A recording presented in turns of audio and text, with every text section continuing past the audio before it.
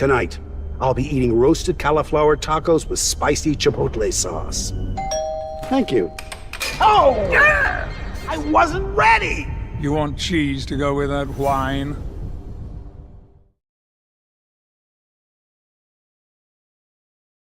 Fans, and welcome to beautiful, sunny Caldwell, Idaho. It is currently 5 degrees outside, and we're about to start our match today with Landen Jewell and Noah Descoteau.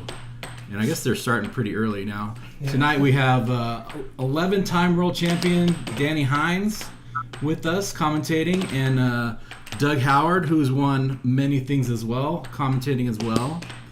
I'm Matt Bentley, and running the panel tonight is going to be Spec with the Magic. Unfortunately, something happened to Scott, and we'll have Nathan as the referee. So, guys, jump in as you want to commentate. All right. Make commentary. We also have 11-time world champion Jesse Douty on there, but I'm not sure if he left the video for just a second there. He's come back. Jesse Douty's here with us again. Jesse, I think he has his computer on mute right now. Jesse, you're muted.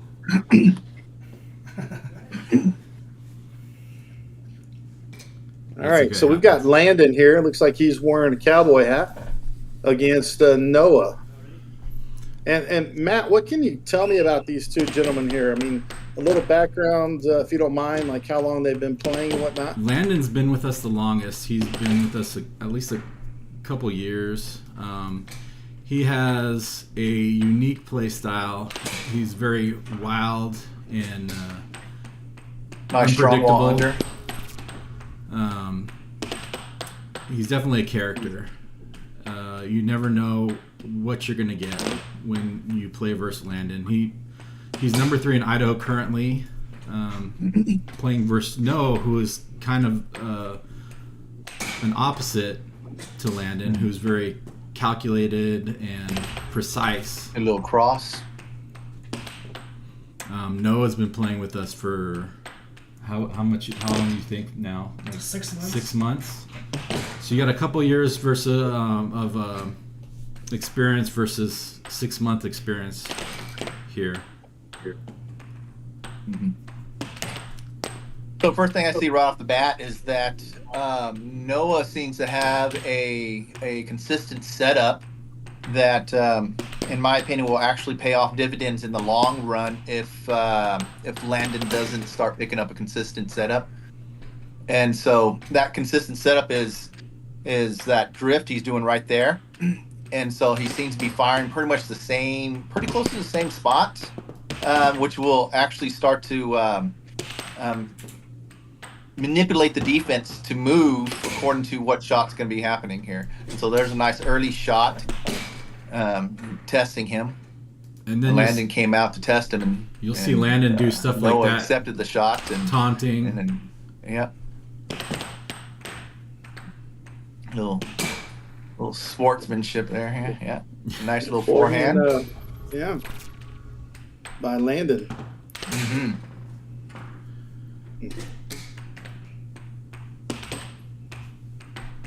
So we have game point Landen now, and he shuts it down with a nice cross. Mm-hmm. Yeah, not bad start of the game there. What was the final score of that game? 7-4, huh? Yeah, 7-4. Mm-hmm. All right. Unfortunately, you got the flu running through the whole community. I think that Noah caught a little bit of that, and so he's fighting that. Yeah, that's everywhere, unfortunately, yes. Yeah. So, but you got to play the cards you're handed. So, unfortunately for Noah, he's going to play through it. Mm-hmm.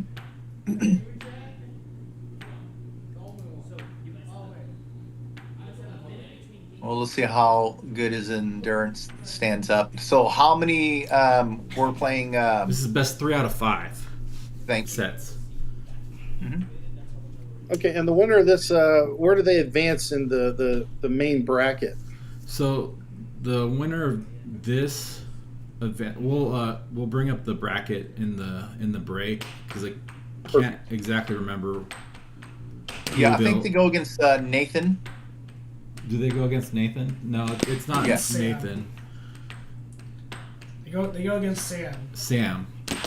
Oh, Sam. The winner of this goes Okay, against and Sam. then it's and then Nathan plays against Spec. Is that right? Yeah, Nathan Speck and Sam and the Yeah. winner of this game. Yeah, that's right. Another nice little forehand.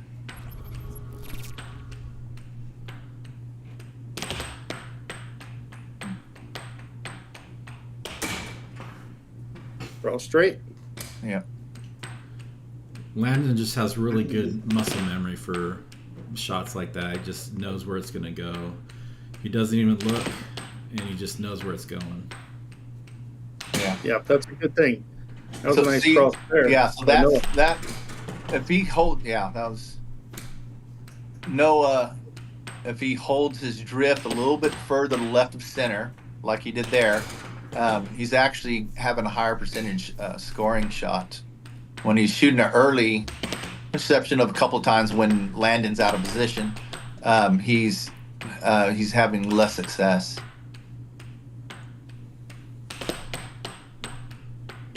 Right there, if he just would have held that drift a little bit longer and then hit that cross, then I think he would have been much more successful with that. That delay is huge. Mm-hmm. Yeah. I can job. tell you it stresses me out. Yeah, so Yeah. for my kind of observations so far, like for Noah, you can tell he's, still pretty new, pretty green, right? So you can look at the puck control. When he's using a low top, you typically get a little more pop off a low top. So puck control is kind of one of the challenges when you first start and you're using a low top, just because you tap that puck just a little bit and that puck literally flies off that mallet. So so I think that's what you're seeing. You also see some pretty explosive shots.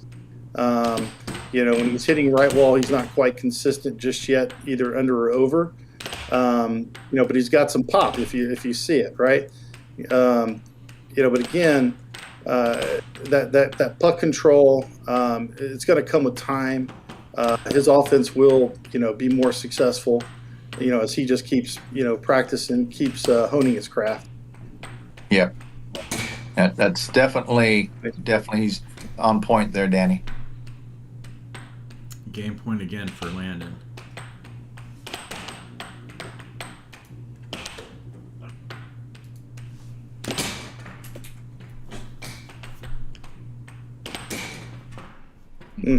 Nice left all over in that game there. Landen definitely looks in control of these two games here. I think he's playing at the right pace for him. I think he's focused. Even though he just hit a bank, I mean, he's focused on the straights. And I think Noah's lack of experience defensively, he's pulling back, and that's one thing we talk about pretty routinely. That's kind of a cardinal sin, in air hockey. If you pull straight back, So if you pull straight back, then you're just opening up two big holes on either side of the goal, and you can't do that and be successful over time. But again, hey, it's early. It's early in the match. These are the best of. You said best of 5, correct sets. So right. Both players got to fill each other out and find out what they can do. I do like that little forehand that Landen's been pulling out of nowhere. It seems. Yeah. Right, he can pop that pretty good. One thing you need to watch for Landen is when he takes that hat off. Right now he's pretty casual. When he takes that hat off, that's when he's getting serious, when he's getting worried about something. Right now he's pretty calm and collected, and he's in his zone and pretty confident. Feeling in control. His position. Right. And to be honest, I mean, man, I think that's where it really needs to stay for him, to be that calm and collective, because, I mean, that's actually what's working. I think if he speeds it up a little bit, I think that'll go against him, if he decides to do that. I can see Noah just, interfering just enough, or, again, that explosiveness that he has, could start benefiting from that. I think again, for Landen, he needs to keep it at this current pace. Right.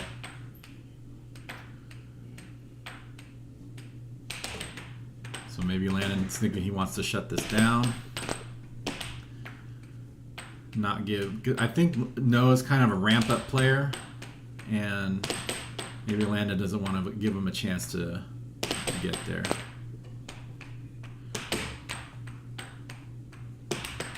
Or maybe he's just getting hot because he's got all that hair.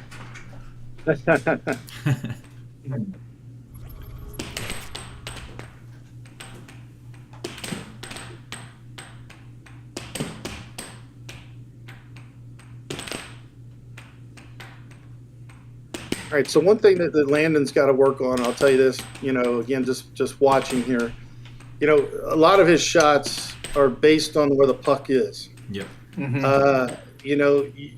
The reason you drift a puck in air hockey is to open up lanes to the goal. You don't, it's not for looks and fancy and, trying to impress people. It's about, opening up a hole in the defense.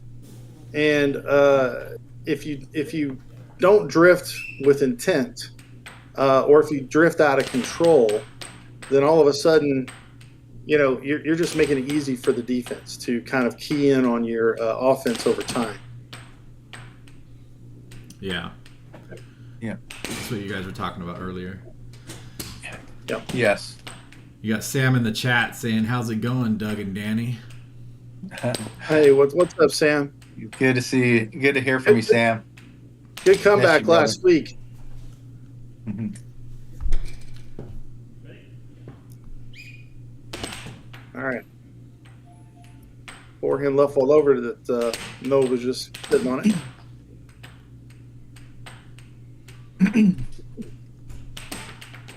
Yeah, you should not let the puck dictate you where you're going to be firing this puck, where you're going to be firing the shot from. You need to dictate to the puck where you're going to shoot it from. Right wall.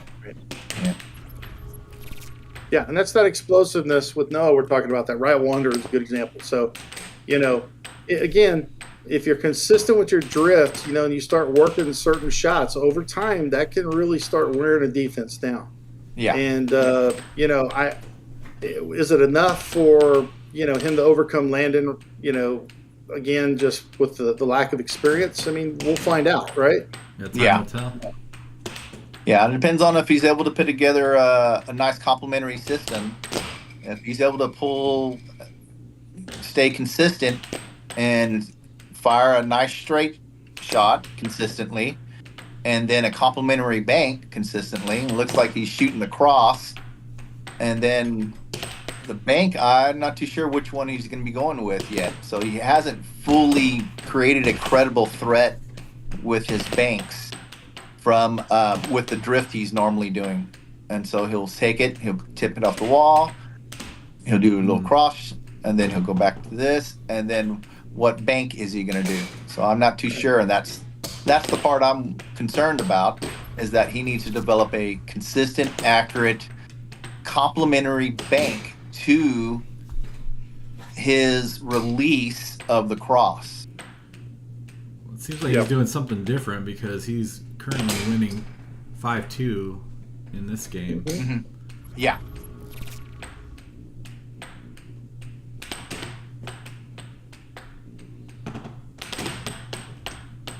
Landed again with a taunt. I'll say this with Landen, he's hit some forehands, a lot of them. Chris Gibson would really like watching him play. Yeah. Well, we welcome Chris Gibson to watch. Absolutely.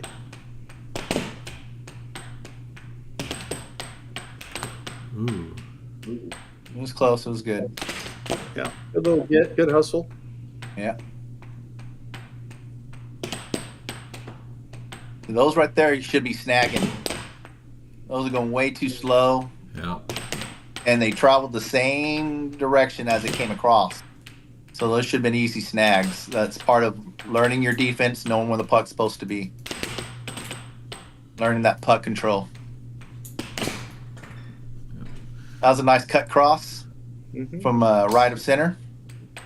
Landen slowly clawing his way back up. Yep. Yep. Ooh. Nice. That was cross straight there. Yeah. Just right from the center, it looked like from the table there. Yeah. Real nice. Yeah. Maybe a hair right of center. Yeah. But again, that right there is, Noah, again, not knowing he needs to be in the proper position defensively, starting off in that drift. He needs to be a little to his left from the peak of his defense there. Just a little bit, a hair. Yeah. See how he held that last drift on that bank? Because he held it just a little bit longer, he was able to freeze Landen and hit that bank. Hit that strong wall under. Do you think that was intentional or that's just how it happened? Wow. Personally, I think it was just how it happened. But he needs to do it with intention, though. So big point right here, guys. Good block. Game point. Yeah. Oh no. Oh no. Game point either way. Nobody likes to see that. Yeah. Big comeback here for Landen. If he can complete Make a this statement. comeback. Oh. Ooh.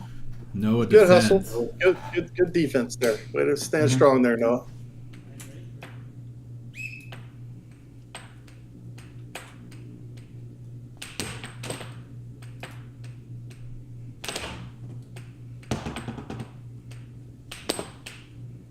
So you notice here, big point. His drift isn't like kind of there. You go. See, that's a good right wall over. Got it in. Noah's probably just all the weight off his shoulders right there. After making that shot there. But Landen, great comeback. Yeah, Landen's got to feel good. After a game like that, he was down. What was it, 5-1, and made it a 6-6 game, and even had the chance to win it.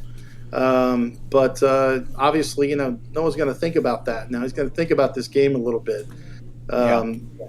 So what happened? What different? Yeah. So Landen, I think, is going to feel a little confident. Probably a little more relaxed going into this game, which I think is a good thing for him. I think he needs to attack it a little more like he did in the first, 2 games. Again, just kind of bringing it up a very more deliberate type of drift, and really down in the straights on Noah. As for Noah, he's got to continue attacking, and I think this game here was a great example. This last one, I mean, he was up big, and looked like he was finding kind of that right wall, kind of a cut cross combo. But I think all of a sudden he had this realization, man, I'm going to win this game, and then everything tightened up just a little bit. You just got to focus on keep the next possession. Just keep that focus, keep that intent. Keep dictating your offense. Do what keeps working. Just constantly do it and do it and do it. Don't stop. Make them stop. Right. Yeah, one perfect possession at a time. That's all you can do. Was that the best shot you could have shot? Was that the best drift you could have done? And did you give yourself the best opportunity to score just now? And if it wasn't, then you need to work on that. So Centerline Cam not brought to you by the Centerline. Once again, $5, Tim. All it takes. I'll have a conversation with Tim about that. All right, here we go. Centerline Cam.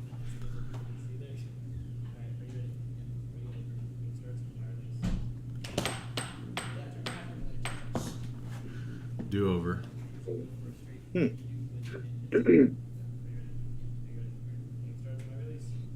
Would that be a do over in that case? Well, didn't really catch exactly how it went down, but I mean, So after break it, he said it hit his wrist. Right. I mean, if Noah ended up hitting it into his wrist, then that could have ended up being, Landen's puck. If Landen just hit it with his wrist without any offensive motion from Noah, then that actually would have went back to Noah. So it could. I like I said, I didn't really catch it 100%. Yeah, neither did I. I was like, I'm not too sure what happened. Landen likes that taunt.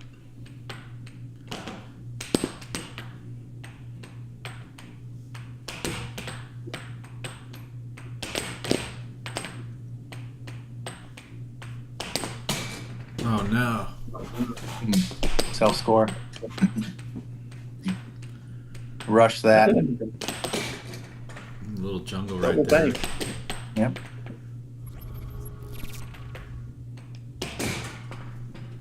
Nice little cross. Bottom right quadrant. Bottom left quadrant. See Landen hitting the puck with a little bit more urgency now.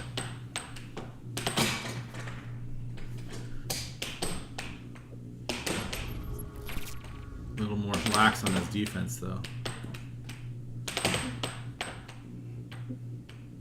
Good get. Yeah.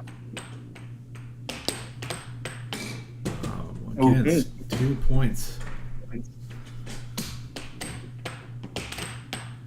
I wonder if he's getting frustrated. I see Landen really rushing things when there's no reason for him to do that. Yeah. Yeah. Beautiful. Off speed. Yeah. Nice little whistle, yeah. It's 6-1. I believe it's 4-1. Nope. That's it. Oh no, that was that. Okay, yeah, Yeah, 7-1. Wow. That went by fast. Yeah, well, 2 Landen- points on yourself. That's not good. Now the set is tied 2-2. Landen Yeah. getting frustrated during that game. Yeah. Losing it. Yeah. Wow. So Landon's, I think the biggest thing there was that Landen started rushing every shot that he had and started getting desperate and then started relying too much on that forehand. He needs to go back to the backhand, start hitting the cross again, open up his shots, and then do what he knows to do, and then use the forehand strategically when Noah's out of position, like he was doing in the first 2 games. Yeah, I agree with you, Doug. There, pace is such an important thing. I cannot stress it enough. Here's the bracket. Oh, actually, here we are looking at the bracket. So the winner of this plays Sam. No wonder Sam is watching so intently here. Yes. Be interesting to see who Sam will prefer, because matchups are a big thing. I mean, regardless of seed, if he just feels more comfortable defending one particular player or another. But I can see the chat on here. Yeah, Nikki says, "Hi, Dan." Sam's picking up one of my lessons there. Know thy enemy. Yeah, there you go. Nikki Flanagan says, "Hi, Danny." Yeah. Yep, and I see Nikki. Yeah. Hello, Nikki. Hey, Nikki. She didn't say nothing to do. Nikki, one of our great women champions. For those that don't know, I can't even tell you how many. I don't have enough fingers to count how many world championships I think she's won. So, Dang. world champion player, but even more of a world class woman. If you ever get the chance to meet her. Here we go, game 5. First set.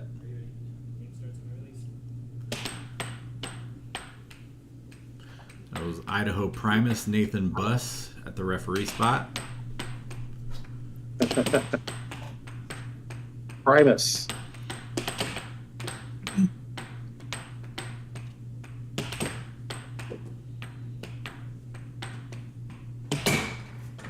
There you go. Nice cross. See, there we go. So that's the game plan right there for Landen. It's a very simple game plan.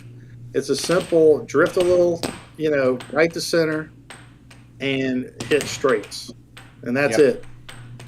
That's it. Noah has not shown the discipline yet defensively, and consistently block it. Yep. Right, and then he makes a mental error there, scores on himself. But he did come back with a nice cross cut. Very nice. But see, again, drift got away from him there. Yeah. Letting the drift dictate your shot. Use a Yeah. reset. 3 in a row. He needs to set that back up, and he would 3 shots in a row with the exact same forehand that were very unsuccessful. So, yep.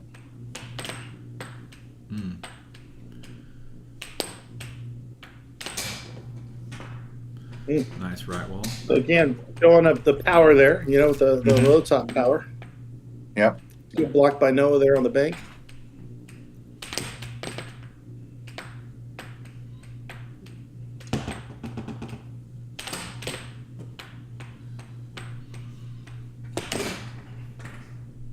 Good cut. Oh, nice Again, cut cross. simple. Yeah, when he keeps it simple, seems to be effective. Yeah. Second. Another self score. Self score. Yeah. Second time. Just giving points away. Another strong Good right wall. over.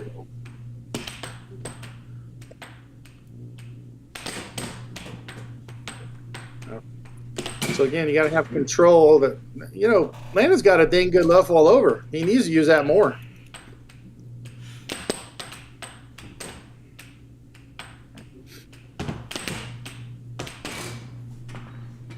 Oh, nice little Forehand from pickup. Noah. Yeah. Forehand cross. I wonder if he has an earpiece in. He's trying for that left wall again. He might. There you go. There we go. We got a game here. 5-5. All right, 5-5. Good little comeback. Ooh. Almost came back for the camera. So again, right there, that's rushing it. Number one, that's you're not really setting it up. You're just kind of hitting a good, hard shot. Anyways, you got to just be more patient. Set it up, take your time, make it. This isn't rocket science, but we can make it that way very easily by making it way too complex. There's the left wall over. Hey, isn't Peter Chung a rocket scientist? Is he? That's what I've heard.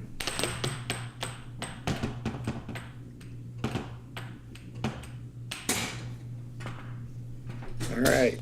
Nice little cut cross. 6-6. And Landon takes it Right away. wall over. All right. Not a bad game there from Landon, I think.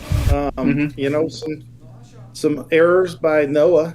I think Noah has got, again, to, relax a little bit, focus on his offense, and, be ready for that puck to come right back at you the second you hit it. That's something that I think a lot of people make mistakes, whenever they're playing and, they hit the puck.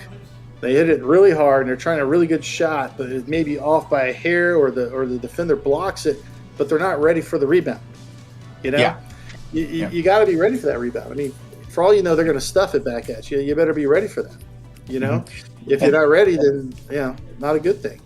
Yeah. And the other thing is, I saw with actually with both of them, but more so with Noah, which once again comes back to that puck control, the being one and done. He'll get the puck, he'll shoot it, and then he loses possession if he gets blocked, or if it just ends up being an off goal, and he loses possession off the off goal. And so if you're shooting an off goal, even if it's accidental, you should still recover the puck. And so that should not be happening, being one and done. And so Landon was getting extra possessions, which allowed him to come out with the win here. And those extra possessions only takes one or two to separate you from win or loss in a 6-6 game. And so here it is, Landon with the win. And now he is that the right 2-2? No, it's 3-2. This 3-2 is Landon. a possible set game for Landon here. Yes. Yeah. Okay. Yeah, definitely in the driver's There we seat, go. I think, after that game. So, but, anything can happen. We saw Sam come back being down 0-2 last week. Set and sets. All right. Okay, so that looked like a Strong basically right wall. sort of a French Open right there. Yeah. On the face-off. And so there's different types of openings on face-offs. And so in that particular one is where you just sort of either sort of stationary or just sort of recede back and allow the other offensive player, When I more hear aggressive French, player, to I hit the think puck over retreat. into your side of the goal. And you just retrieve the puck. And so they call that the French Open. Yeah.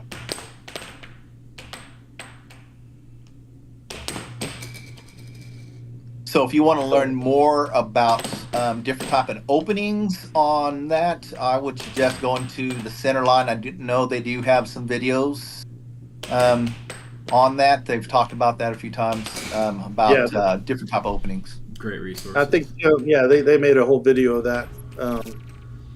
And they really got it down to a science. That was a beautiful cross there by Noah. Ooh. Mm-hmm. But both these guys are struggling, defensively with their discipline on staying out for those straights. And unforced error, scored on yourself. So, like I said, this may come down to just who's going to make less errors. Yeah. So watch when, and so Danny was bringing up on the defense. So watch when they shoot a straight. Watch what the defensive mallet does on the defender. So when they shoot the straight, so just key in on the mallet. See how he comes back. He needs to just stay. He needs you to stay. Error. So watch Landen. He's going straight. See how he's turtling. So that right there is opening up the shot on defense. And so staying up and waiting for that straight, and then coming back for the bank. If you end up reading the bank, that's what needs to happen. And so that's giving the offensive player a easier opportunity to score the highest percentage shot you can shoot. And so that's why most players, what they try to do is they try to open up their straight shot, because as soon as you start getting the straight shot open, and you're cooked. Right, well, man.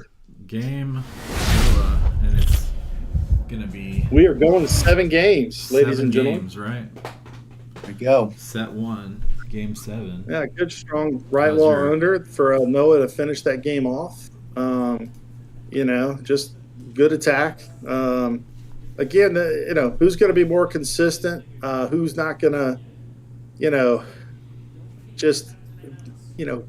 feel like they're not, their head is not in the moment. Which guy's going to be more focused on, trying to be fancy or overthinking versus just the simple basics is going to win this game.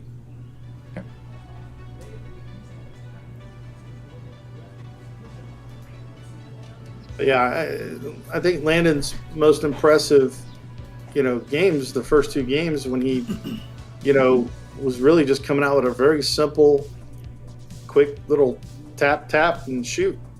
Yeah, and he was very relaxed. You could tell, yes, his demeanor was more relaxed. His pacing on the table was more. You can just see it right here. Just in control, and he seemed to be just going straight through it and just playing like he should, Yeah, I guess I'm gonna have to, when we talk to him, we're gonna have to say you need to put the cowboy hat back on. Yeah, because he definitely played way more lax. Pulled the hat off and he got a little tight, I think.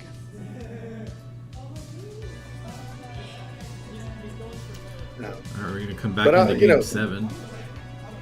Yeah, I'm impressed with Noah for short time playing. He's doing a pretty good job. Simple for the most part. He's trying just simple drifts, that's exactly what he needs to do. Attacking that cross right game. All right, Here we go, game 7. All right, let's see what type of face-off they're going to do. If they're going to change it up.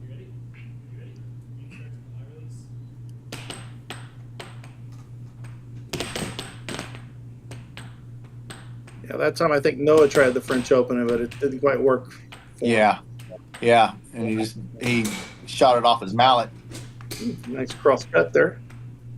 Instead of receding.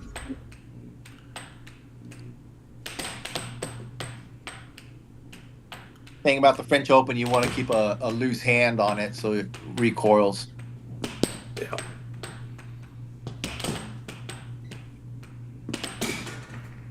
Oh, Ooh, see, there's that over. strong wall under. Really nice. Flubs his mallet. Or strong wall over, rather.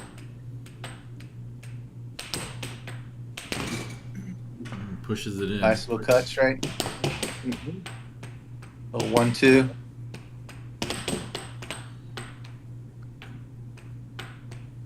There you go, setting it up. That's good. Gotta get a little drift in there, though. I'd say, not just hit it, right? Yeah. So at least he slowed it down a little bit. That's good. He's not just popping it. Yeah.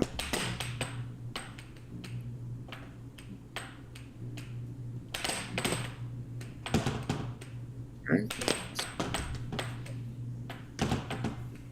Retaining possession is key there for Noah. Can't do that. Yeah. I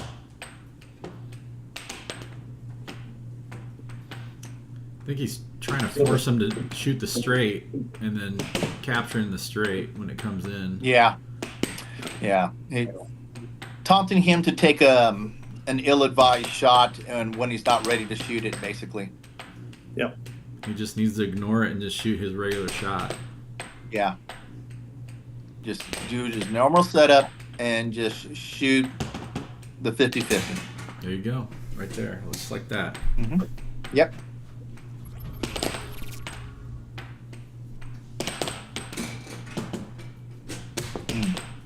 Score. Oh, it was around his mallet. All right. Thinking about it. I think Landon's feeling the pressure a little bit now.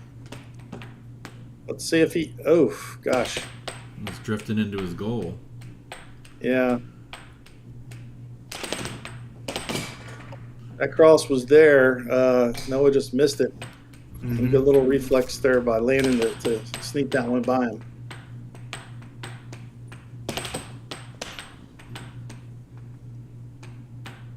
Landon with the setup.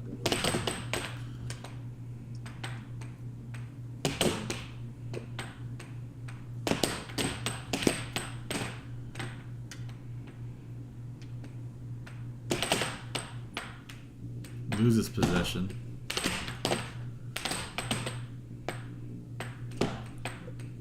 See if Noah sets it up there. There you go. He kept the possession. Ooh, good. Very close. Yep. That's 2 possessions. Yeah, so he did good. He kept it a couple of possessions there in a row instead of being one and done when he hit the off goals. Good. Hold possession again. Hold possession. There's 2, 3, 4. Hold on. Oh, should reset. There you go. Good block. That one was a little rushed. Yeah. I think both players feeling the pressure. No doubt. Yeah. Yeah. When's it set? Oh, Noah puts That's it away a with authority. Noah That's is not at the way set to point. approach that shot by Landon there. Let's see what Landon does here. Oh, scores on himself, no. loses the set. Noah wins set 1. Okay.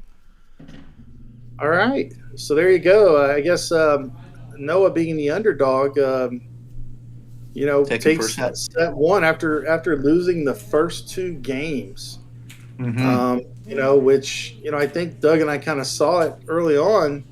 He kind of had the better, more consistent setup. Yes. And I don't think have you watched either of these 2 gentlemen play previously, Doug? Because this is my first time watching them. This is the first time I've seen Noah ever playing. And Okay. I've seen Landon play, but now that was that date a couple years ago. Yeah. So we got Noah on right now. Hello there. all right. Hey Noah, congrats on that first set, sir. How you doing? Thank you. A little winded. Stamina's not quite back yet. I was sick for a while. Hey, very impressed, man. You've been playing how long now? I don't know. Spec, when did you see me start coming around? 6 months. 6 months? 6 months. That's pretty dang good. So, look, when you're most successful is when you are in control of that drift, when you're taking your time, not rushing things.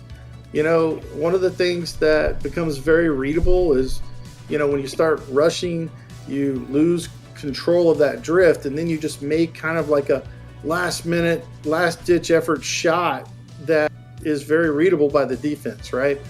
So you almost have no choice, but, oh, no, I can barely reach it now, so I got to hit a bank, right? So, that's definitely a something for you to think about. But I'm liking the setup you're doing there, that cross straight, that cross cut, and then like a right wall, under over attack. I wouldn't worry too much The accuracy, you're going to get there. Some of the shots are super accurate, but then there are times where you're not so accurate. But that's going to come with time. It's going to come with continued play. That muscle memory will develop. Where you were struggling is whenever Landen would just set up and hit a straight shot for the most part on the crosses, and you were pulling back in the middle of your goal. And, that's kind of the, matador defense, what I like to say. You kind of say, ole, and you let that bull go right through your mallet and in that goal. So you got to have more discipline, stay out there, and don't let him, do that. Okay. Yeah. Doug, Jesse, Yeah. you guys want to add? Jesse is So Noah, nice to meet you for the first time there, and I like your game. You are, for someone who's playing such a short amount of time, you're setting up really good. Stay with that. One of the comments you'll actually, when you go back and watch this video, definitely go back and watch it. But one of the comments I made was for you to hold your drift just a little bit longer to get closer to the area where you shoot your cross.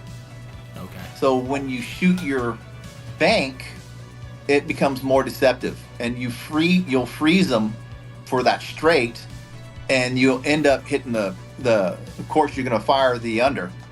And so that's what you want to do. So definitely you're doing good, for someone who's been playing such a short amount of time.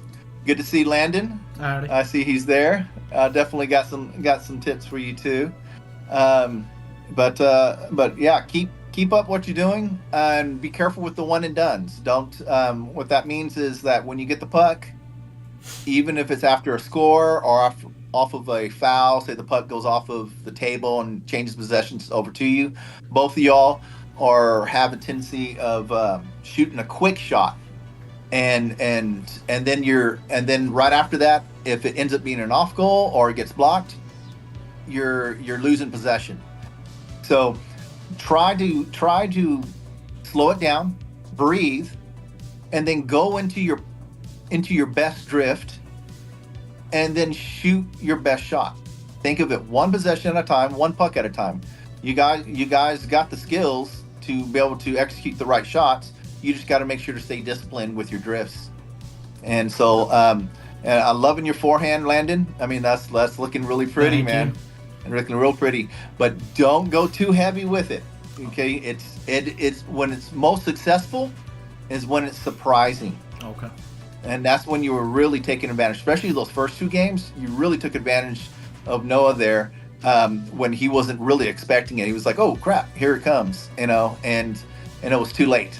And he was out of position. Yeah. And so that's what's great about the forehand, because you could fire it so quickly, you catch him out of position. So use it sparingly, but strategically. Okay. And then go to your straights. Force him to say, I'm staying here for the straight. You are not shooting any more straights on me. Okay. And other than that, I would just keep on shooting that straight on him until he proves that he knows how to block it. Sounds good. Jesse, you had anything you wanted to add there? Yeah, I've got a couple things.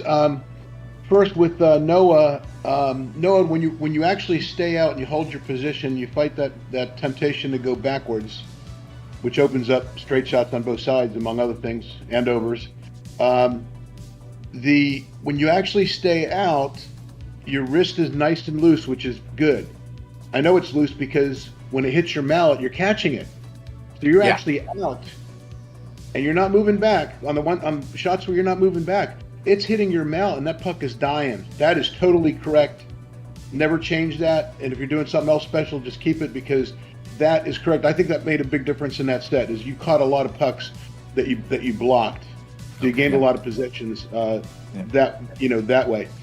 I think for both you guys, there's a concept out there that for both you guys, you guys need to be alert the second that the opponent gets possession.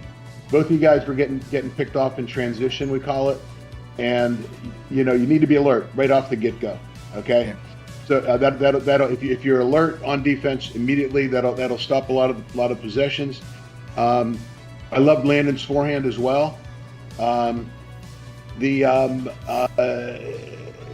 or not you want to use it when you use it is kind of up to you, because you hit it so good from the right quadrant that it is the type of thing that you could establish that as a weapon, because when you have it in the right quadrant, it's accurate, and that's going to force Noah to move way over, and that's going to create some other things, especially if you decide to flip it over to the left quadrant and do an attack from there.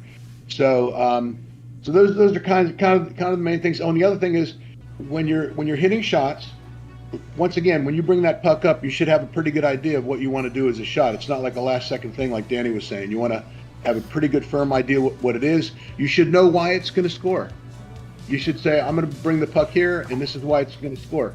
If you can't answer that question, it's probably a shot that you don't want to be hitting, and you'll develop more of a repertoire on that, as time goes along. But I think you're both doing great. Like I say, alertness on defense from the get-go.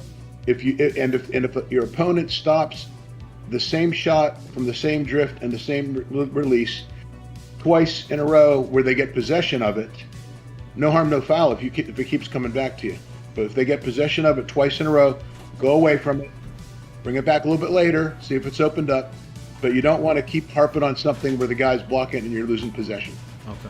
Yep.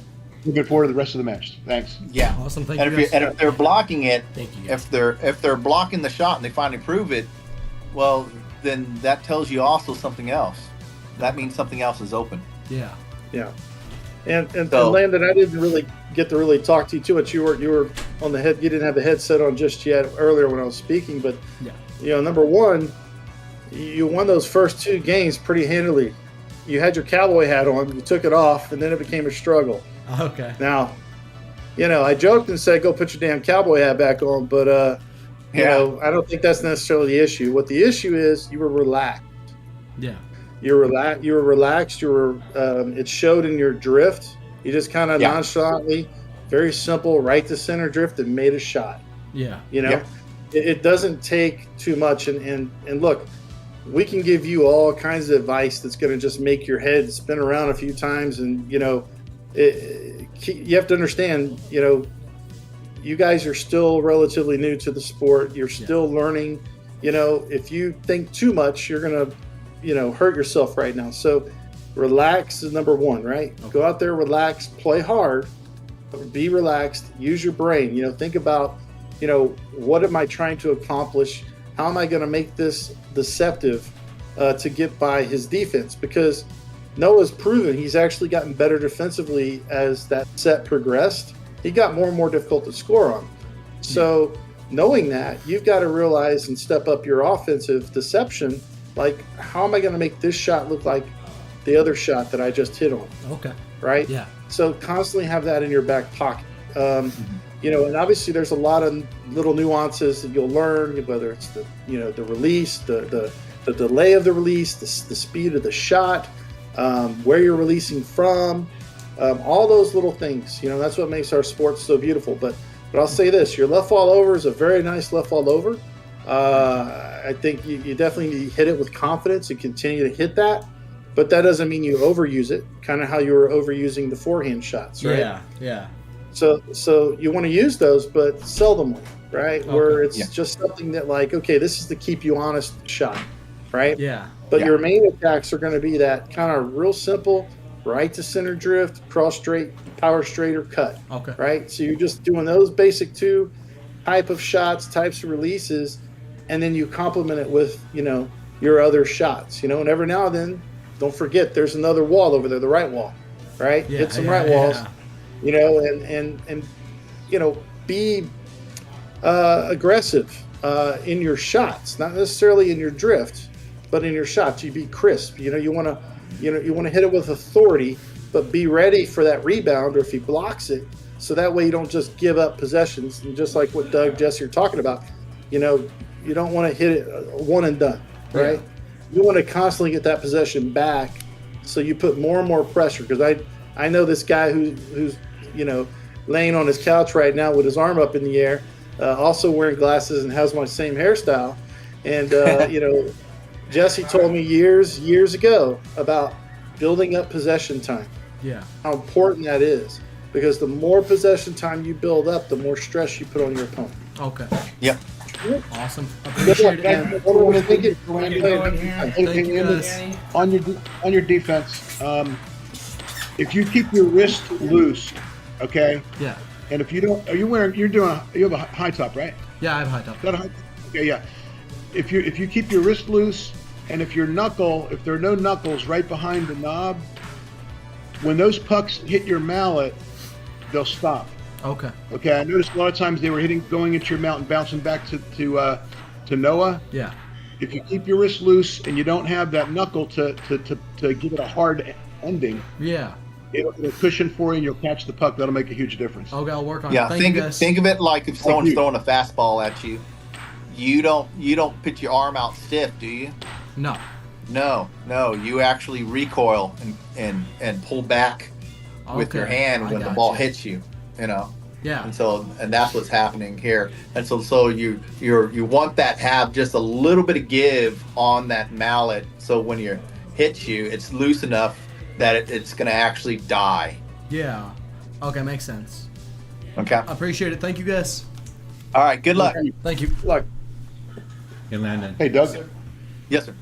You weren't saying that he should be moving back when he's trying to keep the straight shot, right? No. I'm saying Okay, good. I'm saying being All soft right. with the mallet. Yeah, The grip. absolutely. Because in general in air hockey, if you're moving back when you catch it, you may catch it, but moving back is incorrect. Yeah, absolutely correct. Yeah. Okay. Yeah. You don't want to move back. Never. All right, here we go again. Game one, right. set two.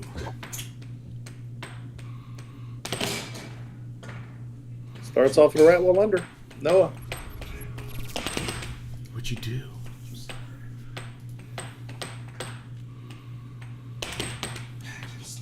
Yep. See, there's nice. Good get. Staying with the puck. Going back to his drift. Yeah. So we'll see, which of these guys are going to really kind of understand and be able to enact the advice they got, because they got a ton of advice. Yeah. Look at that, a rat wall, by Landen. Yeah, right I off the don't know bat. how many of That's those he hit last set. good. Yeah.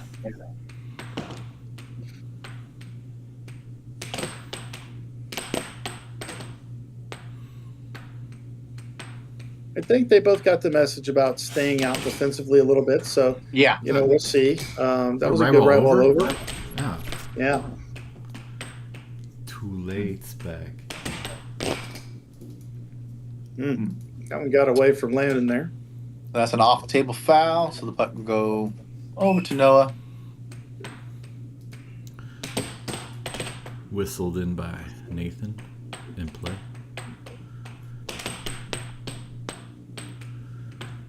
If I'm going to have to make a prediction here. If Landen ends up winning this game, we may never see the cowboy hat off his head ever again. Look at that stop. Yeah, Yeah. that was perfect. That was a good stop. Yeah. He kept it loose. Let's see, that right there seems a little stiff. Got that knuckle there.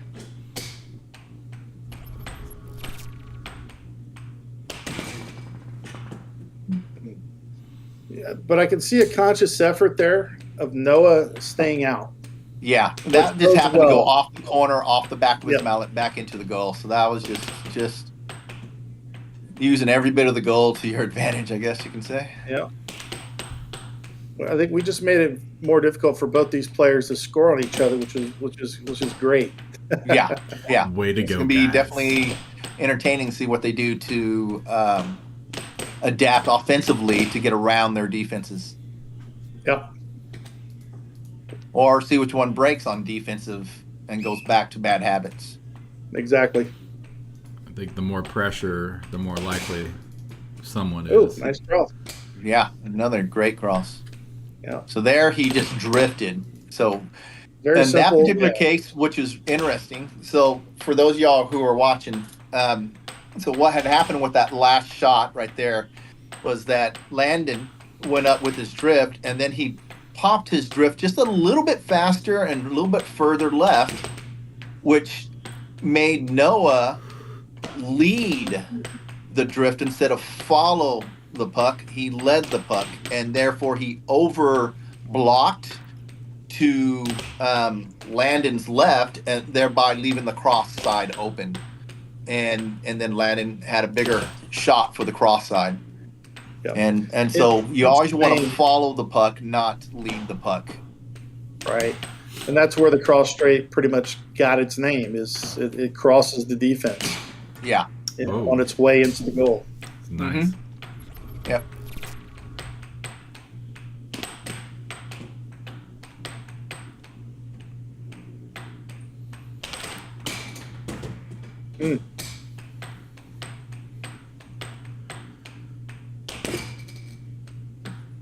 Good block there by Noah. And we got a young player named Noah in the Houston area who happens to be another Wiseman, and he's playing phenomenal. He's dangerous. Playing out of his mind, and you know, I look forward to many battles. Watching him on the table. Mm-hmm. Is it my imagination, or does it seem like they're playing a more controlled, higher quality game than they did the first set? No, it's not. They both are. I think both of them have like stepped up their game. It seems like it. So they're improving as they go.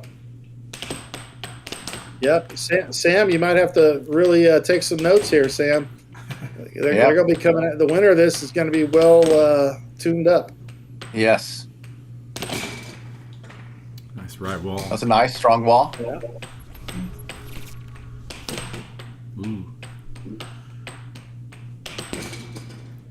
Ooh, that was a very nice round over there. Strong Good wall. speed. Strong wall over there. Far left of center. Yep. Yeah, so it's not always the fast shots that score. Sometimes you actually want a shot that's a little slower to allow the defense to move out of the way. Had that been a harder, faster shot, Noah would have blocked it. Yeah.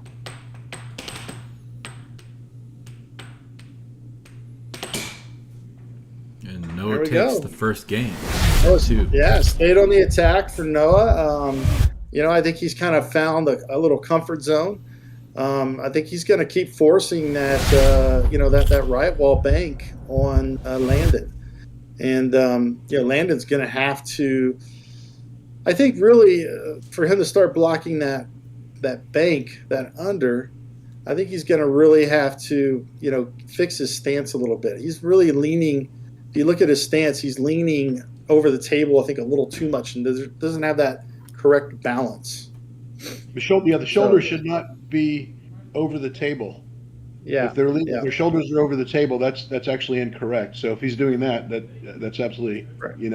What you're talking about. One thing that I think Landen needs to do is he needs to find what pace of his setups and what pace of his wind-up, what pace of his shot making yields the most accurate shot. He's hitting a lot of inaccurate shots because his mallet preparation is not quite there when he's releasing it. Yeah. Landen's hat is off again. Yeah, he said the heck with that hat thing. It's not about the hat. Which I agree, it's not, but it's a comfort thing for him. He's got to play comfortable. Yeah. And with pace. Yeah. Control.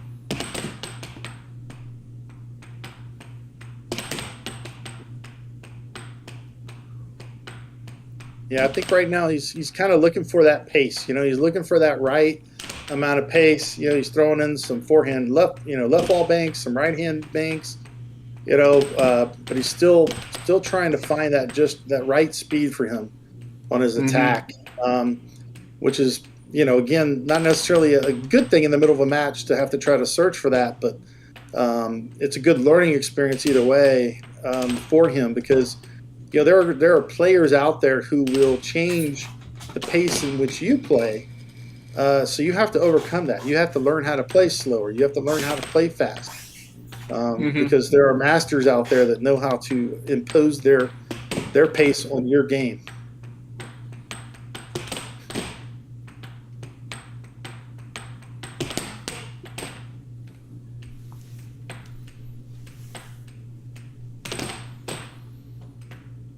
All right, seeing still good things out of our 6-month veteran here, although that he let that one get away. But again, just taking his time, setting it up, keeping it basic, keeping it simple, stupid. That's it. KISS. Keep it simple, stupid.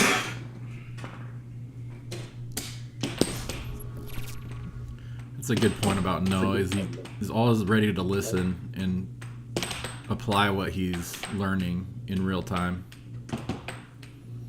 Yeah, that's a good thing. If you're a sponge, you can be really good at air hockey pretty quick because there's a lot of good information out there. Yeah. Oh, beautiful cross. Very nice. Yeah, very nice cross. Yeah, let's see that again. Thumbs up, tap. Yeah. Nice little delay, and then just held it for a second, then there it was.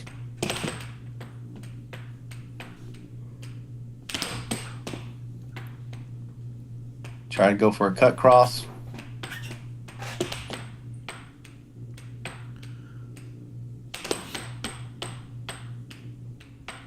Cut.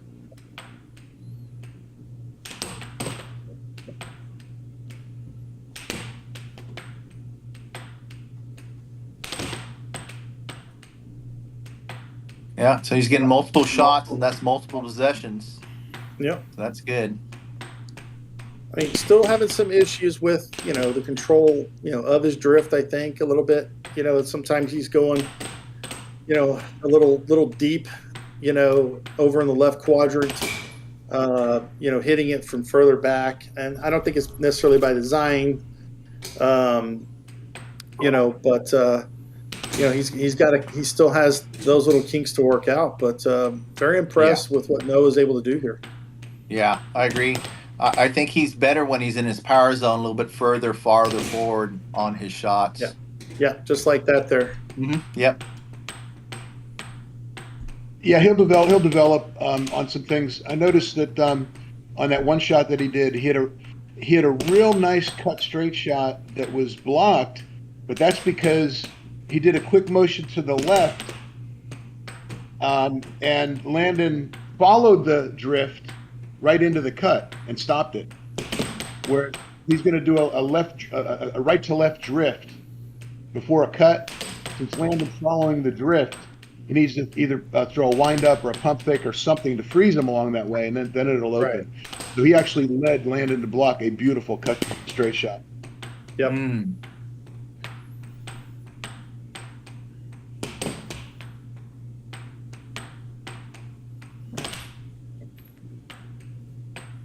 Yeah, so I think for Landen there, he's got to understand the art of drifting a little bit more. It's. I think again he's just putting the puck where he feels it needs to be for him to make his shot that he has in mind. Yeah, and I don't think he is putting it in a spot where he can make every shot, from that same spot. And keep complimenting those shots over and over and over. It just seems like he's too erratic and not being consistent and going to one necessarily, one or two or three, spots, but to consistently go there. So, Noah's taking a strong 2-0 lead here. Yeah. And I think it really does come down to the fact that Noah's consistently going to the same type of those two attacks he's doing, which seems to be the cut cross and the strong wall from the right side, and then right of center, and then his drift over to left of center, which he's hitting that cross with on a consistent basis, and then he's hitting some bank from that area. And because of those two consistent drifts that he's doing there, it's opening up more shots for him and providing him more opportunities for possessions. And it's because he knows what to expect. It's not random where that puck is every single time. Where Landen seems to be firing wherever the puck takes him to. Yes, I agree with all that. Noah is winning the shots on goal battle. He's getting a lot more shots on goal. It's dominant. The number of shots on goal over what Landen's doing. That will be the deciding factor in this match, unless Landen can somehow equalize that. Yep, I agree. And Sam did get on here and say, "Oh, trust me, he is watching." So he is watching this match, and I think he is seeing Noah kind of come out of his shell. And when you've been playing a while and you see a new up and comer, come out of kind of the woodwork and catch on quick, to the game, it's exciting. You got to love it, Yeah, absolutely. Yeah, so we'll see if there's that nice consistent drip right there. Yep. And just right there. Oh. Little self score. That one's a little further left, to kind of where he struggled, I think, still. Maybe that comfort is not allowing him to maintain those possessions, because he just did the exact same thing the second time there. Mm-hmm. It's crazy how comfort is it is an issue. When you're playing, if you're not comfortable with a certain attack, you probably shouldn't use it in a big match. Yeah. That's why practice is very important. Building up that muscle memory. Yep. And that last strong wall he had done, that was the second attack. So there's that cut cross and the strong wall under. So there it is. Yep. So cut cross, strong wall under, and that's the one of the two attacks he's switching between.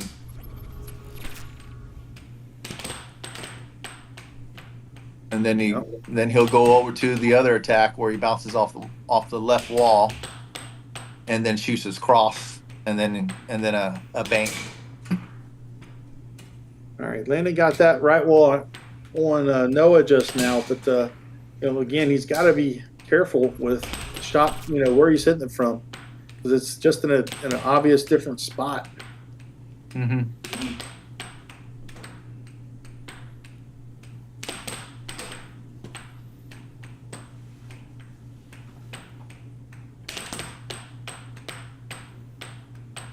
Yeah, so when I call an offense one-dimensional, it doesn't mean they have one shot. It means they have multiple shots from multiple spots on the table, and that doesn't change.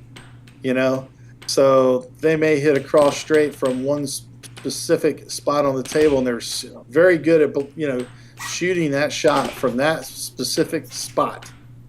And they can hit a right wonder from a different spot that's extremely accurate. But again, you give away to a good defender exactly what you're going to do by where you're hitting it on the table. Mm-hmm.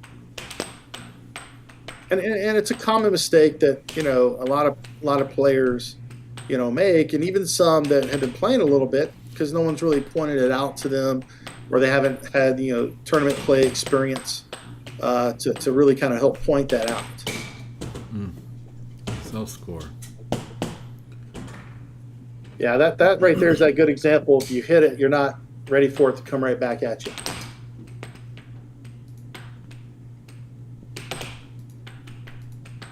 A good block.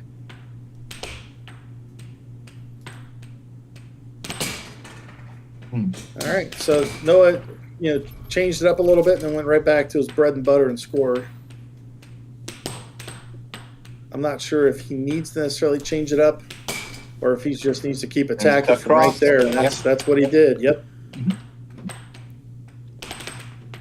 Huge point right here. If Noah can finish this off, being up 3-0 is a huge deal. Now we thought Landen would one and done. blow out Noah right here, but Noah's being a big upset right now. Oh, timeout. Timeout called. First timeout of the match. Yep. So you're allowed 1 10-second timeout per game per player. So for those of y'all who are on here that are new and don't know that, but you have to be in possession of the puck. Oh, real quick cut shot. looked kind of like a cross cut. That was a wasted possession there by Noah. Just pulling it out. And look at that. He had a left all over and took that game. Those are 2 huge points. Stole that right after the timeouts. Good job, Brandon. Yeah. Good timeout. Yeah, a real good timeout. Stopped it, changed, gave him a minute to regroup, and then still 2 quick points. That could be a huge game. So, if Landen can kind of, pull up the, get some momentum off of that win. You never know. You never know. So, like I said, I mean, Noah's got to keep, with the same consistent attack. He's just got to keep pounding it. I think in that game there, he went away a little bit. I think because sometimes you outthink yourself when you're on offense and you think you're getting stale because you're doing the same stuff over and over and over. It's not necessarily the case. And then when you try to go back to it, then all of a sudden you lose that accuracy. So you got to be careful with that. So. Yeah. But this is how Noah plays. He's very methodical, and he'll do the same things over and over and over and just wear you down. And then Landen's the more of the wild card. So this is how he normally plays, really. Gotcha. Okay. But just a more effective version since talking to you guys. Yeah. Well, hopefully that continues for both of them. Yeah. But maybe Landen will be a little more consistent here thus forward, going forward. And again, just he's got to develop that attack, where you're going to have complementary shots from that same spot. And, you can the release on those shots, at this level don't necessarily always have to look exactly the same. For them to just, get those shots out of that same location will be a huge deal for them. Obviously, at the highest levels, your shot's got to look, your cross straight has to look just like your right wall over. Your cut has to look just like your right wall under. Your cut has to look just like your left wall under or your left wall over. So it's not, at the highest levels of the sport, if there's no deception, you're not playing at the highest level. Yep. Right. That's absolutely true. All right. Ooh, there we go. Cross straight. Good opening. Nice cross.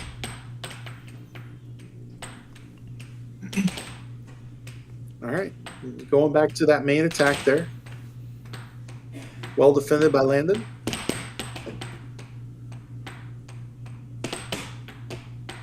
Trying for back that to that left wall over. Yeah. It's a good shot for him. Got to hold on to that puck, though. Yeah. And dictate the drift. Yep. There you go. Right. And when he dictates the drift, he's a lot more successful. Yeah. There you go. It's a change of pace there by Noah. I don't know what that was, but it worked. It kind of flubbed its way in, so sometimes the puck has a mind of its own. Yeah. But the important thing to note is Noah was in the right position, just maybe a hair off that allowed that puck to get behind his defense, and he just wasn't able to react to it outside of that.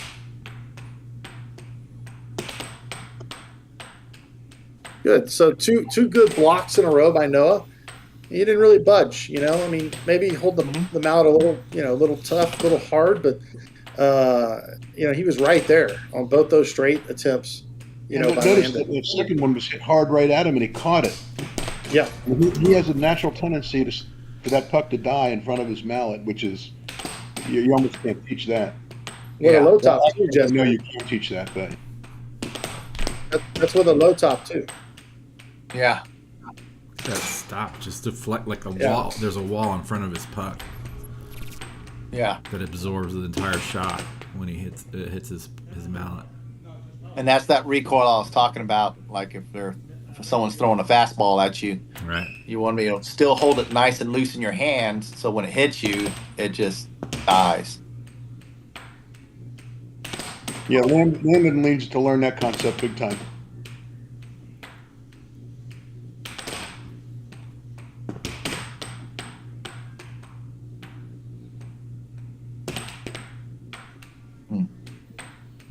Needs a little snap in that last shot. Yeah, if you look at Landen's defense, he is literally leaning back, ready to come backwards, just by, every time it seems like Noah's arm goes backwards, he's already going back. That's a huge problem.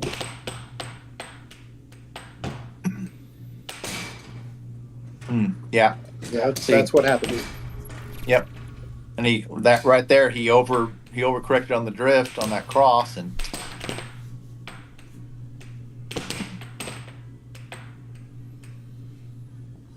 Ooh. Yeah, a little unforced error.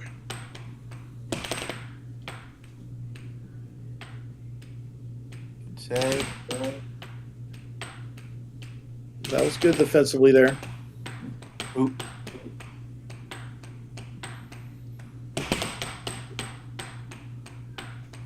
Need to go back to that grip.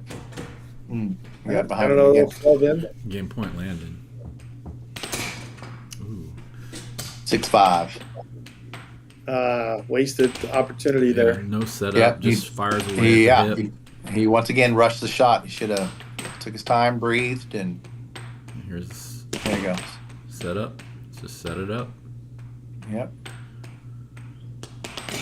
Oh, off there you speed, go. left wall. That's it. That's how you do it. Takes the win. So again, that worked because he hit actually a complimentary shot. It wasn't even fast. Yeah. But he's been hitting those straight shots from that same location the entire time. And now he hits a bank off of it. Yeah. And what does the defense do? It freezes. Yeah. Noah froze and actually came forward. Yeah. And then swooped over after the shot once you realized, like, oh, it's the bank, too late. And it was over with. We have Yeah. Colin In psychology, Cummings in the house. they call that a conditioned response. So if you consistently do something over and over and over and over, your brain reacts to it over and over and over the same way. Then all of a sudden, you show them that same card, but you do something different. Well, the brain doesn't automatically change. You actually trick the brain because you have a conditioned response.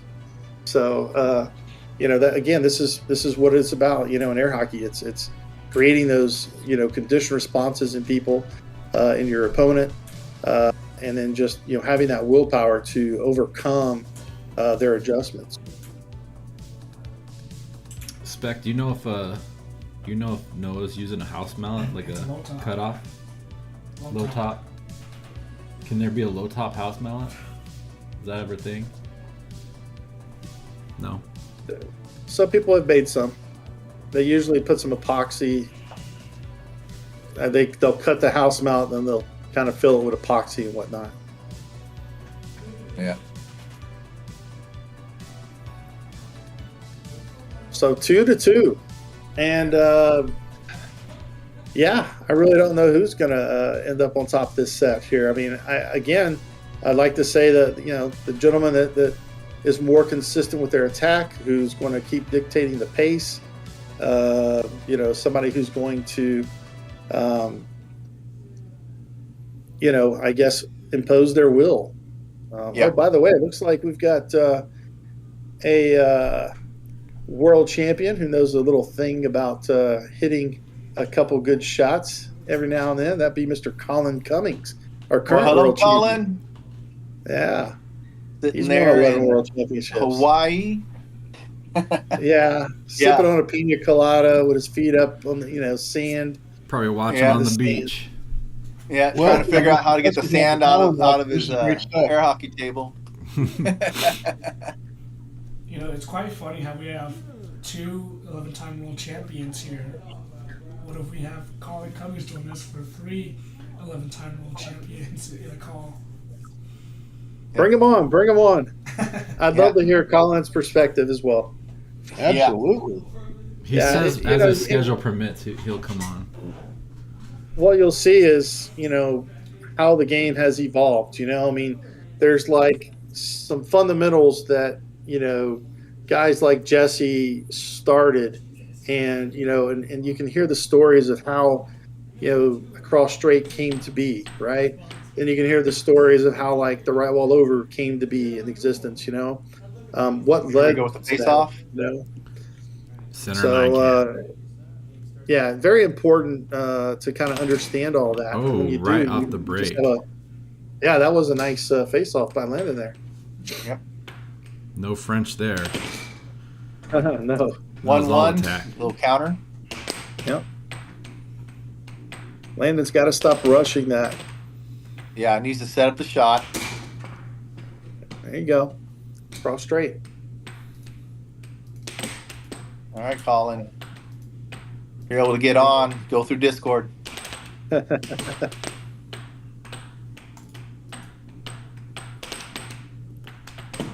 It's almost like you see Landen talking himself into slowing down. Nice. There it is. See that? So that was a good cross. Oh, Ooh, get a over. little left wall over by Noah. Yeah. Good counter He's there. got one too. I think he just wanted to let everyone know. Yeah. Oh, there you go. There you Little go. left wall. Left wall Yeah, battle left here. wall behind. Under. Strong wall under. Counter. Ooh, cut cross. Cut.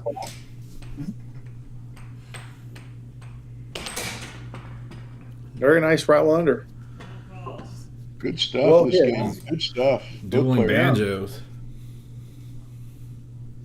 Yeah, I think they both understand the importance of this game. I mean, it's 2-2. To have a 3-2 lead going into the next game, I think it's definitely a lot more important for Landen to take this set because Nice. good shot by Noah.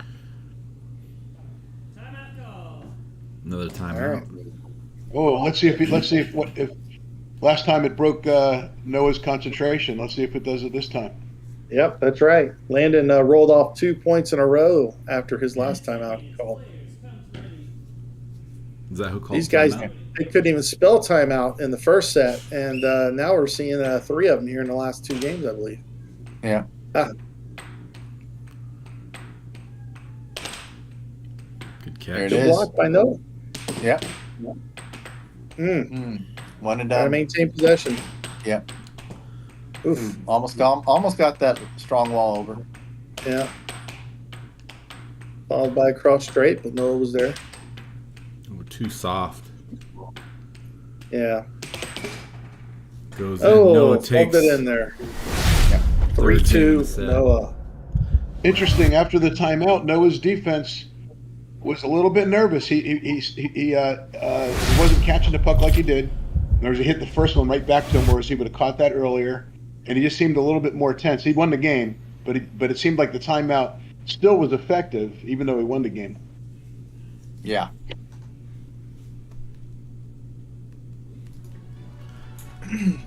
Good reason to get Colin on here is because I'd like to hear how Colin has taken the basic fundamentals of air hockey as were developed like back in the 70s and 80s. The fundamentals are basically the same. How you apply them is what changes. Hey, so pardon me, Jesse. Basic Can you go fundamentals ahead are and gonna be send the same. Colin? He just texted me. If you could send him the link real quick. Okay. Yeah, let's get him in here. Yeah. Oh, to get his insights on how he applies like the 3 big rules of offense. I mean, that would just be marvelous. Because I've seen him do some things where his instincts on how to change his shot making based on the defense is just extraordinary. Yeah. Bam. Invite has been sent. We send that over to Thank you. Facebook, Colin. And check it out over there. Check your inbox. And he's still on, I think. Yep. You look good.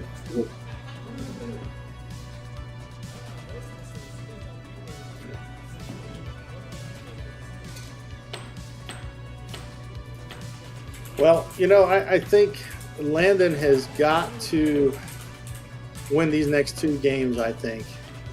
I don't see Noah changing his attack for the most part. I think Noah's going to keep coming.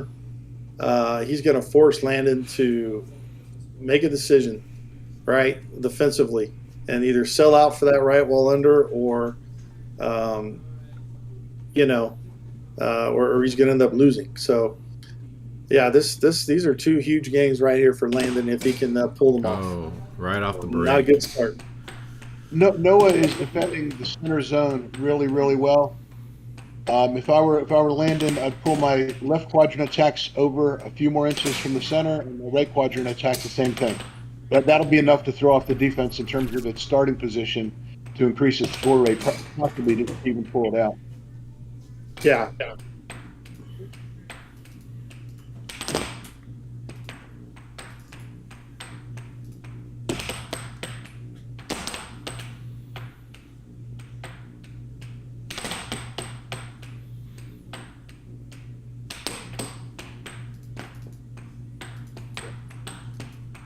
Set up. Nice. There you go. shot. Little forehand level under. He's so dangerous with that. Followed by a cross straight. All right. So I like the aggressiveness here on the attack, right, that we're seeing so far here from Landen this game. Notice if he attacks from the center in transition, he can score. But if he sets it up in the center, Noah seems to be blocking it. So there's a difference there. So he's getting positive feedback on that center, but he may not realize why he's able to score in the center when he does. Yeah, I don't disagree with that.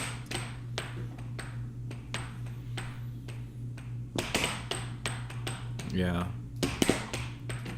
I had to think about that for a second. Yeah, most of Landen's success has been just right of center. I think when he's actually setting up either that cross cut or kind of that early cross / kind of up the pipe type attack. Unforced error right there where he scored on himself. Those kill you.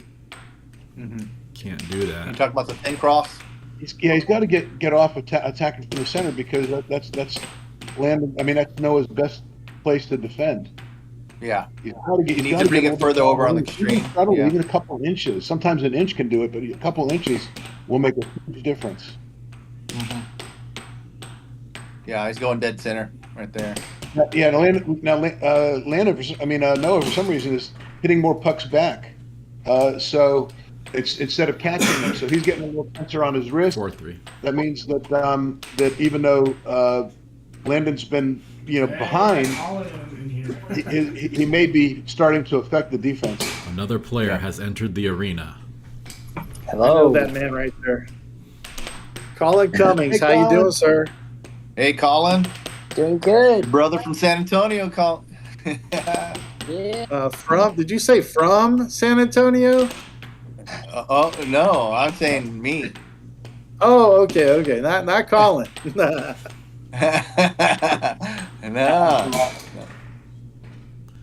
Where'd he go? He may have started in Houston, but he's a San Antonian. I know. He's a 210 brother. There's no question. Landen takes the game. Wow, that was a good game for Landen. Very good game. Yeah, he's got to continue that right here because this is a huge set for him. He's got to win this set. I don't know if he has the arsenal to come back. 2 games or 2 sets to 0. With the way that Noah's been pretty consistent on his attack. Yeah. And we take it to another game 7. Hey, Colin. I think, we want to hear from Colin. Insight that you can have on, offensive theory, even defensive theory, in terms of how you apply it, compared to, in some cases, compared to how it's ever been applied before. Even, would be great. Yeah. So I was watching the match between Scott Arnold and Sam Self the other day. And I think the 3 things, like the 3 offensive rules you mentioned, were location, was it timing? When you're going to strike it, where the puck's going to be, the moment you're going to strike the puck, and where the shot is going to go. Colin, you didn't write this down? Noah's taking his 2 minutes. No, I think Colin does it naturally. Noah's taking his 2 minutes. He may not have thought of it that way, but I think Colin does it instinctively because when I watch videos of him, he's taking away at least 2 out of those 3 away, and often all 3. And 2 of 3 is usually good enough to score. Is that Colin Cummings in our stream? Oh my God, the fanboys! Get out of here! That was the Yeah. Colin, what did you want to say about those three things? So I was gonna mention that the way I learned things, it's almost like a big game of telephone, because Jesse, I know you told Danny things, and then Danny taught me things, and so when I hear you talk, I've never actually like learned from you directly before, so that last stream was almost like, whoa, like that's where it started. But as far as like the 3 things go, I definitely agree. For deception, you have to try to pick one or all 3 of them and try to throw off your opponent in order to have a good offense. So, and there are different ways to do all 3 of them separately. So, Here's a great quick question for you. If you had to pick one of those 3 to take away, which one do you think you would pick? You could only take one. so I think my offense is a mix of location and timing. Those are the 2 that I take away the most. Because I think for me that I agree, and I think for me that if I had to select one, it would be if you can take away the exact moment you're going to hit the puck. For me, that was always the most. It would give me the greatest impact. yeah, I think for my offense in particular, it's location, because the way that I do the reverse diamond drift and I take it up to the top left of center, that location makes the opening for both the cut and the right wall under. Like they're both open towards a standard like center defense. If that makes sense? Yeah. So yes. almost they'll know it's going to be a right wall under or a cut, and they basically have to guess which one of those 2 it's going to be. So Yeah. it almost doesn't matter as much when I hit it. They have to be able to see it. And I think that's why location is important. But We've got a blistering left wall under from there too, as I recall. Yes, he does. I'll say this, as one of the guys that has made plenty of futile attempts trying to block that attack from Colin. It's the speed as which he sets it up is something that the sport's never seen. He does it so fast. By the time you realize the location, he's already hit it. So, for somebody like me that feeds off of, where's the location of the puck, where's he hitting it from? By the time you realize where it's at, he's already got it in your goal. And, so the whole win's not even a question. You don't get a chance to even answer that. Or ask yourself. That does make sense, because as Danny and I were talking theory before the stream started, and one of the things that we were discussing is if the defense is out of position when the puck is struck, it's already lost. Because the nature of the game is if you're out of position, the puck is struck, it's going to score on you, because the speed it takes to get the table to the back rail is quicker than the human's reflexes. And we actually calculated that out. I calculated it using a 20-mile-per-hour puck, but Danny estimates that the puck might go 40 to 45, which even makes it more so. And Game 7 is underway. But I agree with all that. If someone gets that puck so quickly to a spot where the defense is incorrectly located, there's no chance to stop it. Yeah. Yep. Without a doubt. The first time I really experienced that years ago was playing Anthony Marino, and he took a shot from. He's lefty. He took a shot from the far bottom left corner. Nice right wall. He did a diagonal drift to the upper right quadrant. My mind is still thinking it's in the left quadrant somewhere, and all of a sudden he just comes out with it. I mean, I had no. It was unbelievable how quickly he did it. Thinking, wow, that is really undefendable. That's the kind of thing that Colin does a lot the other way, Mm-hmm. Yeah, also, I don't mean to hop on this stream and take away from these guys' plan, Colin, What we anytime, if from my point of view, anytime you can get one of, if cross, not the good most cross from dominant player of all time on the stream, it's well worth it for what the players are going to learn at the very least. Do you guys kind of agree with that a little bit? Sure. Yes. Yeah. Yeah, there's no doubt, Colin.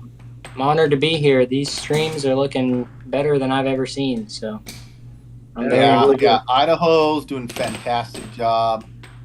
You know, across the country, we're getting some really good things going on all over the place. The center line, over. That showdown's looking pretty dang good too. Yeah. Hey, so back on here, Game 7. Yep. You know, Landen's up 4-3. Colin, you've watched a little bit of the match. I mean, where do you think these guys stand? I mean, have you had a chance to kind of really, you know, watch these guys play? And this is your first time watching them. It certainly has been mine. As Noah ties it up 4-4. What are your thoughts? Yeah, this is my first time watching both of them, and so looking at the score. So this is the second set. Yes, sir. Yes. And Yeah. Game 7, I second think- set. I was watching Landen a little bit, and I think I mixed up their names on the comments. Landen, I was asking if he had a house mallet because I see it's that green color. It seems like That's kind of. I think that's one of the old Mark Robbins. Yeah, Mark Robbins mallets. Timeout called by Landon. nice. So it's we like can that explain Tom. what the- They're working really Yeah. good for him, by the way. One of those Thompson's mallets. Mhm. Gotcha. It seemed like he was having a hard time, like getting around the puck. Like, he hit a level under that. I think we took it as an off speed, but I'm guessing that mallet isn't fully broken in personally. So it looks like he's trying to get power on his shots, but I could definitely see him getting more. And then Noah, I think he's using like a hard low top. So Yeah, I think it is. they're both pulling back on defense quite a bit, I think is sort of interesting. But those are just my initial thoughts. Nice of you to put it that way. All of us have already agreed that it's incorrect for them to do that. Yeah. Colin's so diplomatic on that stuff, isn't he? Yeah. Sam's asking, "How are you, Colin?" I'm good. In a husky voice, I think. I'm chilling. Ooh, left ball under. Nice. And little Landon left is that over. set point. At 0.5.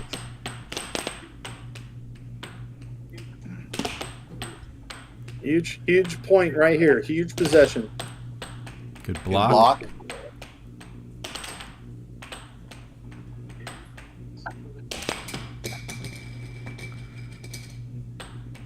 Puck gets crazy but stays in. Ooh, good block by Noah. Fabulous. Yeah. Nerves are still there. Oh, good block. Good get. Nice volley here. I like that shot. Defense has picked up a little bit. Both ends. I'd get off think that right Noah- while he's walking it. I think Noah could use a reverse cut right here.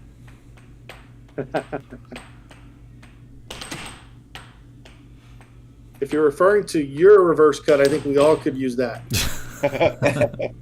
Yeah. He's just, yeah. Ooh, Eventually, Noah needs to. little deception yeah. and then Forehand. Make the A set. little Final pump shot fake replay and then from come Max around with Resto. Forehand. Good Pump set. Yeah, that set was Wow. huge for Landon. and I Landon can't wins the stress point. that enough. Had Noah actually come back and won that last game, being up 2-0 in this best of 5 match, I don't think Landon would be able to overcome that. But right now this is completely anybody's game. It's anybody's match. Sure is. Given Noah's experience, I still think it's incredible as far as he's come in such short time. No doubt. Super impressed. Oh, Super impressed. who was that guy last week that's only been playing for 7 months? He really impressed me. Scott Arnold, Scott, yeah, wow. the pirate. Yeah, Alley Cat. Time delays. I mean, it was just unbelievable. That guy is a sponge. He goes online and searches technique, strategy. I mean, he comes from a background of martial arts where that's what you do is you study technique and strategy, and that's how you move forward and progress. And that's how he's taken to air hockey. He brings the same mentality to that, and he's applying it, and he's becoming more difficult to defeat every time. It's real cool. I don't know if this would work for YouTube in terms of getting it in the title or something to get more people to watch it around the world. But there are 33 world championships on the stream. That's pretty amazing. I don't know if that's ever even happened before. That couldn't have happened before, right? That's pretty amazing. That's a lot of stuff going on. You know, as well as you other guys. And we got Doug Howard here that has taken Idaho under their wing, from what I heard. I mean, he's so highly regarded there for teaching them great things. And here's the hours. I mean, it's with them and traveling there and everything else. Here's the winner from the sets. If you guys want to give some more advice, Landen. Howdy. Scoot up there, Landen. Hello. Hey, Landon, great job that set, sir. Thank you. Way to fight. I was telling the guys here, had you not fought like you did there, coming back being down 2-0 would have been a huge mental challenge. But I think right now you took the momentum back in this match with that set. Yeah. That being said, you got to stay, like you kind of work towards the end there with a more consistent drift. Keep attacking on the straights. I would say don't shy away from that left wall game that you have. Don't hit too many forehands. Be ready when we're talking about, once you hit it, that puck can come back at you any second, whether from your own shot or they charge you, something along those lines. So be ready to catch that puck or defend it, so you can maintain that possession. And lastly, and I know Jesse and Doug and Colin all want to tell you as well. I mean, when you're setting up, I think the most success you've had is just a little right of center when you're going from your right to center type drift. When you're hitting that puck just a little right of center, that's I think when you're seeing more success. But you'll find if you go further to the left, you're going to open up that cross straight, something awful. You're going to be very surprised how open that is. But again, a lot of times you're hitting the puck from the middle and he's right there waiting on it. When you're scoring from the middle, like Jesse's going to tell you, you're doing it in transition. He pointed that out, which was a good catch by him. But I'm going to hush up and let these other guys here tell you some stuff. Okay. Thank you. Jesse? Okay. Yeah. He defends the center really, really well. Okay. So, and guess what? That's true of most defenses. Most defenses are weaker on the wings. Colin, who's on here as well, was mentioning his attack on how, and he was referring to being in the left wing for a real portion, important portion of his attack. So just beware of defenses that defend the center real well. And sometimes all you've got to do is just move it a little bit over right on the right quadrant, and a little bit over left on the left quadrant. Okay. And I think that'll help you out. And the other thing that I forgot to mention to you before is it's harder for the defense to keep up with the offensive mind. Yeah. So what that means is you can take your time mentally. You want your shots to be crisp and snappy, and very often at the maximum speed that the table will hold on a lot of your shots. But you want the setup and the mallet preparation to be at the pace that makes you the most accurate. Okay. If you find yourself, and I have seen this on some of your shots, if you find yourself coming up to the puck and while you're hitting the puck, your shoulders are still moving forward, that's probably not accurate. Yeah. Okay? Because your shoulders are still moving forward, so you're not totally prepared for the shot. In general, if you watch these guys shoot their shots, no matter what they're doing, no matter what their drifts are, no matter how fast it's moving, at the time of the shot, their shoulders are no longer moving forward. Okay? They're not lunging at that puck. So, to put it in a nutshell, hit the shots at the pace that makes you the most accurate for you. The defense isn't going to say, "Oh, he's slowed it down. I can defend." No, it's not going to work that way. Believe me, the accuracy will greatly overwhelm that. I saw you catch the puck a little bit more this time, so continue on keeping that wrist loose and making sure no knuckle is blocking the knob on that mallet, so that you'll cushion, like Doug likes to say, you'll have that cushion in there to catch that puck. But hey, great set. You showed a lot of grit there, and in winning that set. So the things you can do right now that can affect your game at this moment is you need to work on the self scores. If you can reduce the number of self scores and turnovers, you're going to have a quick impact on the spread of the game. Okay. So right now the game is all these are 7-6, 7-6, 7-5, 7-5, 7-5. They're within 2 points. There's only been one game there during this last set that was like a blowout. And other than that, everything's been within 2 points. So you that means just simply fixing those possessions, those unforced errors, you will have the biggest impact right off the bat. Okay. So fix that and say, hey, I'm not giving up this possession. I'm not giving up this puck. I am not scoring on myself. I'm setting up and having the perfect possession, and don't rush your shot. If there's a change of possession, say the puck flies off the table or you gain possession somehow, take your time, breathe. You got 7 seconds, man. Okay. Breathe. And then go into your drift and then shoot the shot. Okay. Don't immediately set it on there and shoot a quick shot. That's going to be one and done. All right? Yeah.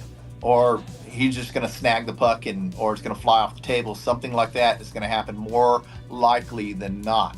Okay. Now, yes, there's been a couple of times when you got a quick score, but more often than not, it's going to be one and done. And you don't want that. So these things you could fix right off the bat. Okay. And you don't need to practice this. You can do this right now. Yeah. Okay. So watch the self scores and don't do the one and dones. So start working on like, hey, perfect possession, go right into your drift, breathe before your shot, and don't speed into it right after a change of possession. Okay. Just go back and say, okay, let me set it up. Landen, what are you thinking right now? I'm trying to take all this. Yeah. It's a lot of information. It's going to be a good next set. Any recommendations, Colin? I mean, what you guys said, I don't want to overload you with information, right? What you did worked. You won that set.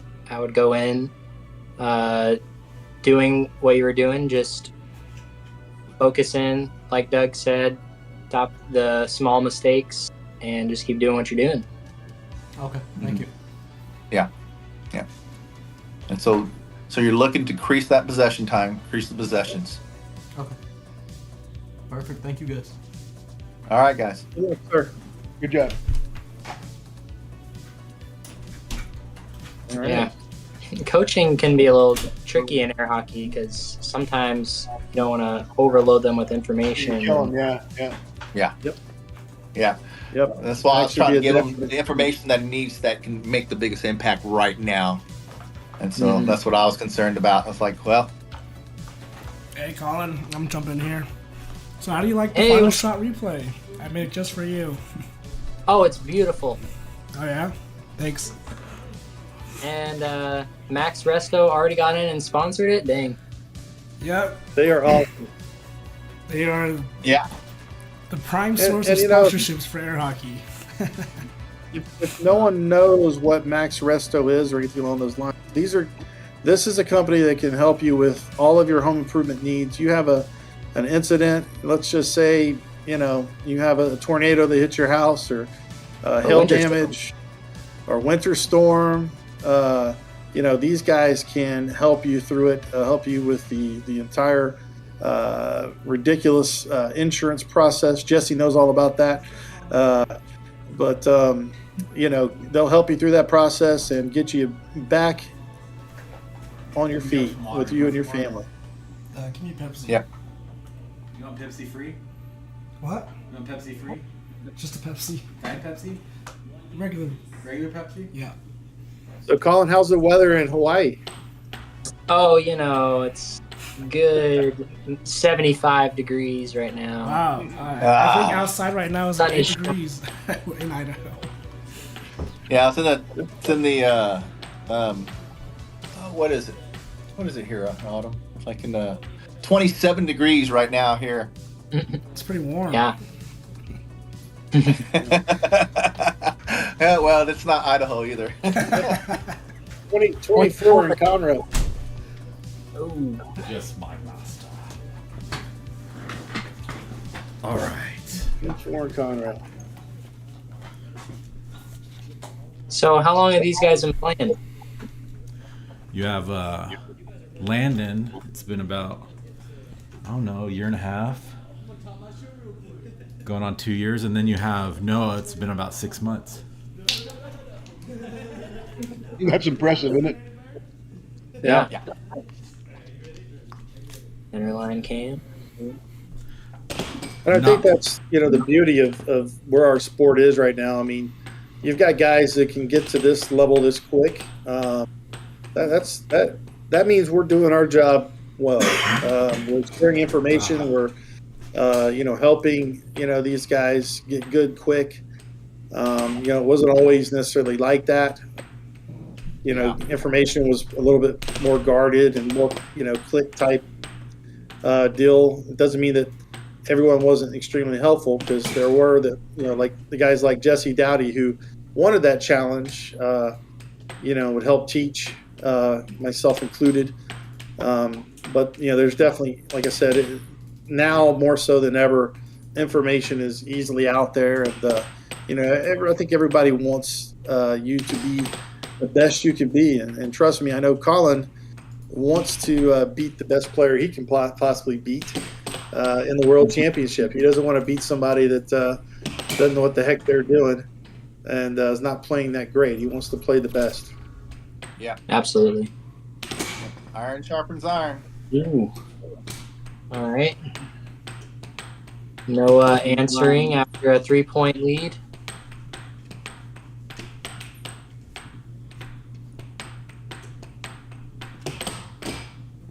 Ooh, flies off the table. He where his shoulders were lunging at that shot. That's what I was trying to talk to him about. He wasn't. His body wasn't in position for that shot.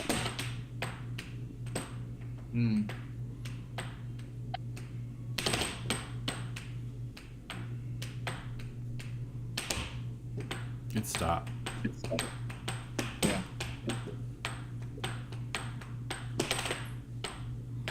Oh, What do you guys think about this high top versus low top battle going on?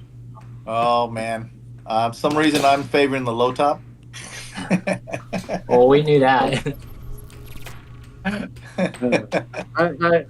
I started off a low top player, and Jesse remembers when I played with a low top, and I at that point in time I hit it probably as hard as anybody ever has, and if that puck didn't go in, it either hit my opponent pretty dang hard and bruised them up, or it flew across the bar and broke a window or something along those lines. Yeah, that low top can be a deadly weapon. Yeah, I think that Noah is getting probably faster shots, especially on his right walls, than Landen, I think. Yeah. But it seems like Landen is kind of waiting for it. Well, good job Yeah, catching that one. Yeah, I think Landon's kind of keyed in a little bit on that attack. So That's the cut that I did, yeah. Yeah, there's the cross cross kinda cut. work. Yeah. The main attack that Noah's had a lot of success with is kind of that right of center, drift, where he just pulls it up and hits either a right wall under or the cut, or sometimes kind of a power straight to the cross straight side there. And that's where he's kind of found his success. But like I said, I think that was a nice transition. Yeah. Hustle point. So I think Landon's kind of keyed in on it just a little bit. He's not overreacting one way or the other. He's waiting on that bank to come to him. Now I'll say this, and I've told this to a lot of people that this man here, Colin Cummings, has the best defense that I think our sport's ever seen, and I would love for him to kind of talk a little bit about blocking the unders. Because when you play him, you feel like you can't hit it straight for the most part because he does that. He wants to take that away, but he's also one of the best to ever do it when it comes to blocking the bank shots. What are you looking at when you're playing defense, Colin? Yeah, I think there's a certain element of discipline when it comes to banks, and kind of like what Jesse said earlier, if you're in the right position, you should stop the under and the over every time. So when we talk about them going too far back on defense, let's say you know that your opponent is about to shoot a right wall under. There's a position right in front of the goal, maybe like 2 or 1.5 mallet lengths above that corner of the goal, and that will block both the over and the under.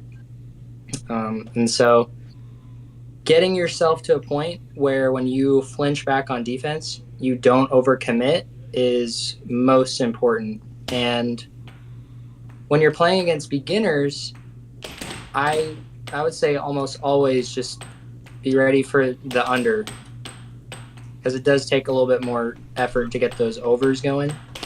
But I personally am always looking to read the release. Like if I can see that somebody is winding up their arm and it looks like they're about to try to smash an under, I'm already there. So would that support that thought you just gave? Would that support the fact that if an offense could take away the moment of striking the puck, then it would be hard to read those types of things, right? Like if we took theoretically the greatest offense that could be devised, an AI offense, where it doesn't telegraph those types of things, then the theory of where to put the mallet is still correct. But it would take away the reading aspects of it. it would.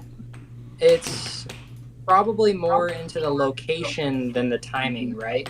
So if I know where it's going to go and I'm there before you even hit it, it doesn't matter when you hit it. I'm already there. No, exactly. If you can determine that, that's absolutely 100% correct. I mean, in a perfect world, you know exactly where to be when they strike it. As a matter of fact, at times I would offset my defense. If somebody was predictable, I'd already be offset to exactly where I want to be based on where I know they're going to hit the puck from, because they hit the puck from the same spot every time. Yeah. Are you talking about Mark Robbins again, Jesse? No. Honestly, the hardest, believe it or not, the hardest thing about playing someone like Mark Robbins or Robert Hernandez back when they were in the primes was the fact that it's different when someone's hitting a puck 1.5 to 2 feet behind the center line. It is really different. So you got to get used to that. And by the way, offsetting a lot on the side of the puck side of the goal they're on does play a role against those guys too.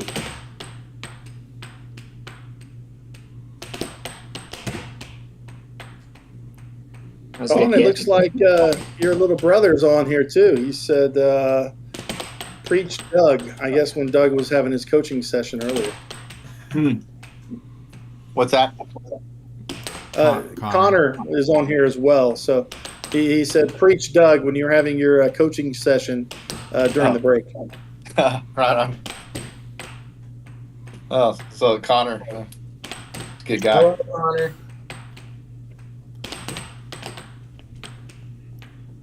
And Connor has really improved his game over the last 2 years now. He's definitely proved himself to be one of the top players, and he may be the favorite going into the showdown number 2 that's coming up here very soon. Yeah. Yeah. He's playing world class. That's for sure. You guys see there? Ooh, dang. Seems like Noah is keying in a little bit. I think Nice little thin cross right here. I think Landen has more variety, and Noah is hitting it faster. That would be my take on this sort of offensive standoff. And a little That was thin really, cross. that was a fast cross. Yeah, when you talk about Landen and how they play style is, Nice stuff there too. why don't you talk about how Both those guys. Noah is very Well, yeah, that's what I was saying before. Is the Noah's very calculating and very regimented, and Landon has a more of a wild style. So he plays with his emotions and whatever he's feeling in the moment. That's what he's gonna shoot. Gotcha. Versus Noah, who is trying very hard to set up each shot and shoot based on what will logically work.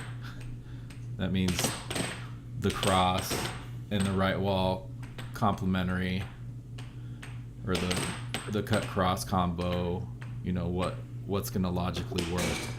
Versus Landon, he's like, oh, I think this is gonna work right now, boom.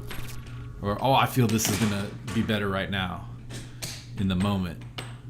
And historically, he's been pretty successful with that. But with a little bit of coaching and a little bit of, know-how from people that know better, I mean, he can be very devastating. Yeah, my take on that personally. Go ahead, Colin. Sorry. I was gonna say, I feel like the goal is organized chaos, right? Like with deception, you're trying to make it to where your opponent can't track or pick up what you're doing.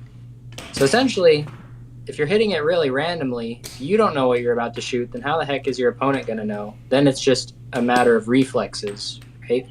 If you're hitting it really fast, then they might get it, they might not. But transitions like that, it's really hard to put that into a consistent attack, right? Right. So with players like Land, but you see when you turn it on, just use it. So I think it ends up being a matter of organized chaos. If you can control the beast, so to say, that really helps you later on. But it also explains a lot of his own goals throughout the match as well. Yeah. Yeah, I think that's more of a puck control issue. Like you just turn it on. That didn't happen at the very beginning of the game. Landon all of a sudden was just hitting some on-goal forehands, left all over. Like, yeah. Hey, Colin, let me throw one at you here. This is you've seen a lot of the posts where people say, where is air hockey evolving in terms of strategies and things along that line? Yeah. So I was talking to one of the inventors of the modern strategy of air hockey the other day. And here's one thing that I think may eventually happen. Defenses or offenses may get so potent someday, okay, where defense becomes more a product of number theory than reacting defense or even planned defense. To where, let me give you an example. If a player is likely to hit, based on their history, hit 60% of the shots on the left side of the goal and 40% on the right side of the goal, number theory says you should be blocking 60% of the time on the left side and 40% on the right side. It's not necessarily the correct side, but what it does is it forces the offense to be neutral, meaning the offense has no advantage to go to either side because the defense is defending each side to the percentage that they are striking. I think what will happen in that case is instead of an offense being able to score almost all the time, which is a good offense right now against our current defenses should be able to score most of the time, I think number theory would greatly reduce that, especially if you can catch the puck on the times that you are correct. So I think eventually down the road, number theory may take over as a very potent force in terms of defense in air hockey. I know it's way out of I the think- world. We use it in think- other sports. We use it in poker, for instance. Will it apply to air hockey? I've been thinking about it a lot the last few years, and I think it's something that down the road we may see number theory become a more dominant factor. Or actually, it's not even used right now, really, except on occasion. I've seen players use it. So what do you think? I would argue that it's already being used. And Okay. here's why. Because Colin Because- uses it.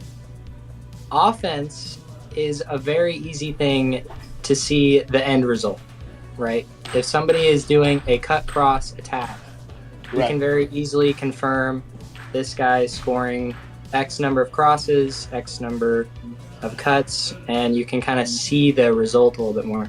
With defense, and I know Danny has thoughts on this too, because he taught me part of this. With defense, if you know the person you're playing against has a really good left wall under cross, right wall undercut attack, you are trying to force them to play away from their best attack. So Yes. that's where I'm getting the number theory from a little bit. If you know, you don't have to know the exact percentage, like the 60%, 40%, but you know they're going to do that setup based on history. You're going to take away one of those shots. And then here's where I know Danny's going to step in. Take away the straight first, because straights are closer to the goal. They go in faster. So if you're playing a Most cut accurate. cross player, you take away that cut first and then try to pick up the right wall under later. And there are a couple reasons for that you could talk about for a while. Same thing for the left wall under cross. If you can see that cross coming, that's in all likelihood the easier shot for them to hit. So you want to take away that for sure. But yeah, I think defense is harder to see the result because the offensive player needs to adjust, and they're going to do that regardless. On defense, you can't always tell. Usually the player who is trying to players score run the on wrong that defense, side. they can tell. They're like, oh my goodness, I can't score a single cut for my life, And they might have just played a match 30 minutes earlier, and their cut was on all day, Ooh. Landon So scores just- right after the break. Oof. So Maybe the one players thing- were accidentally started on the wrong side, so they swapped real quick since it still was 0-0.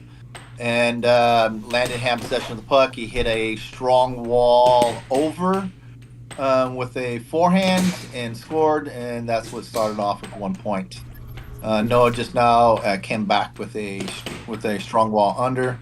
I'm sorry, that would be a weak wall. What Landon hit, weak wall Yeah, forehand over. left yeah, wall the over. left wall.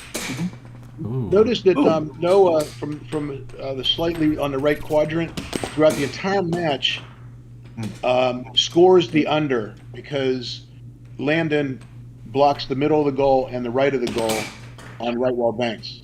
And he pretty much leaves that under open. This is from the right quadrant, though. From the left quadrant, it's different. I just want to point that out because, he tried to hit the over there. He could just completely hammer that under from that right quadrant, and his score rate would go up a lot. Yeah. Yeah, so I guess to elaborate a little more defensive theory, it's defensively you want to dictate to the offense what they're going to be able to hit. And it's not necessarily number theory, but it's more of a, I'm going to take away a certain shot and force you to hit another shot that I know is the only way you're going to score. So now I know what's coming. Mm-hmm. So to me, that gives the advantage to the defense. Oh, wow. That was strong. Yeah. In the same way that you can manipulate somebody on offense to move a certain way, you can almost manipulate somebody's offense coming at you.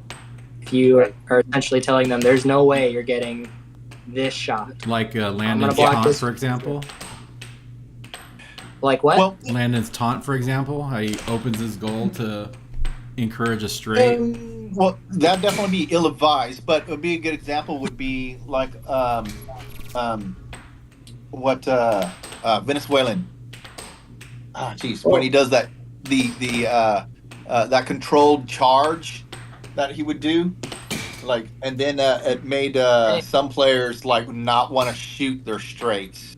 Man, Landen So, just opening up absolutely. with volleys of left walls and getting them in. Game point, Yeah. Landen. So an easy analogy to kind of give you a good comparison would be, in terms of football. Most people know football. So in football, it's not as much these days just because it's such a pass-heavy, offense or league. But back in the day, it was all about the run. If you couldn't stop the run, or if a team could run, they were going to win the game like 90% of the time. It was a really sick statistic. So, teams would basically bring in an extra safety or something. They would bring guys into the box. So instead of having 7 in the box, they'd have 8 in the box, which makes it a lot more difficult to run on that type of defense. So now the defense is saying you can't run the ball, you have to pass. So now they can develop a scheme to make it more difficult for you to pass while they're bringing in a more complex rush. So, anyways, it's still a cat and mouse game. That's game theory to an extent. What you're describing there, yes. Yeah, but again, that's a decent analogy for again just dictating to an offense like, you know what, you're not going to hit any straights on me, so you're going to have to bank it on me, and if you can hit the banks, then good for you. But you want to try to make it where they have to make a perfect bank shot, and there's a lot more chaos and a lot more error that can take place on a bank versus a straight shot. Straight shots usually it's the more efficient shot in air hockey. You hit a straight shot on 90% of the people, even if they block it, the puck comes back to you. You hit it where it's off-centered or you hit the off goal, it comes back to you. So again, it's a more efficient shot. You hit a bank, it may stay over there and just bounce back and forth even if the defense doesn't even touch it. Or you hit the rail and you overhit it, you hit it too hard, it flies off the table, never has a chance on goal. So there's just, the odds are in your favor just by doing that one little thing. But then again, you have to learn how to block the straights. You have to understand positioning, speed, releases, understand what the tools that an offense has to use that against you in order to still open up those straight shots. Back when, I was playing my best, and there was a gentleman named Ehab Shukri who had one of the greatest defenses you'll ever see. It was almost impossible to hit the cross straight on Ehab Shukri. He just wouldn't let it go in. Well, I would make it a goal offensively to literally do nothing but hit that. And when I could hit that cross straight, even if it was one a set, I knew I had him. But it literally took an entire set to open that up. But that's the kind of imposing will you have to have. I think both defensively and offensively to be the best. Okay, let me throw one more thing on that. When I'm talking number theory, okay, in terms of defense, what I'm talking about is a situation where in an ideal world, if you train the defense to catch the puck, if it touches your mallet, you're going to catch it. Okay, ideal, kind of like Danny used to be, right? Maybe you're that way now. I don't know. Where if it touches your mallet, you get it. We used to say that about Danny all the time. If it touches his mallet, he got it. It didn't matter if it was a bank or a straight shot. So let's say we take a Danny type defense like this now. So number theory would say that on offense, the offense is basically going to score, no matter how you divide it up. The offense is basically going to score half the time on his shots. The other half, the defense is going to gain possession. What does that do to an offense? Where I'm either going to have an easy score, or I'm going to, or if I hit it accurately, and if you don't hit it accurately, there's another possession. But assuming that all shots are accurate and the defense has the correct percentages in terms of what shots are going to be to the right side of the goal, what shots are going to be the left side of the goal, with the assumption you're going to get possession if it touches your mallet, what does that do to the offense where they know they can't say, okay, I'm going to set up this shot and it's going to be open? They can't say that anymore because the defense is playing independently of what the offense is doing. And the offense is either going to get a score or they're going to lose the puck. So then all the defense has to do to beat that opponent, no matter who he is score more than half the time. And if That they're was a not crazy using four. nothing to do that, they're not going to be able to do that. That's kind of the theory behind it. It still needs to be developed, but I just want to throw that guy out to you guys because I think someday when I'm gone, you guys are still here. You're going to say, "Yeah, Jesse talked about that." You know. Jesse, question for you. Yes. Landen leads Noah 3-0. Do you think Noah's running out of gas? Well, what's interesting is we talked about this in the match last week. The less experienced player will tend to lose their form in a shorter period of time.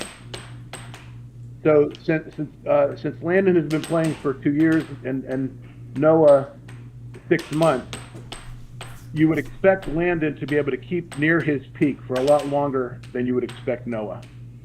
It doesn't have to work that way, but I think that's in general how it would work. So could he be running out of gas? He could be. Conditioning is one of the most important aspects of playing winning air hockey in challenge matches and in tournaments.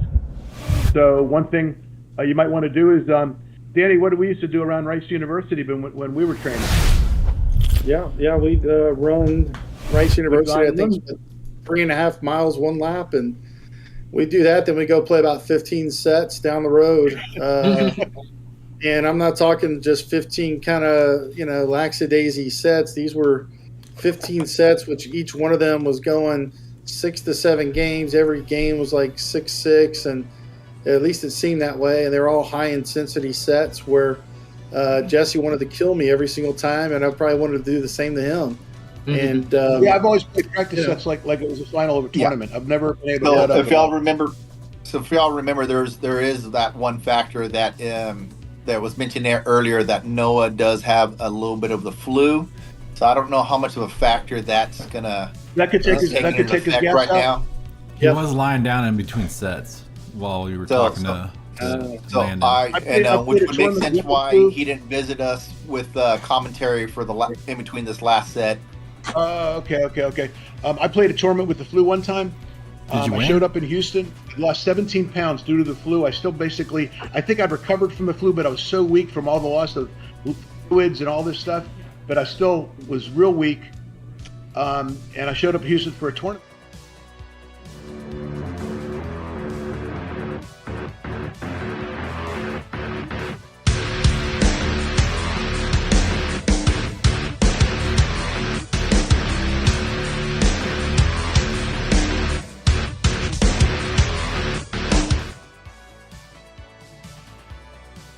I am so out of gas that if I don't win this set, in my mind, there's no way I could win another set because what you're saying there is totally valid, and that could be a big part of what's going on here as well. Yeah. Well, I mean, he did win this last game, so All right. I'm not going to count him out just yet. Landen definitely picked up his pace. He's up a commanding lead 3-1 in this set. But let me tell you, Noah has a consistent attack. He's just got to dig deep here and get right back on it. Definitely noticed that that Landen has cut back on the self scores and the turnovers from the earlier games that we have watched, and so I bet you if we actually were able to sit down and figure out the math on it, there would definitely be a big difference on that. Yeah. So The Landen I have goes not into seen as many self scores at all that set last game 3 again games. here. Good point. Oh no! Oh, Drifted right into his goal. They call that announcer's curse or something. No, well that's not Landen though. That was Oh, Noah. I know. No, but Noah has done it sometimes also. Yeah. Yeah. So Landen hasn't done it to himself. So let's see if he keeps it up. Oh, I like Good that block forehand by right there. Noah.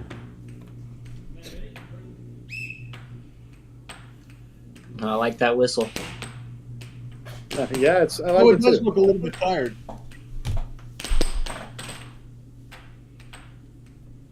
All right. In terms of, I can't see. So what Noah Even after still that has some first good set, he was corner shots.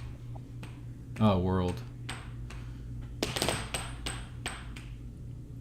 you read it to them? 6 months, Nice though. I clean can't shot. believe these guys have only been playing 6 months. Got Scott Arnold in chat's asking, what do you think your guys' biggest advantage over other players in terms of your success winning world championships? What gave you the edge to win? Colin, you're the current world champion. Why don't you get a take at it first? Yeah, I mean, I think my biggest edge, it has changed over time. I think when I first won, it was speed and just youth. Like, there was about a 20-year age gap for my first 5 tournaments that I won, I think, or maybe first 4. And so when I was playing, I would always try to play at a dictated fast pace, right? Basically not letting my opponent ever have a break. And so that was something that I don't think they could do against me. So I definitely leveraged it and used it as an edge. Nowadays, I still use that aspect a little bit, but I also have more of an endurance, I think, than most of the other top 5 players. As Landen drifts into his goal, they're both even now. Yeah, so I think my puck control has really carried me far. And mixing that in with just speed and endurance has been my greatest edge. I think that that was well said, Colin.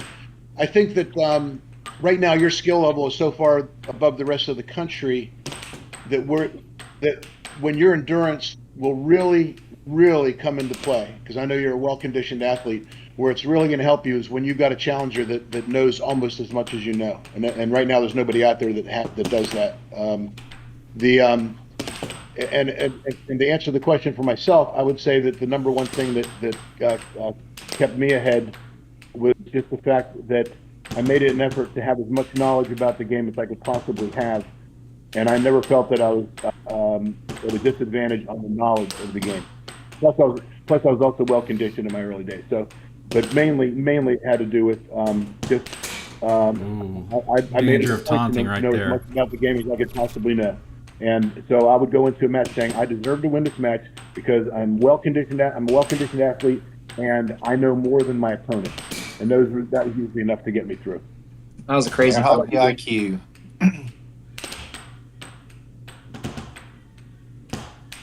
Danny, how about you on that same question? Yeah. So I think for me, I think there's probably something wrong with me mentally to try to win that much and that often. But I'll say that I just love the I guess the competition. I love the learning. I love the challenge. Whenever guys would just gun after you, you were a big target on your back when you're the number 1 player in the world. And literally guys spend years studying you. And, I would have groups of former champions, all of the top players just team up talking about how to play me, how to beat me. In the middle of a challenge match, they would all have, like meetings in between sets. And, Oh yeah. And I would just be there by myself and just kind of thinking to myself that this is so awesome and such an honor, that this is taking place. And, so I think for whatever it was, I think, again, my theory on defense, I think that helped me Match keep point that edge set point because landed. I wasn't worried about my offense because I felt confident enough that my offense would adapt eventually and overcome their defense no matter what they did, because my defense was not going to allow them to score enough consistently to get any kind of consistent attack where it would be a threat. And, for the most part, it obviously worked. But I think the competition, the growth that I saw within the community was always inspiring to me. I love that. I love the fact that, I guess when I first started playing, we had guys that had these, sporadic, they'd have circle drift attacks and, out in the top 30. But, outside of the top 30, you wouldn't have anybody kind of doing that sophisticated of an attack. Now it's like you see the top 100, top 125. Everybody's doing the cross straights and the circle drifts, reverse circle drifts. I mean, some of them look like calling it, for brief moments. With how quick they're actually controlling the puck. Just they don't quite have that same level of control. Certainly doesn't mean they can't get there. But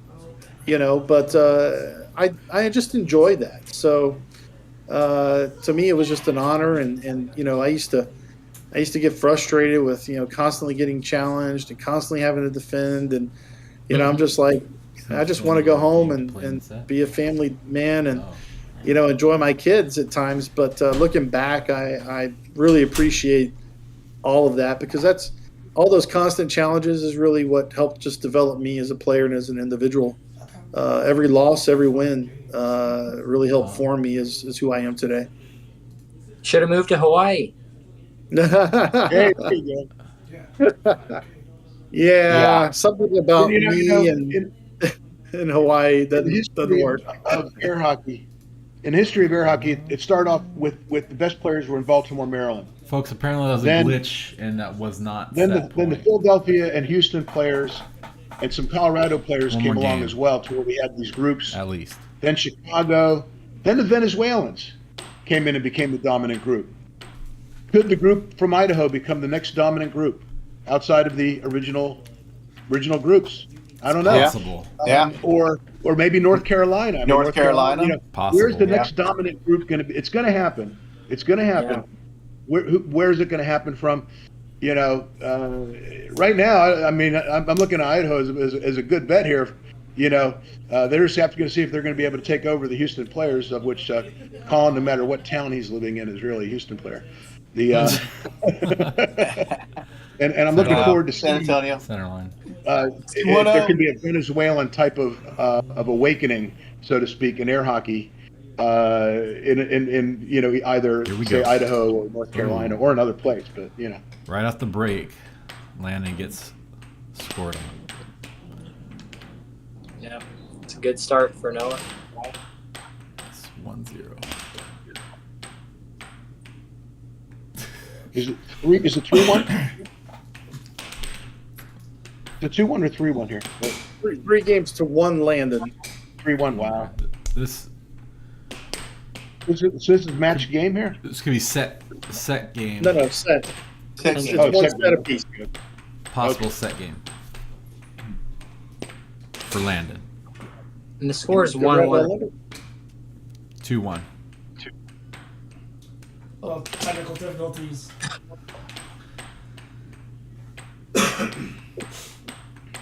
Also, I'm just going to give y'all a heads up. I'm going to have to hop off after this set finishes. Hey, thanks for coming, Colin. It's a real honor that you came to this. Yes. Yeah, I'm honored. Always a pleasure, little brother. Thanks, Yeah. man. We missed you here. Give Meg my best. Oh, I will. Yeah. We miss it too. Yeah. Yeah. Eventually, I'll have to get down to How are you Hawaii. going to stay in practice out there, by the way? Is there any way you can even stay in practice being out in Hawaii? Yeah, so actually, PCS Doug Howard so graciously lent me a table, and so Meg and I practice pretty frequently, just the two of us. But we've also had Alan Odom from North Carolina here on business, and he's been coming over and playing with us off and on. Okay, good. Okay. And I haven't connected. There's also two Mark guys. Prout. Yep, two guys who used to be from Chicago. I haven't yet connected with them, but that is definitely on the list of things to do. So. Yeah. Okay. Good. Yeah. So Mark lives there, and Yep. but he travels a lot, so he's always in and out of the country. Oh no! Scored against himself. Yeah, I'm glad to hear that, because I've got something special planned for when you get to number 12. Okay. It'll surprise you. Marcus, do you realize that when you if let's say you do it on the next tournament, right? You will be breaking a record that has lasted 36 years. Wow. Wow. You know, and I thought that was worthy of something unique. And I actually was going to do it the last tournament because I thought that was going to be number 12, but I was wrong. So it's going to have to be on the next tournament if you win, which I assume that you will. And so keep in practice because I really would like to. I think 36 years. I'm happy with that reign, which I've shared with Danny for about the last 10 years of that at least. But so I'm looking forward to that. But I got something special planned for you. I think you'll like it. I'll hope to meet that expectation. Okay. All right. Awesome. Seems like a close game. Ooh. Oh boy. Landon losing a little focus here. Unforced error right there by Landon. Yep. That's what's going to kill him. Unforced He can errors. make a comeback. His shots lost a little crispness there. You notice that? Oh, that was a nice level under. Yes, it was. That's It is, what. I'm loving the grit that I'm seeing from Noah right now. I mean, knowing the fact that he's sick, he's still battling through it. Oh, he is. The guy's literally on his knees between games, but he's still battling, still fighting. Shows a lot. Character. Yeah. For sure. Easy. Oh, Another Point, match point. All right. Or not match point, set point. Oh, And Noah takes the game. Oh. That's all Stabs it off. discomposure. There you go. Brings Brings it to 3-2. Yep. this is what I would 3-2. call. Anything can happen. That's what I would call a reverse cut, by the way. That Yeah. Reverse cut cut. from right of center. Mm-hmm. That was Yeah. way right. And it was defended pretty well, by the way. In other words, he had to hit that very accurately to score. Mm-hmm.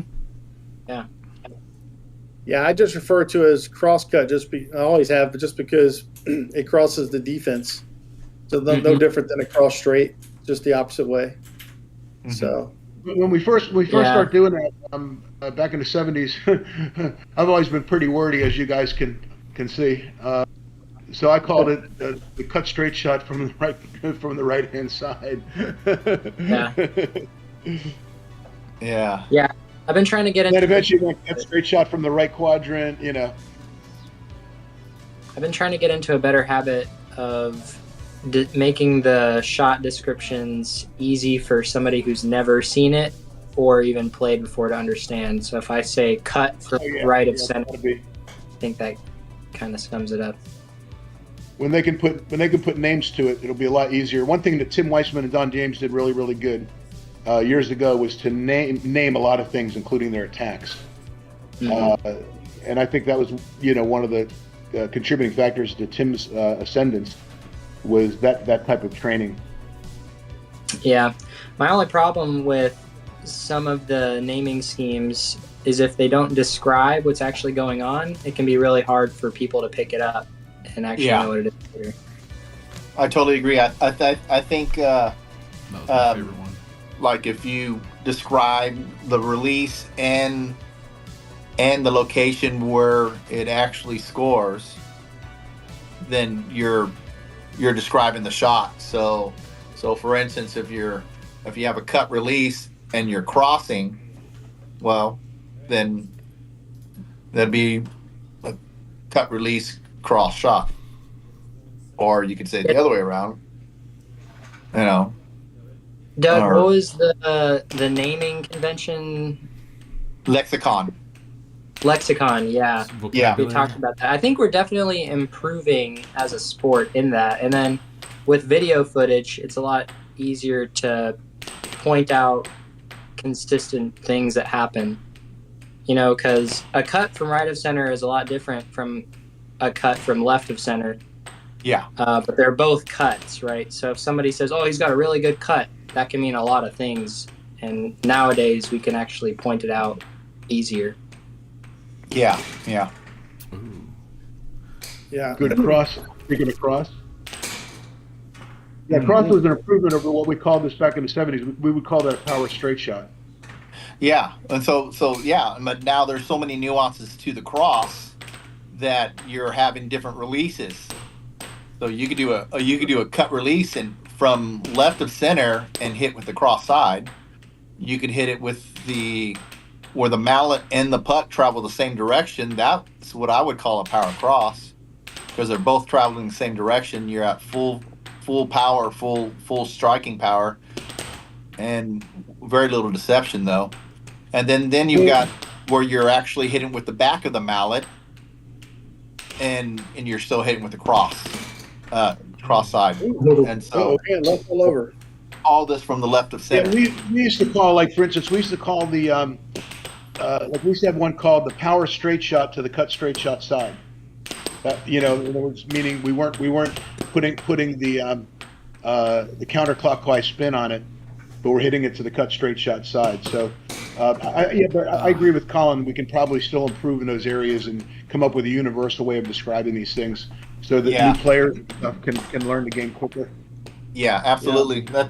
That's one of the little pet projects we were wanting to take on ourselves, was that lexicon, creating something like that. Yeah, that's going to require getting old dogs like myself to stop giving the old names. Yeah. He's stubborn. well, I mean, it's all the same thing, right? I thought I just saw a pterodactyl flying outside my window.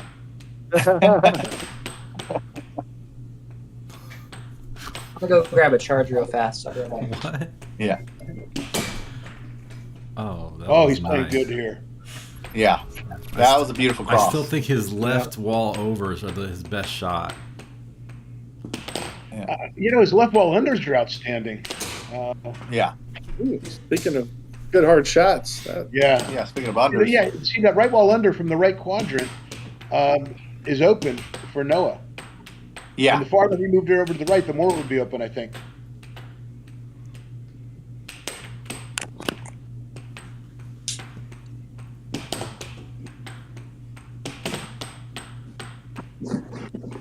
There you go.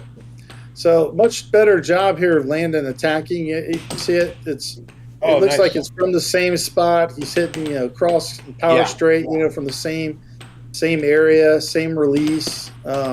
So much better job, being deceptive and putting more pressure on those defense. He's even training him to stay all that the whole entire scenario right there was good. Yeah, it was. Set point Landen now. Two nice off goals, and then went in with the left wall. And notice, even though he didn't score there, he did something very intelligent. He slowed down and built up a little possession time while the guy's under maximum pressure. That's a very important concept. And a great block by Noah on that right wall over. Yeah. I was looking at the other block. Oh, what a shot! Yeah. Very nice. That was a little. What a shot! Oh, wow, that's an impressive shot. Yeah. Max Resta replay, final shot. Boom. That's a beautiful shot. Dang. No? Yes, sir. Put it away. So Landen wins that set. He's currently up 2-1. I give credits to Noah to play this match, considering he's just recovering from the flu. You can see him there down on the ground, recovering. Really? Which is not a bad idea. There we go. That's to rough. rest in between sets. Yep. Instead of walking around and jabber-jawing. Here's Landen to jaw-jack with y'all. Howdy. Pretty good. Hey, Landen. Man, good job.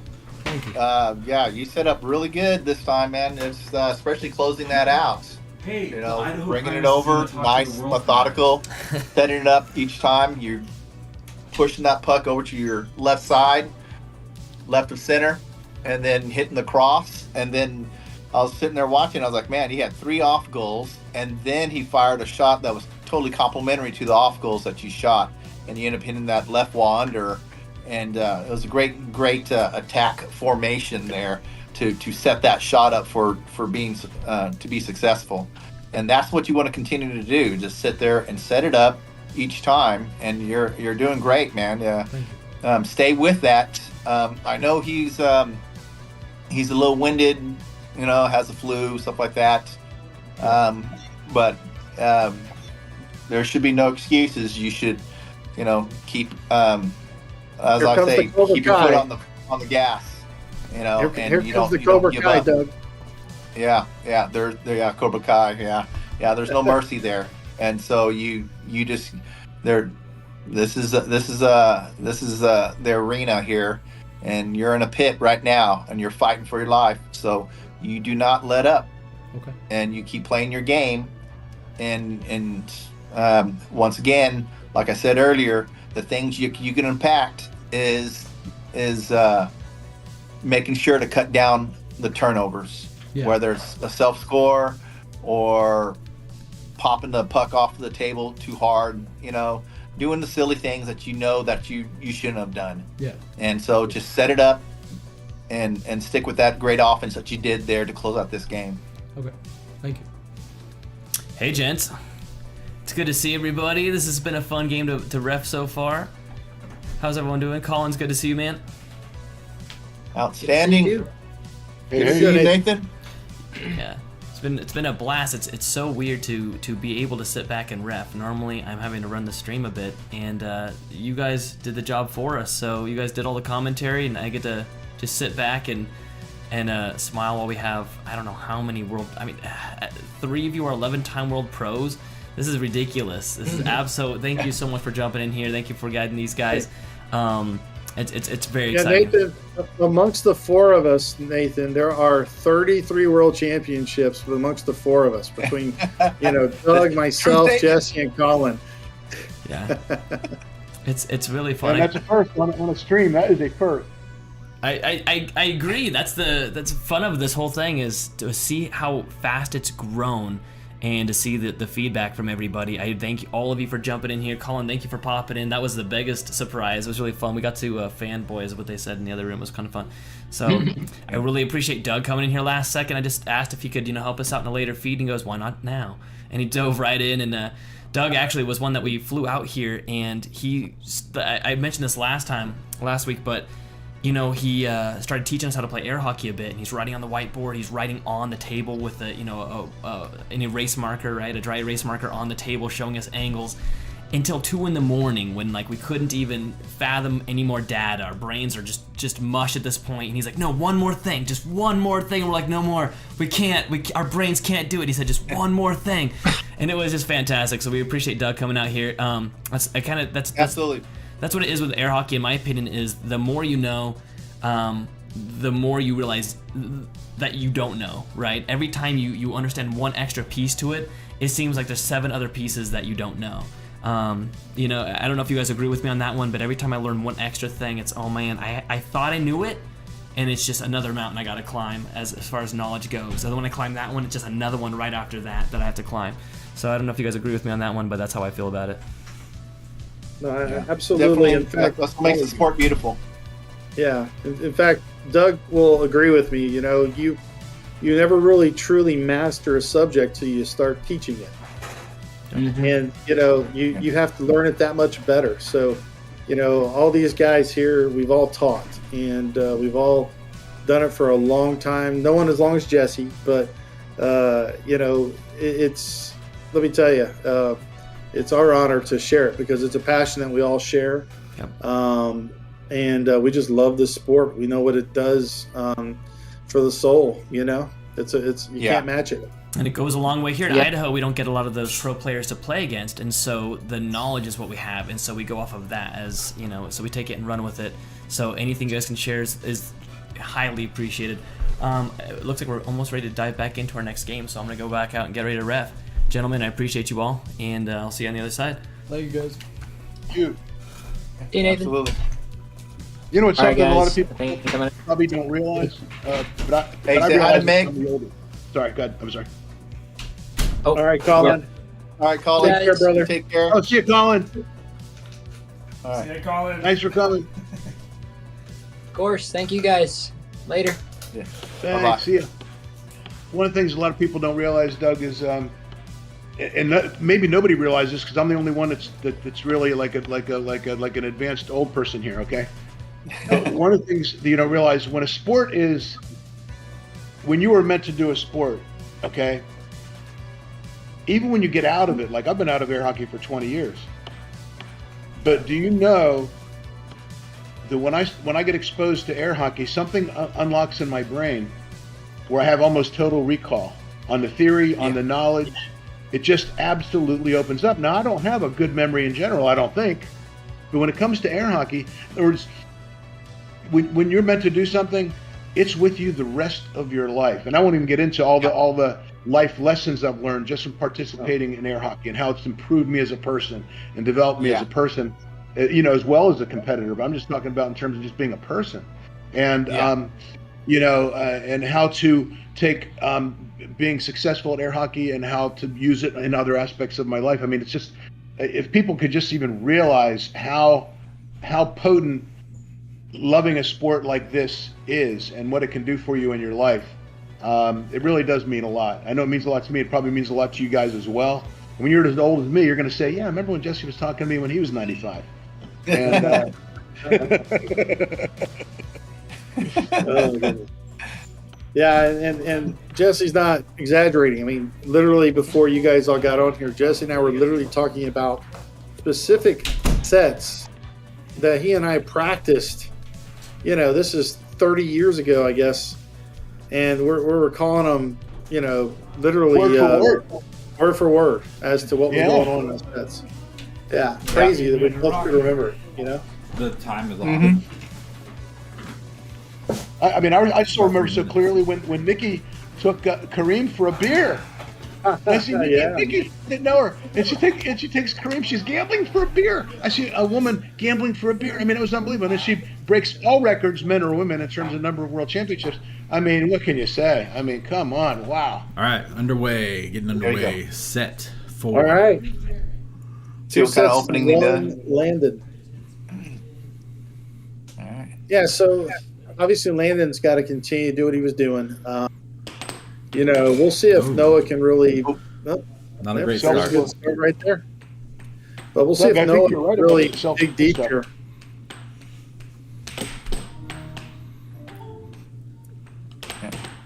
Landon is so much stronger now physically that it really be something for Noah to come back from here. I mean, I've seen it happen, but not very often. Yeah. And that's such a demoralizing set to lose. Yeah, you give your all, because Noah really is playing very well. It's just I think there's some of that mental fog coming from the fact that he's dealing with the flu is an issue. Well, because he's only been playing for 6 months, he's probably going to learn more over this experience than Landon. Yeah. So the next time they play is, if Noah keeps playing and practicing and learning and thinking about hockey and watching your hockey videos, all that stuff, he's going to be so much stronger the next time. Oh yeah. He is right now. Yeah. His growth rate is going to be much higher. I definitely agree with that. Yeah. Yeah. I think both these gentlemen are going to be, tough in the future for whoever they play. But yeah, definitely agree with you guys on Noah.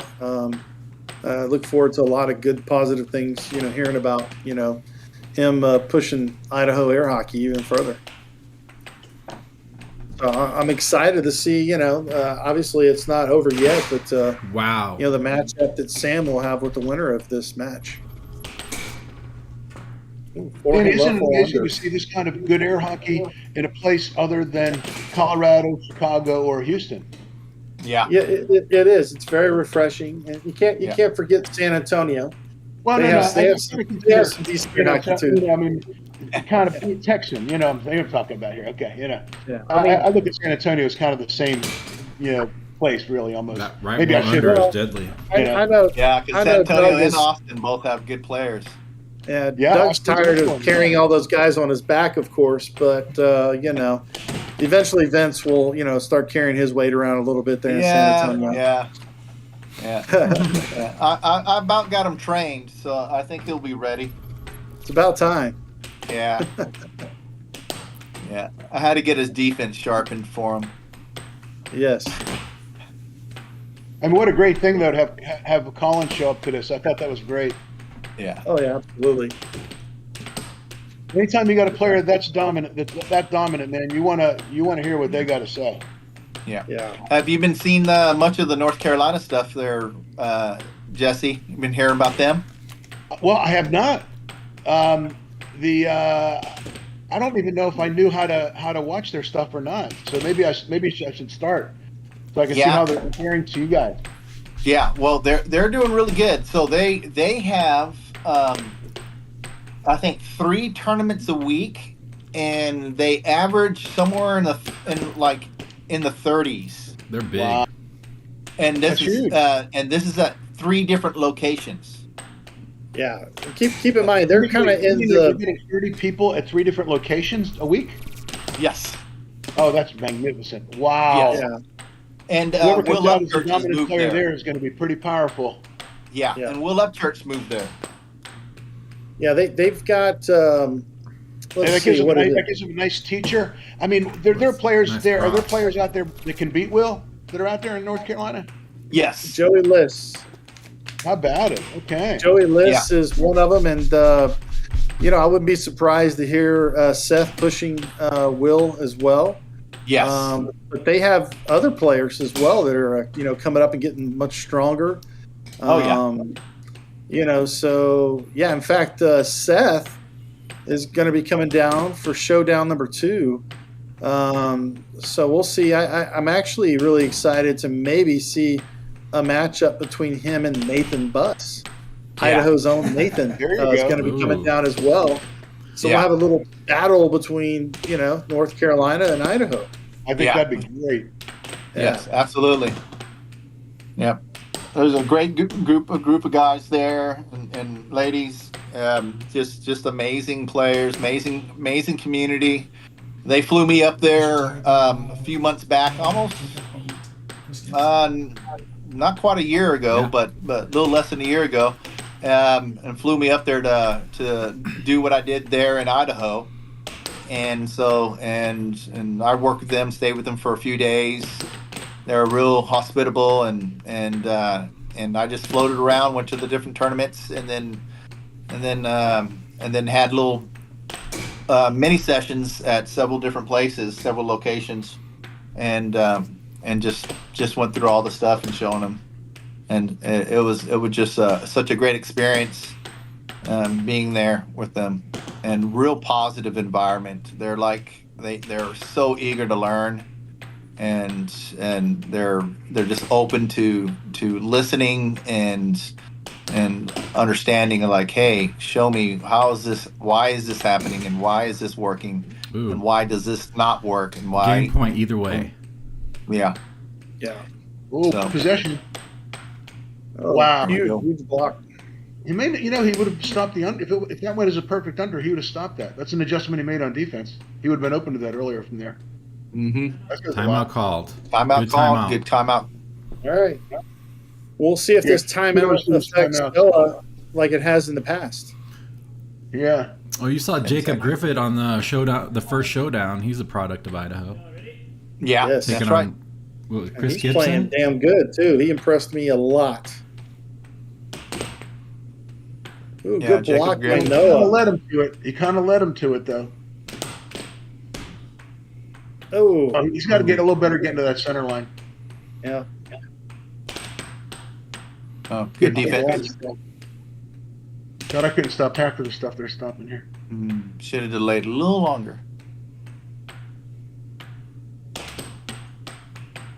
I think that shot Earlier, was he just would off. have caught that earlier. Nice defense there, though. Wow. Oh. Oh my goodness. He distracted him. That was a good defensive play.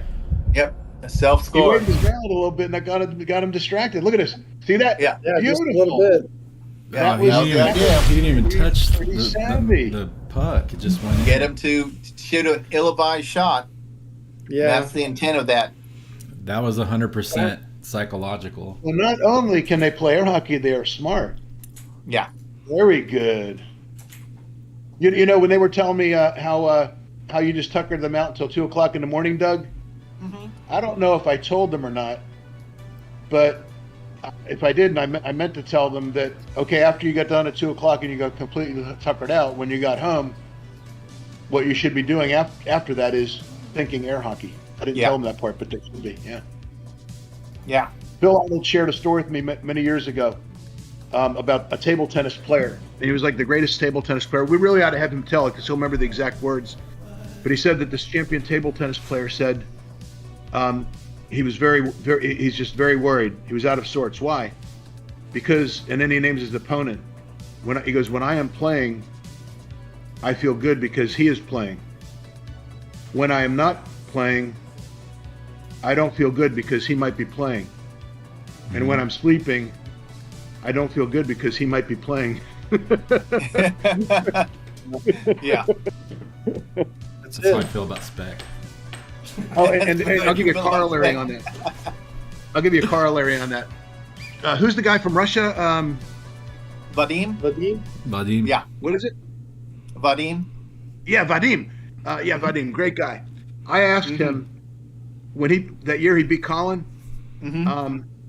I asked him, and he had lost to Colin the year before or something like that. And I said, let me ask you a question.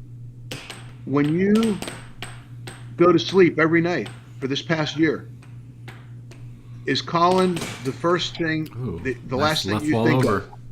He said, yes. I said, when you wake up every morning for the last year, is Colin the first thing you think of? He said, yes.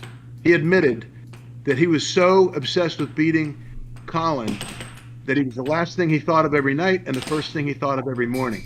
Yeah. That's what it takes to beat a guy like Colin. I'd be flattered. Yeah. Well, I guarantee there's a lot of people that have gone to sleep thinking about Danny Hynes. Yeah. Matt thinks about beating me. I'm going to leave that one right there. I'd have his picture up on my nightstand. No, let me tell you. Because my daughters are in the next room. to beat the dominant player, that's what it takes.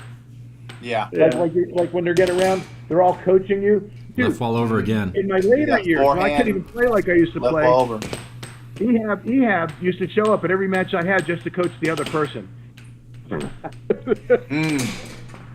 And the problem with it was he was a good coach. Yeah. Yeah.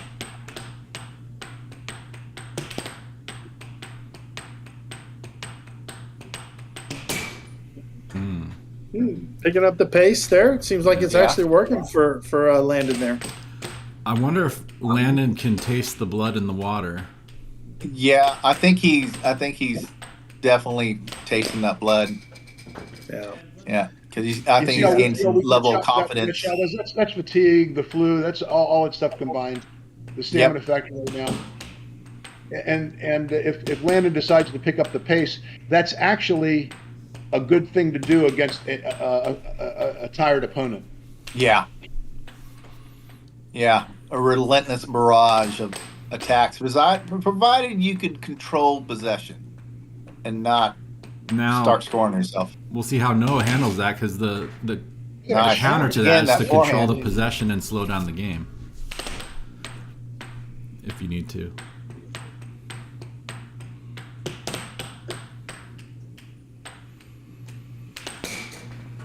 Ooh, beautiful right well Nice, over. strong over. It scores on anybody on the planet, frankly, from there.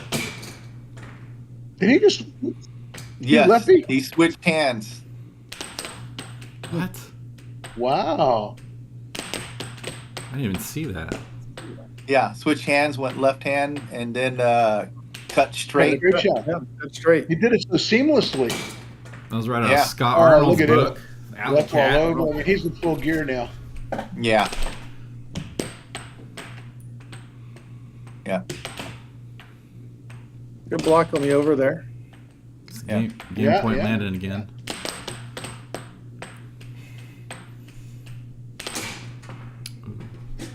Nice crisp shot.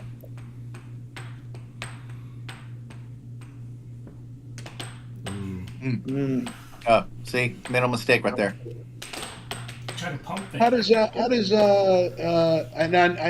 know that Noah, even with the flu and all that stuff, he's going to learn a lot from this match and be stronger. but before this, how would he fend against Scott? Or fare against Scott? I think okay. He could hold his own. I don't think he would win versus Scott in like a tournament or a challenge match, but he'd give him a good run for his money, just like this. Not how you want to see him win, but Landen takes game 2 in set 3. Yeah, commanding lead so far here for Landen in this possible final set. Yeah. Of this match. It's definitely trending that direction.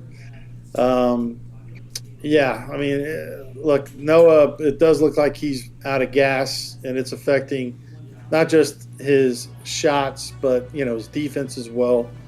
It's unfortunate. Somebody, especially when they get sick, they're under the weather. I mean, certain things you can't control in life. But look, like everyone here has said, I think we all agree that he's shown a tremendous amount of promise. Especially early on. I mean, his attacks were pretty spot on for the most part. When it comes to being somebody just 6 months into the sport, he's got a bright future. And a lot of grit today. Yeah, so I would definitely say he has the right tools to be able to have beaten him. But I definitely think there is a factor happening right now, and it's twofold. One is experience, and the other is, of course, the physical aspect that's happening right now to him. Yeah, and there's a lot of truth to what Jesse described, earlier today and last week as well about, when you do play more, you build up that muscle memory, and when you start getting tired, you rely more on that muscle memory. Yep. And those things just come like naturally. You don't have to think about it. You just let it happen. And this is where, Landen has the advantage right now. Those angles will never change.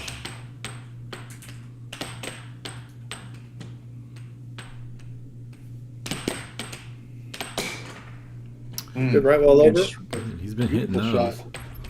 Even as tired as he is and everything he's been doing, he's still able to hit some crisp shots.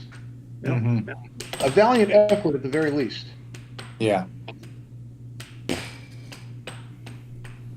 That was an indication of the fatigue right there. Yep.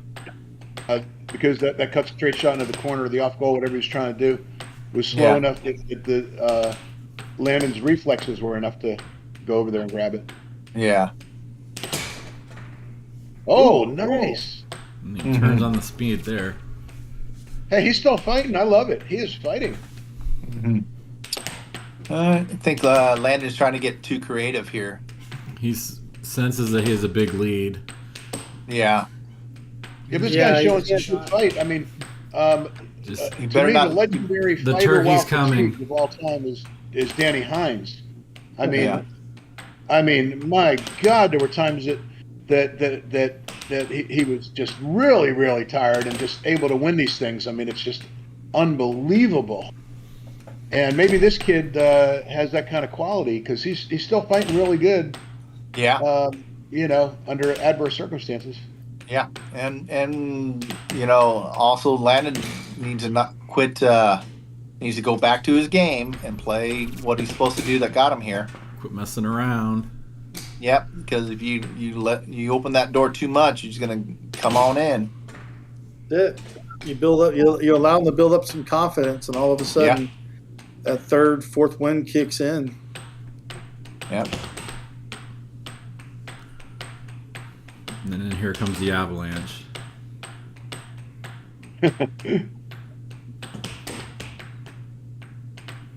Some good off goals. I like the pill building up the possession time a little bit.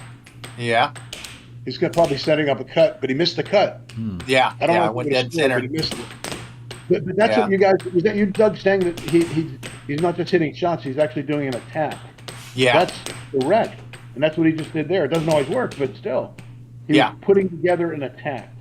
Yes. Totally agree. And that's what he needs to do. Set it up. Perfect. Good job. So there, it looked like he was about to go right back into that same drift but instead he quickly threw in a forehand that had him off guard. And that's by the why way, I that don't know was about you, but being it surprised successful. me. When he hit that forehand, Yeah. it surprised me. Yeah. So he conditioned him for, hey, I'm going to go into my diamond drift. I'm going to my diamond drift, and then shoot an off goal, and go in diamond drift, and shoot a cut, and all of a sudden, boom. Good hustle get right there by Landen. Yep. Mhm. Looks like he's picking up the pace and the crispness of his shot a little. Yeah, Good. forced error. Too strong. All right, let's see if this gives Noah a little more life here. Oh, Ooh, nice crisp. Right beautiful. under. Far left of center. Well, under from the left quadrant, yeah. Crisp and accurate. Ooh, All there's over. that left wall. Yeah, that was strong. Oh, he needed to have a good possession there. Yeah. Well, Oh. it ends it Oh, anyways. All right. The Doug Howard shot.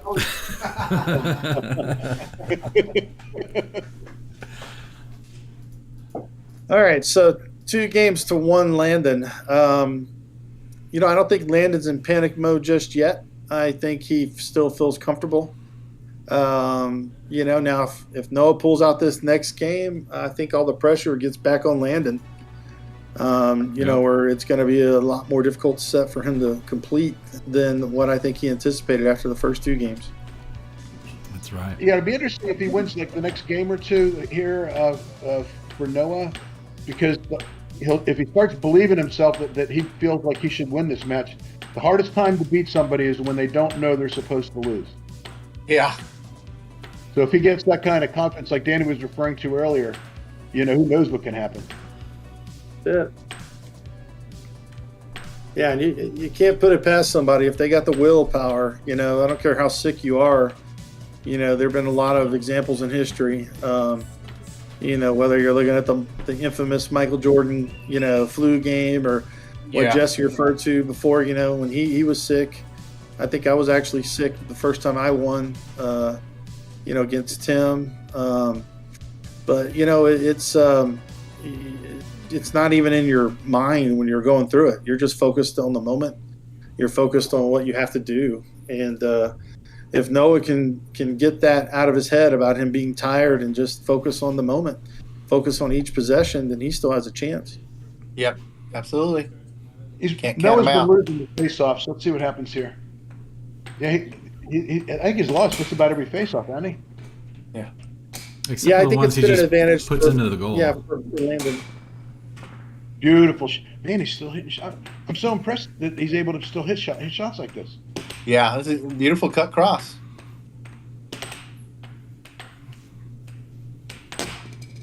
Yeah, it was definitely a good shot. Landen's got to really get that discipline on his defense, though.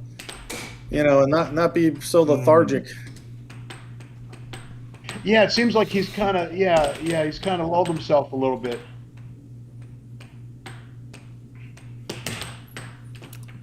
And if you notice, Landen's shots have a little bit less velocity to them as well.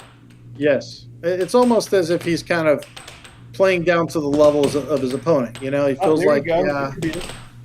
Yep. Or So he he's could be picking it tired. up now. Yeah. Sure. Oof. Beautiful left all over.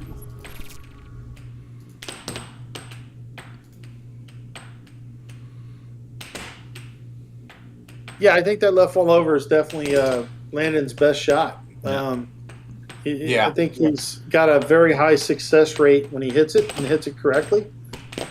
Probably in the 90th percentile, actually, when he does it right. Yeah. And he seems to be able to hit it from slightly different places, too. Yeah, because I've seen him hit it from the back, from back right to being That was going to go in too. far if it was a front. block. Yeah, from left of center to right quadrant. Yeah, try to under. Noah was there. Good job by Noah. Mm-hmm. That was actually not a bad right wall over, but Noah defended it well. He was in position. Yeah. Just got to hold on to that, to the rebound.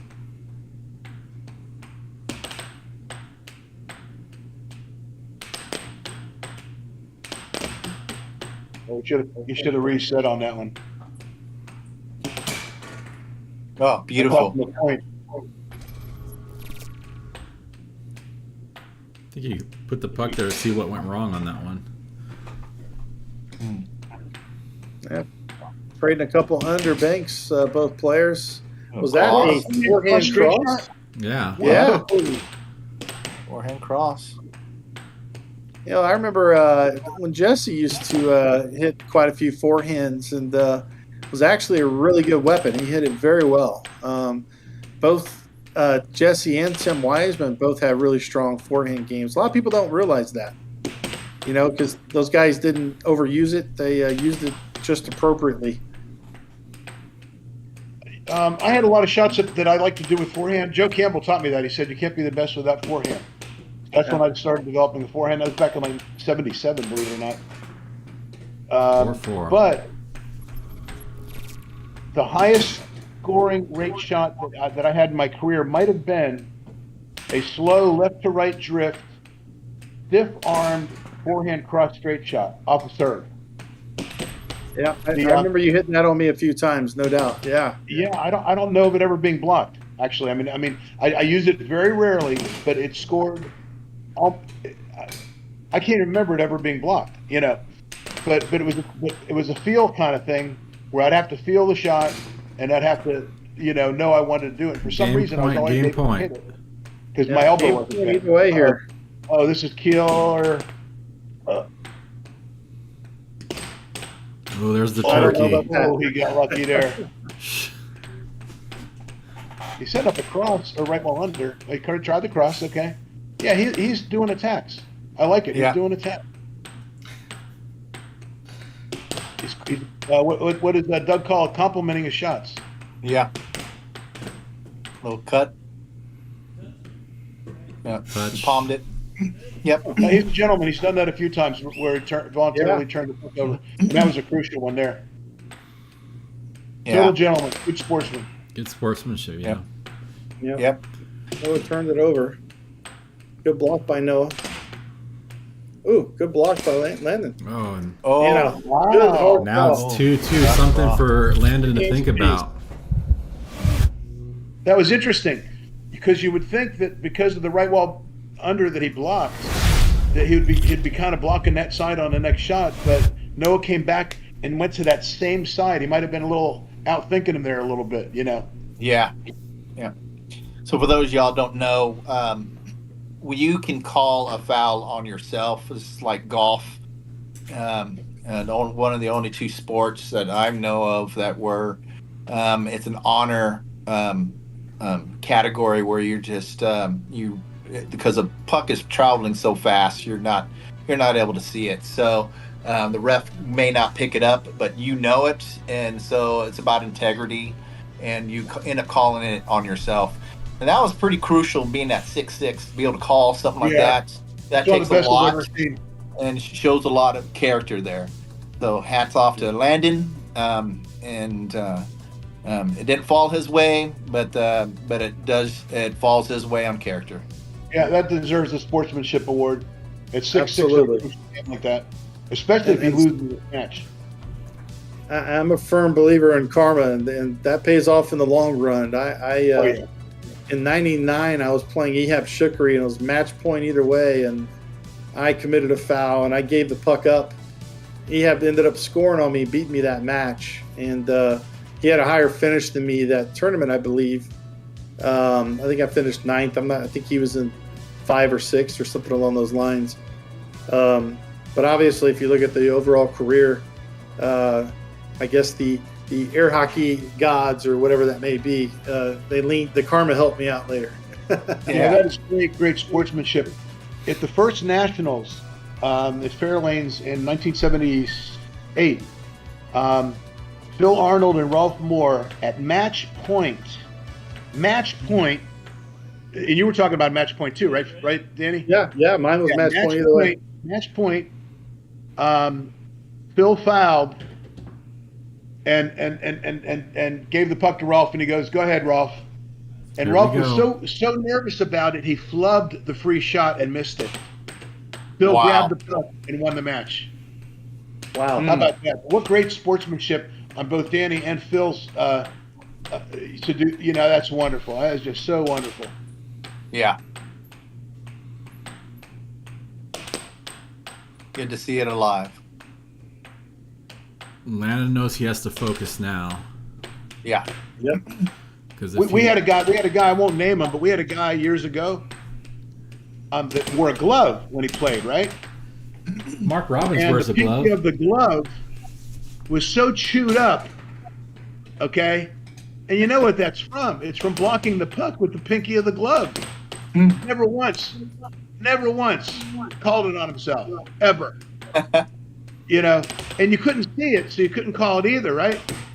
And it was like hundreds and hundreds of times, because you should see the condition of the pinky on that glove.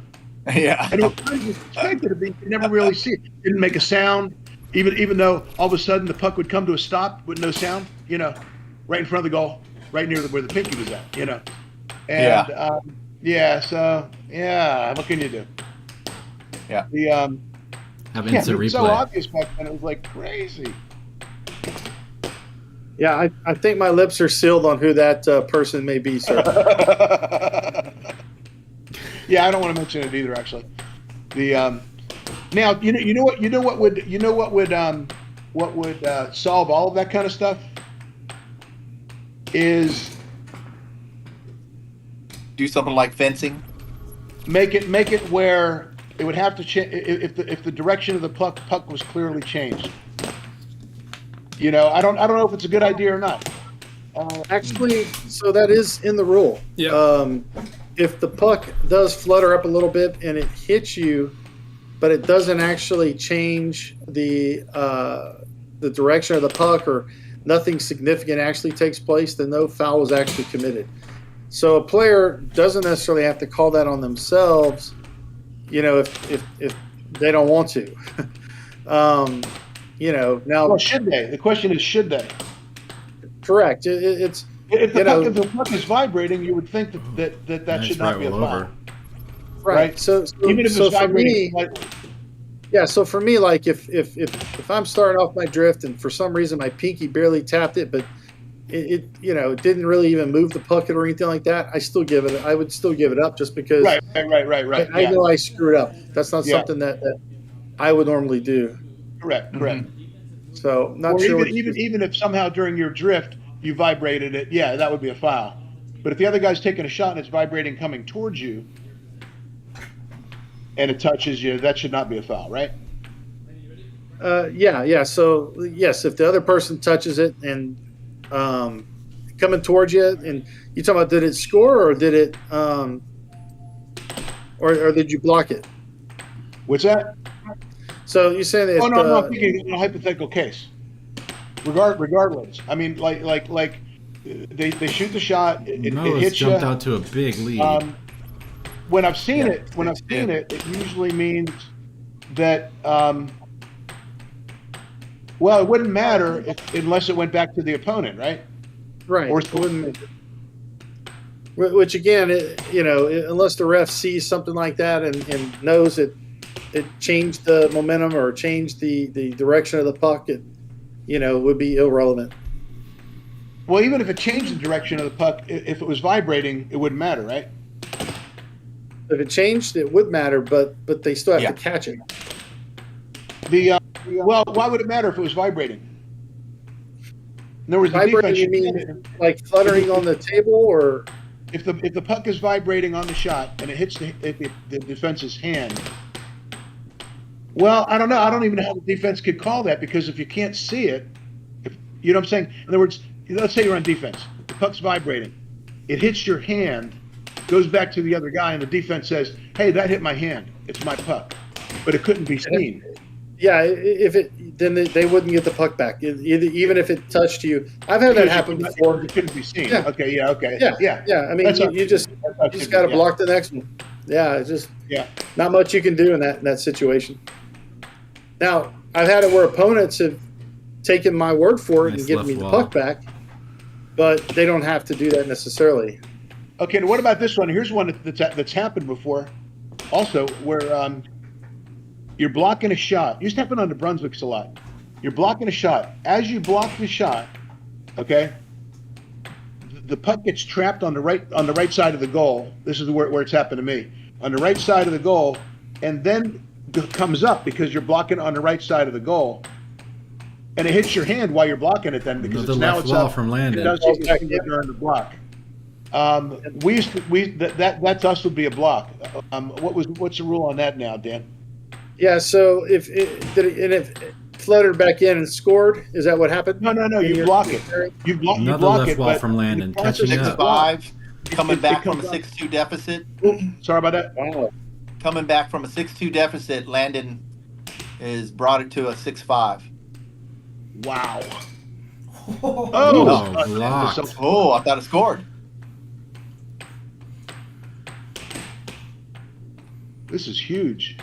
Yeah, real huge. Puck open. Game nice. point either way. Here it is. Match point again.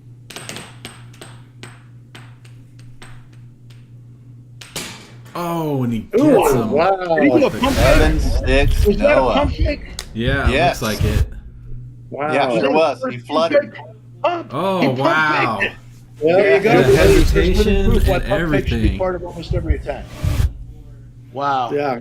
Great game. Yeah. That's a way to finish the show. And now Landen has It's something blocked. really to Blocked. think about. During the course of the block, everything's legal. The puck now comes up because it's getting trapped at the edge of the goal, and then comes up and then hits the hand at that Taking 2 point during the minutes. block. So- We used to call that a non-foul. Or is he taking 5 minutes? Yeah. So, you can continue to play it if it's still playable.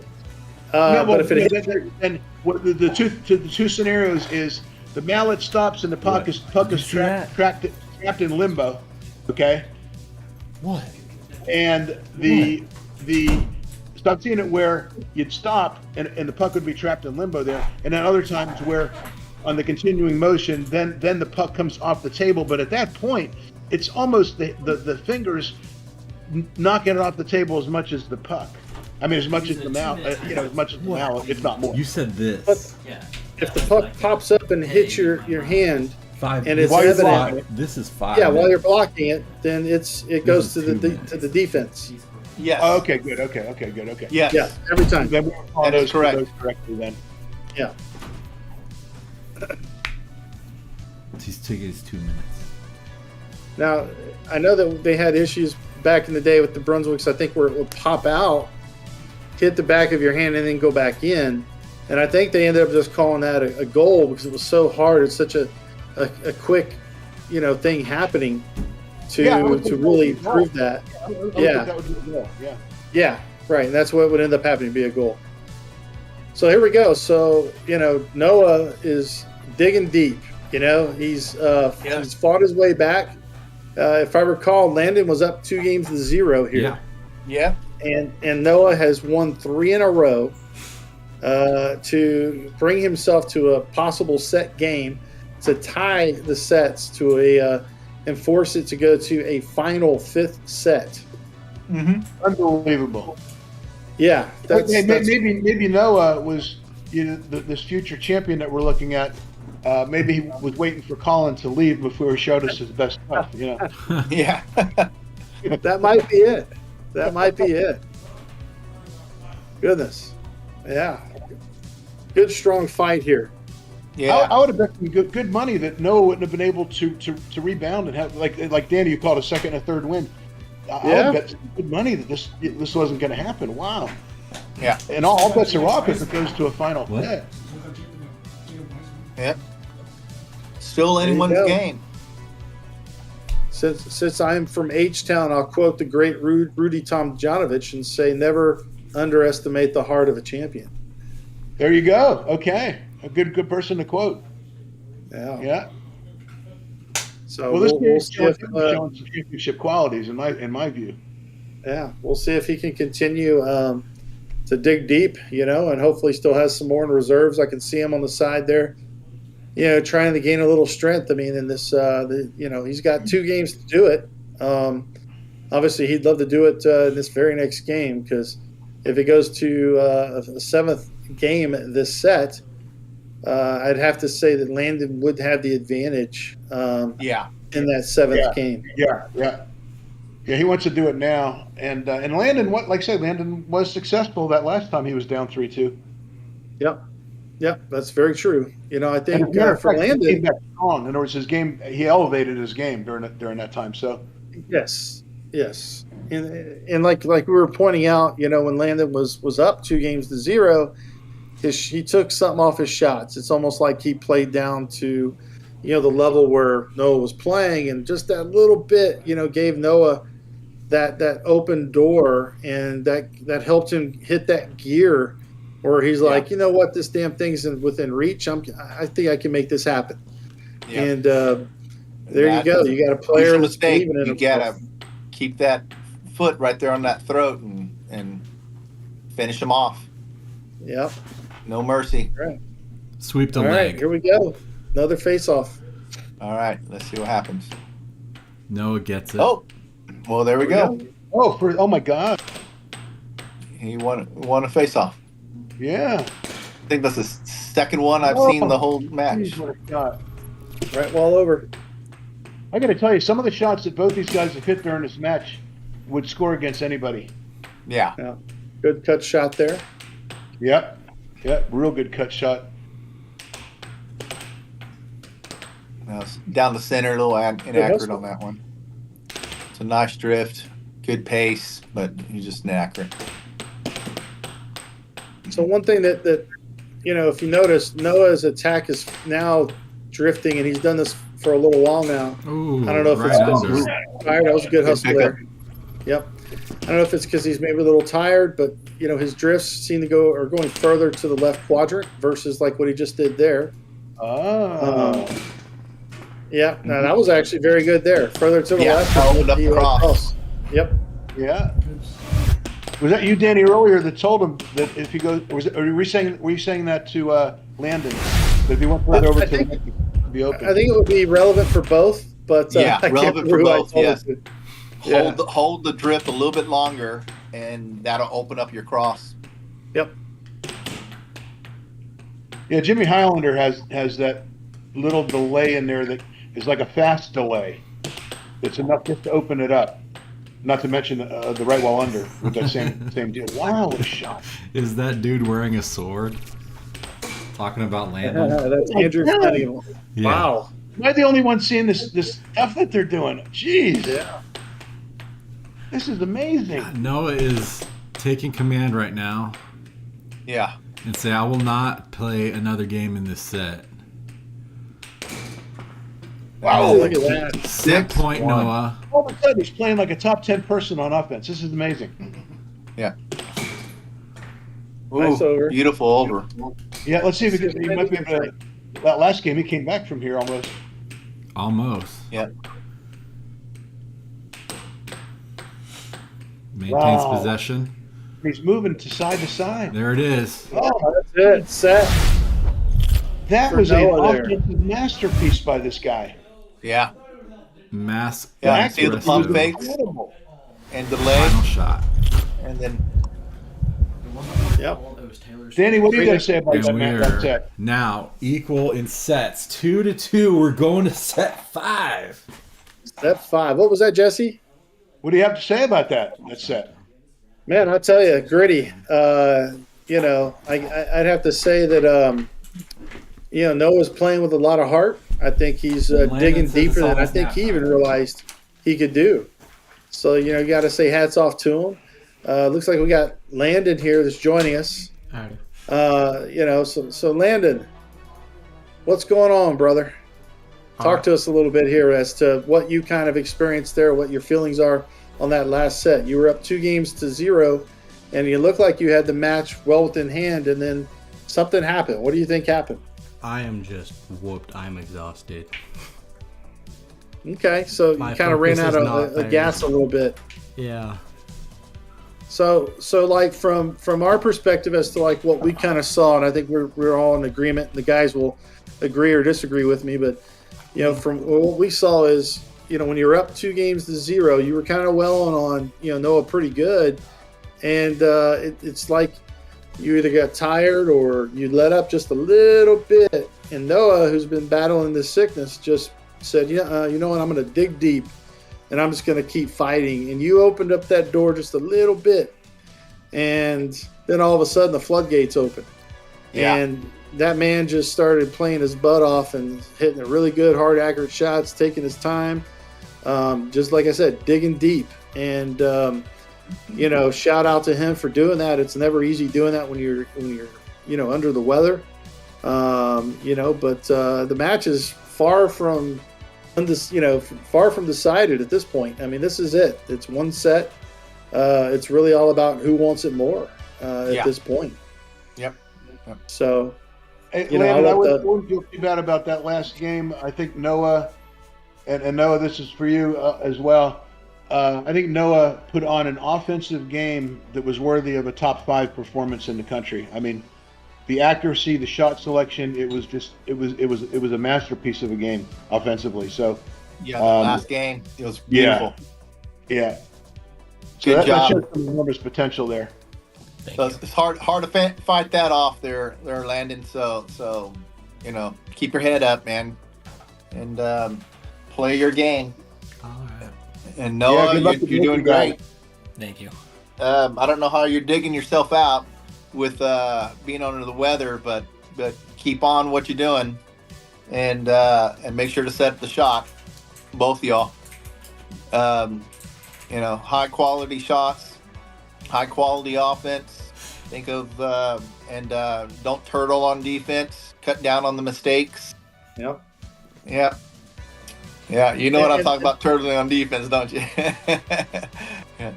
So, yeah. So, again, you know, well, first off, we got to answer a question that Andrew Flanagan asked. He wants to know if that's a sword you got right there, It's a Landon. hunting What is knife. that? It's a hunting knife. Oh, it's a hunting knife. Okay, because you're hunting right now. Yeah. Okay. I like it. That might be an air hockey first, but you know, probably won't be an air hockey last. It's a possibility. Yeah. You might have started a trend. It's all about fashion. Well, look, guys, you know, this set right here, what this is all about is, you know, who can dig deeper, right? Both you guys have beat the crap out of each other here. It comes down to this one last set.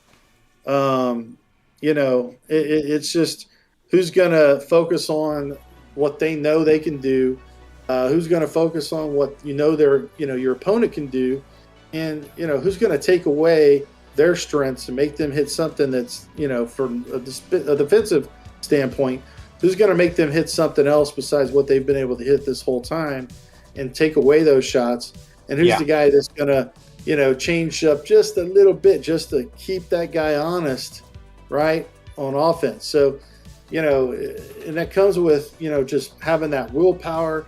That comes with, you know, having that heart and just digging deep and, you know, just refusing to lose. I mean, no matter who the heck you're playing, that's irrelevant. This is more about you and yourself than it is about your opponent right now in this last set. So this is going to show us what kind of person you are on the table, off the table. Your entire life is right here. You know, it's a small little snapshot of who you are as a person. Do you have heart, right? Where you're going to continue to fight, or are you going to just kind of bow down and just yield to another man's will, right?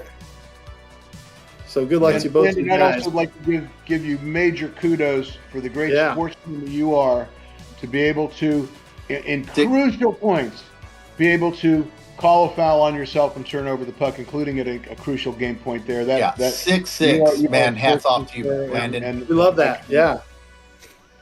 Good we job. love that. Thank you. Yeah. That's what the sport's about. That's the sportsmanship. That is the spirit of the sport. And good job to you, man. Good job. Appreciate it. And one thing real quick before you take those headphones off, you know, Sam is probably changing his diapers right now watching you guys fight it out because he knows he's got a battle. You know, I think whenever y'all Whoever are he up. faces. Yeah. That's right, because neither one of you guys is going to quit. Y'all don't know how to spell the word, and y'all are going to prove it right here at this last set. So good luck to you guys. Appreciate it. All right. Good luck, y'all. Thank you, guys.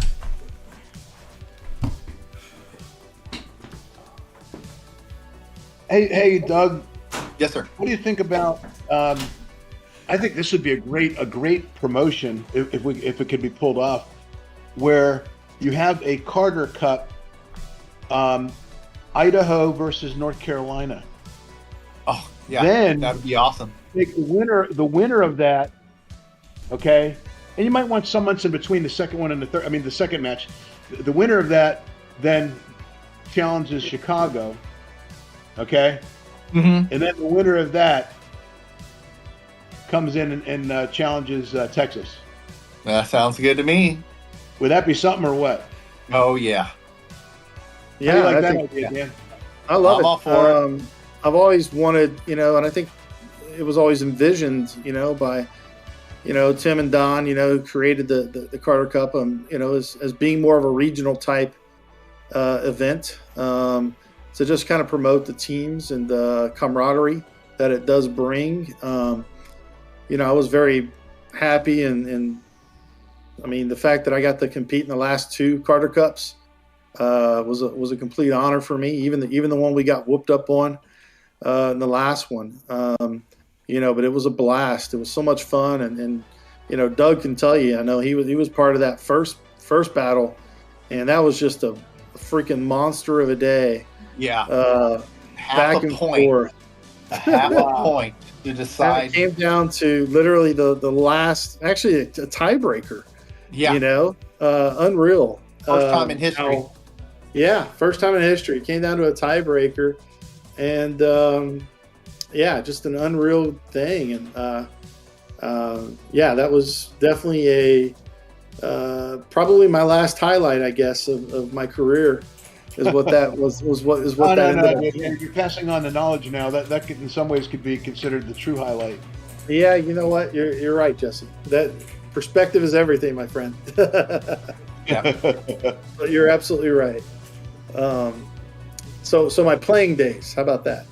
So my playing days. My last round, my playing days was that doubles match I played with Tim as my partner, where I get to score the first 2 shots I ever played against Colin. Yeah, that's true. That's true. Yeah, I think I had that same experience with Colin where I scored on him a whole bunch, and I don't remember him scoring much, but he was also like 8 years old or something. So it was a little different.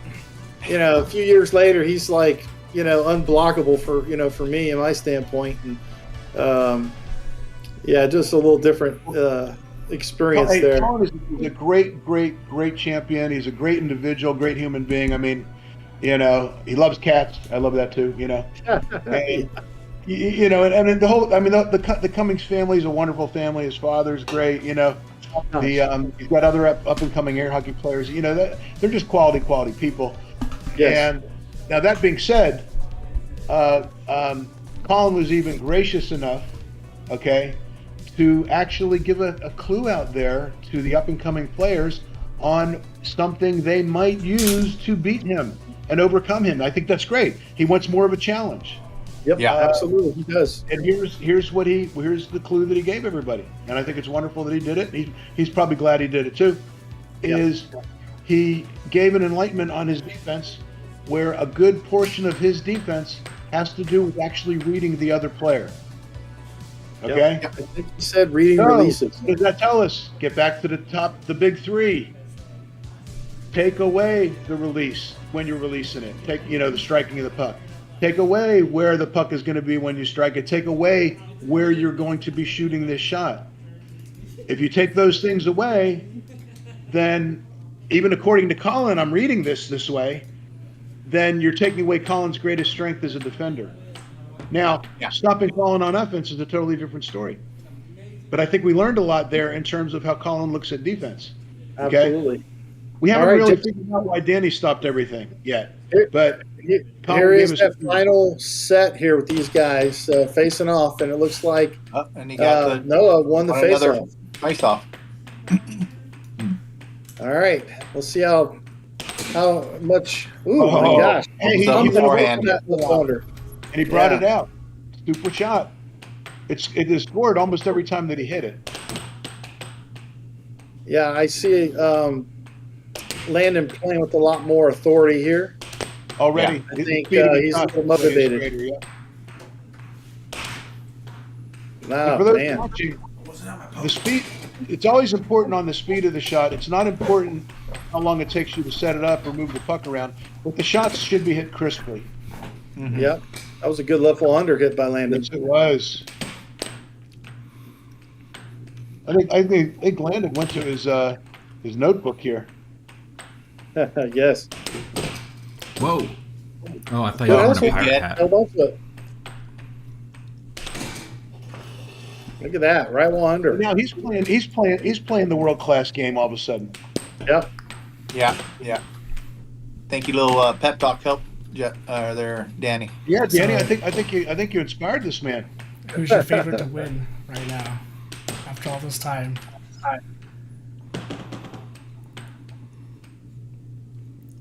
I think your small voice didn't carry. Who's your favorite to win after all this time? Watching these guys play these sets. Well, it's hard to say because he definitely believes he can win. That's the hardest time to beat somebody is when they think they don't know they're supposed to lose. Yeah. I'm. Jeez. Where are you putting your money?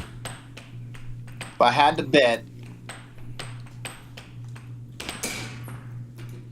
Jesus, I'm gonna have to. I'm gonna put it on Noah.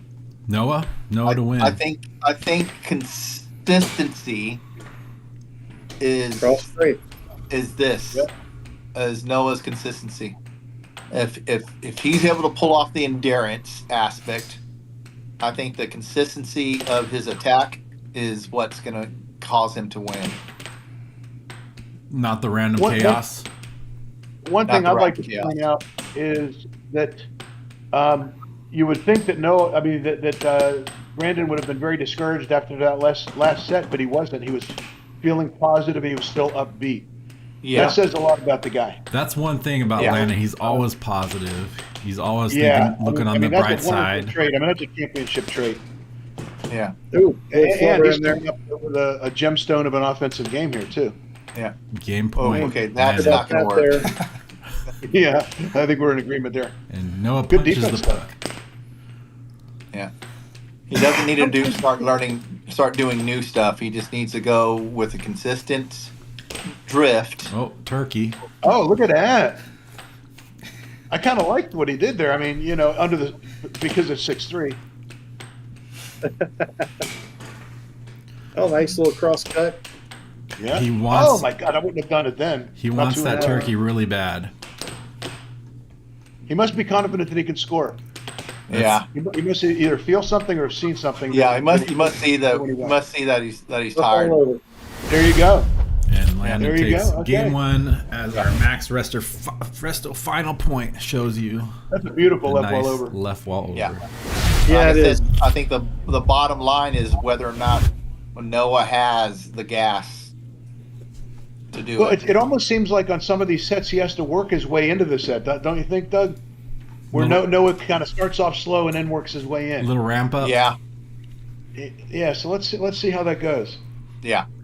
Austin in the chat That's says a Noah beautiful wins left wall these. over. I mean, we had a guy in air hockey that had one of the best left wall overs I've ever seen, and then he replaced it with a left wall under that was one of the best left wall unders I've ever seen. You know what I'm talking about, Danny? Ehab Shukri? Ehab, yeah. Yep. And he still I had the never left saw, wall over never saw him too. use them both. It was either one or the other, but they were both killer shots. Yeah, the way he released that though ended up being the end of his career with the elbow issues. Mm. Oh, really? Yeah, really didn't know that. really hurt him a lot. But it was so deceptive, you really couldn't tell what was coming, because he had a really good cross straight as well. But that left wall Nice game that he had Right was wall just over. Magnificent, yeah. Another level. Yeah. I mean, Well, 'cause you guys are kind of like the Venezuelans in the sense that there was a time there that the only players that could beat you or Ehab were each other. yeah, Nobody else could beat you guys. yeah. It was like that for a good while. Maybe in like 3 years. So we were Yeah, winning. that was a good little First and two-man second. dynasty there. Yeah, first and second in singles and doubles. We were winning first as well, which You were on the same team? Yeah, well, we were practice partners. We both went to University of Houston. We met on the air hockey table. We drove to our first tournament in Colorado in 1995 together. So we got good together. He actually got good quicker, I think. He finished 9th in his second tournament ever. It was just it was a great rivalry we had, but at the same time, that kind of fed both of us into getting good really, really quick. All right, 2-1 Landen, I believe, or is that 1-1? 1-1. 1-1. Okay. Well, I finished 9th in my first tournament ever. I mean 69. 9th? 69th.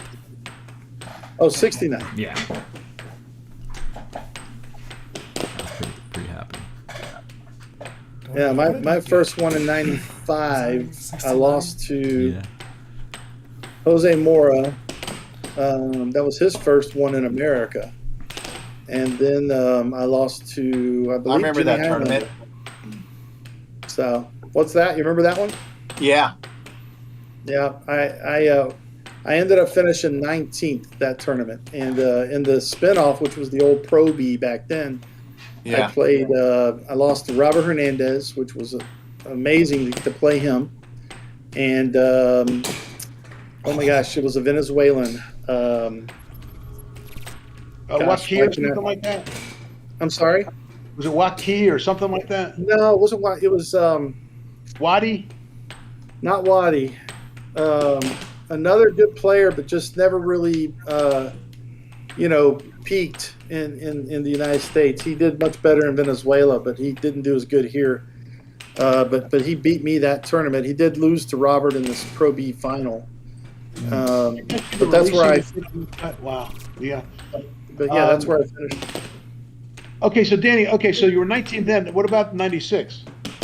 96, I won the Pro B bracket that year and finished 17th, and that's when he had finished 9th.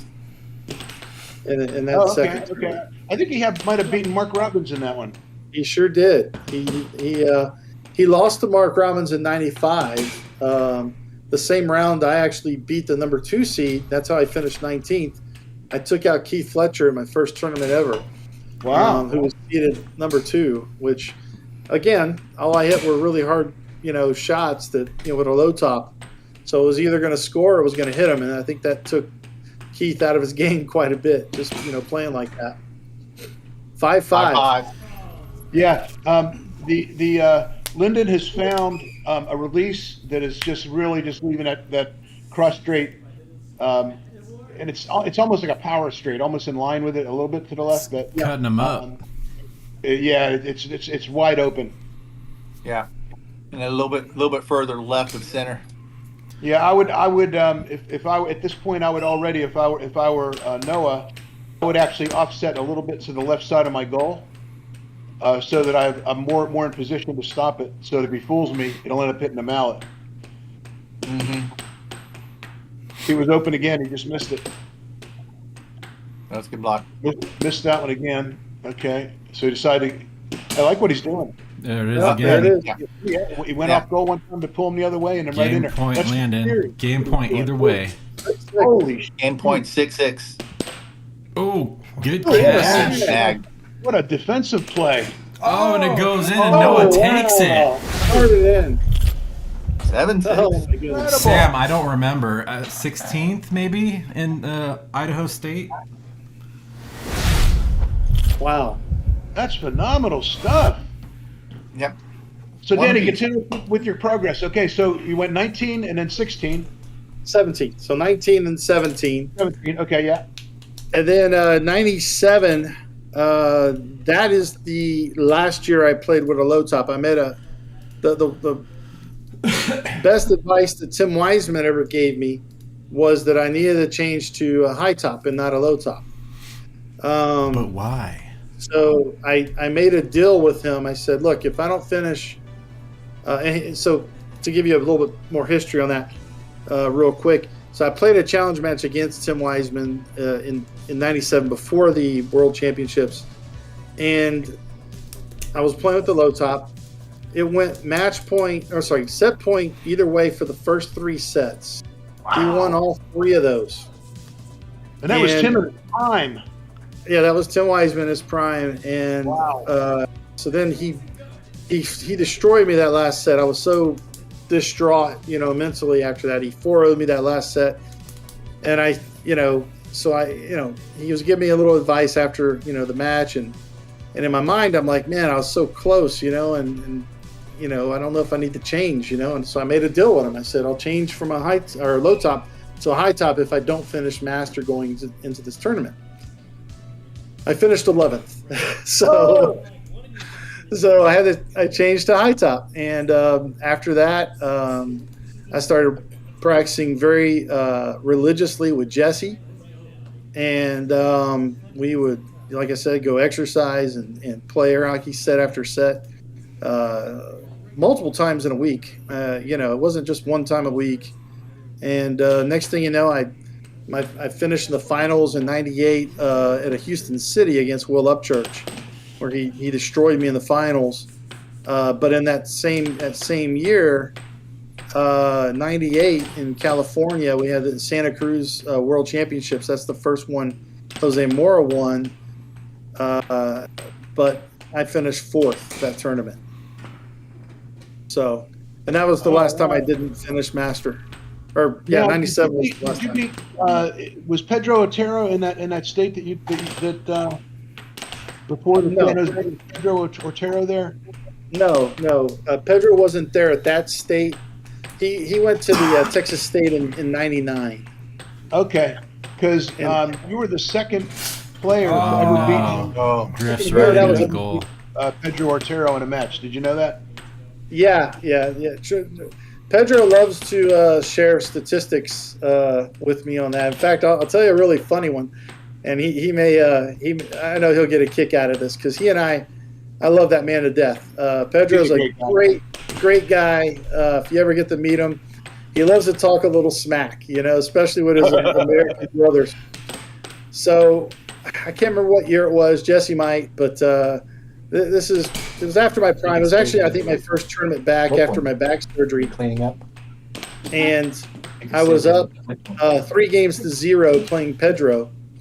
And he came back and hit about 4,000 right-wall unders on me to win that match. Yeah. And it was the only shot he could hit, but that's all he kept hitting, and I just kind of refused to change. And he ended up winning.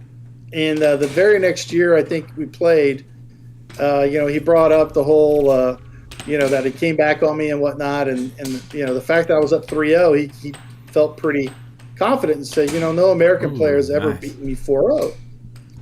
But we had to play next, and I beat him 4-0, and I said, I guess you can't say that anymore. That is funny. Like I said, Pedro, I love that guy to death. Such an awesome competitor. That's funny. You were the second American to ever beat him in a major. Yeah. That night, was it 99, did you say, or 90? I think so, 99 maybe. 99, I forget the name of that place. Hot Shots maybe. I'm not sure. Yeah, I think it was Hot Shots. Yeah. And what did you finish on that one? That one there, I think it was maybe 5th or something. I think it was the 5-6 spinoff where we played or something along those lines because you beat him. I think I finished 4th on that one. I was the first American to ever beat Pedro Otero. Yeah. Off the back of his mallet. Yeah, and I think Tim beat Jose Moore in the final in that tournament. And that's the first time that anybody beat Jose in his prime. Wow. No, it wasn't the first time because Jose lost in 95. Pedro wasn't here in 95. No, but he wasn't in his prime yet, though. He was still learning from the Americans at that point. Yeah, he was. There's no doubt. Yeah. Can you tell Ashley? But Tim, he had a tremendous amount of success against Jose Mora. He just had Jose's number. So I don't know. Jose never beat him at Nationals. No, actually, he beat him one time. What's that? No. Actually, Tim only lost to Jose one time. Jose won 3 of those Nationals in a row, and Pedro took second in 3 in a row.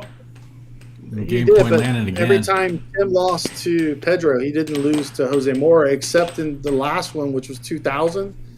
That's when Tim actually played Jose, and Jose did beat Tim in a winner's bracket. And Pedro ended up beating Tim in the losers in 2000. We got another tight game going here. Look at this 5-6. Yeah. Yeah.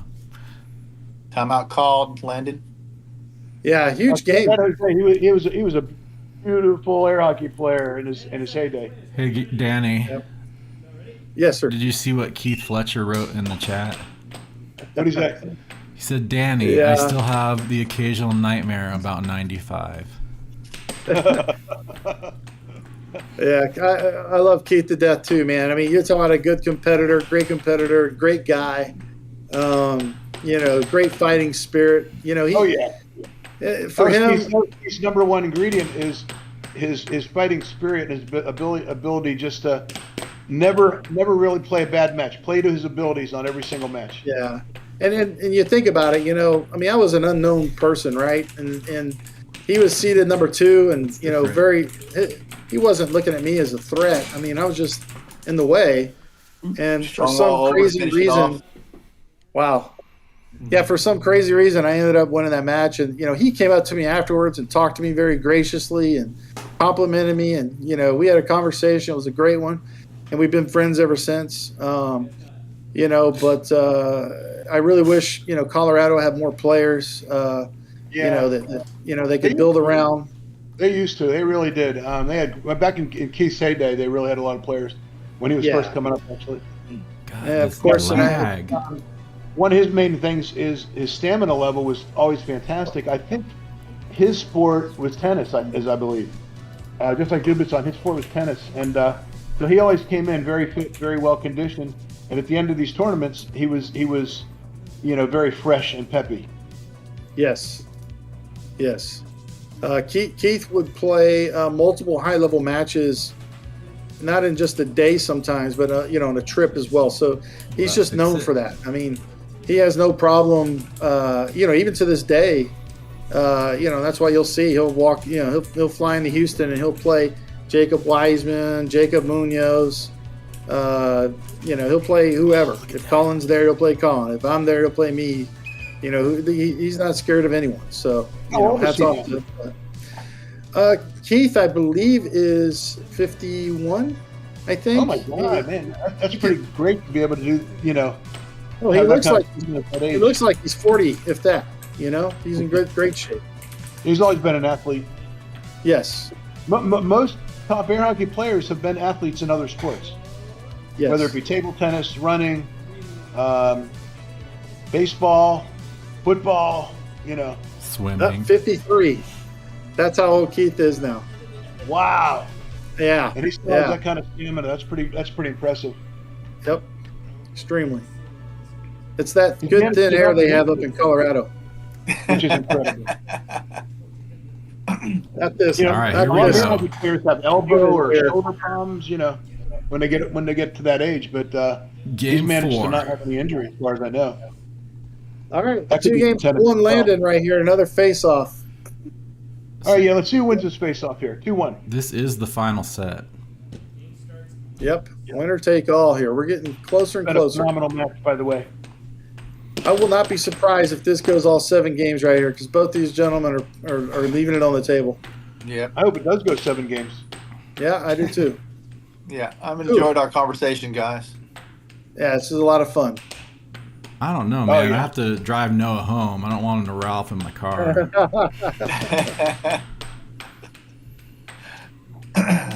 Oh, y'all be careful in the snow and the ice. Beautiful, nice, crisp. Class shot right there. Oh, yeah. And you gotta. Oh, he's bringing out the left. I got to tell you, I'm impressed with the variety Flub. that Landen has had. I mean, he really has hit a lot of shots from a lot of different places. Yeah.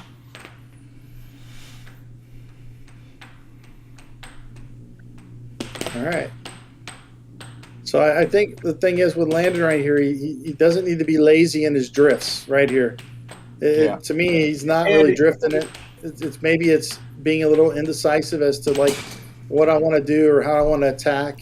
he's hitting good shots like that rival under there, but Yeah. I think he's got to be more decisive in those Dropped drifts. a little bit too. Maybe he'll pick it up during the game, but it looked like his speed had dropped. Yeah. Yeah. Yeah, that straight was really flat. That wasn't though. That was a No, cracker. no, his banks are still nice and crispy, Yep. but his straights Very are a nice. little flat. So who do you guys think has a good chance of beating Sam on the 29th? Is that Sam who asked? Yeah. Tell Sam it's, or I guess I can tell him since he can hear me. Sam, it's the guy holding the mallet against you next week. Doesn't matter who. Don't underestimate either one of these guys, Sam. You got to Yeah. bring it, brother. These guys are playing, and they're playing hard, as you see, and you know they're gonna have to. You're gonna have to fight no matter what. So you should expect that, and you should want that. in Make all sure you're reality. sick, because that's when you play your best puck. That's right. Yeah, he almost lost to Scott Arnold twice. Yeah. I almost lost to Scott Arnold last night. Oh, man. This is the most important point of the match. I mean, important game of the match. I mean, Yeah, I agree with you on that. It's super critical. I think it's more critical for Landen too. Yeah. 2-2 is a huge difference from 3-1. Yep. Oh, left-hand shot, nice. I like it. He's doing that alley cat Oh. stuff. I like it. Left-handed right now. Now he's got a wicked left-hand cut from we saw before. Oh, he switched Yeah. it. Okay. Okay.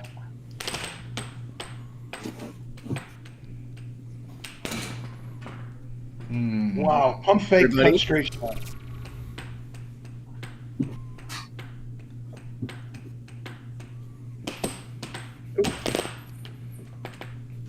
That one got away from him there. It seems like we got Sam joining us today. Hello, everybody. Straight Hey, shot. there you are, Sam. How you doing, brother? I'm Where is doing he good. coming up with this? How about you, Danny? I'm doing great, man. I'm very, very Oh, happy and honored great. to be a part of this. There Is the goes score the right? I thought it was neighborhood. 4-3. I thought it was 4-3 with Noah, but well, 4-4 now. Is that score correct? it's I believe it's 4-5. 4-3 now, Landen. Or what? It's 4-5. 4-5 Noah? Okay. Yep. Yeah, because he had a couple cut straight shots with those pump fakes. One pump fake. Yeah. This game Now, just now moves where so is he fast coming I up with can't cut keep up. fakes? Because that wasn't part of his game before.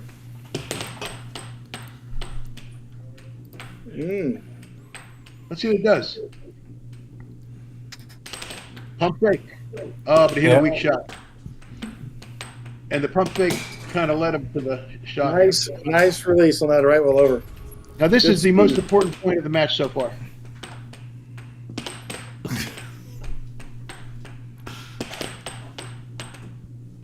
Crisp shot, good. Good shot. Got to stay on the attack. Ooh. Oh. Almost got that one. A little cross. Yeah, and he hit a It's little critical. weak. That was a weak cross. No, set it up. During his offense right there, he should be going back to the pace of work. Let's see He if needs he to sets slow it up down. here. Set it up. I like it. Off goal. Oh, no. Flub. That's Love. huge. That's a good Timeout. timeout.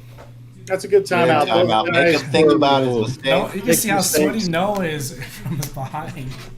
He's So, Sam, feverish. which of these gentlemen would you prefer to play? I don't know. I've been trying to think about that this entire time. I think I'd rather play Noah. Okay. Mainly because I know Landen has a whole bunch of different shots. And he's more, at least when I view him or whenever I've played him recently, he's more of a less consistent player on like a lot harder to read and playing against. Gotcha. Game point And landed. he's scary. Scary player. Both of them are. Ooh. Sent it. Great shot, great block right there. He tried a forehand. I don't know about you guys, but I can't think of anything else I would rather be doing than what we're doing right now.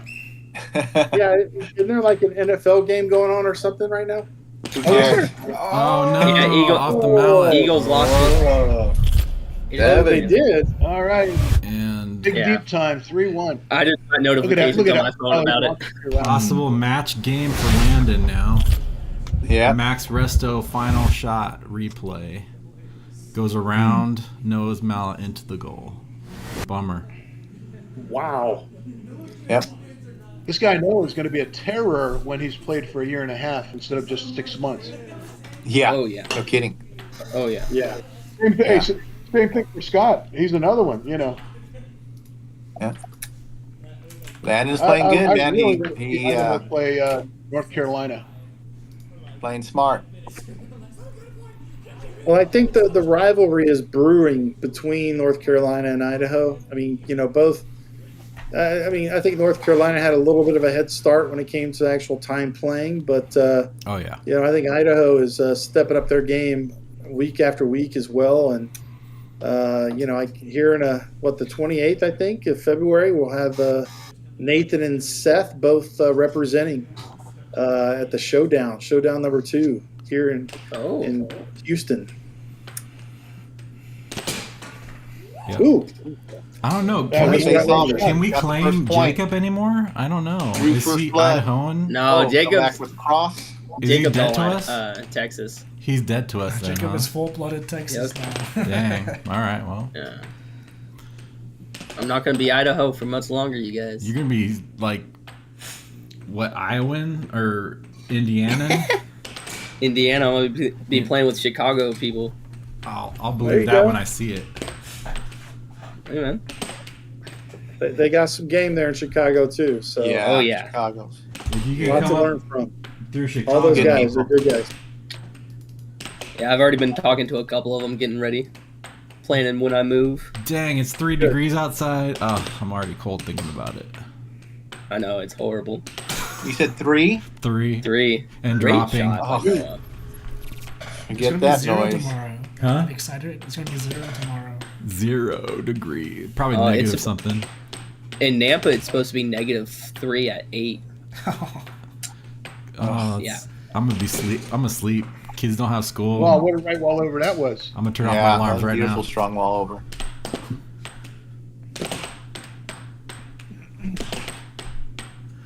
Noah just needs to remain focused. Yeah, that was a pretty weak shot right there. Oh, Ooh. Landon sends it unforced this error. time.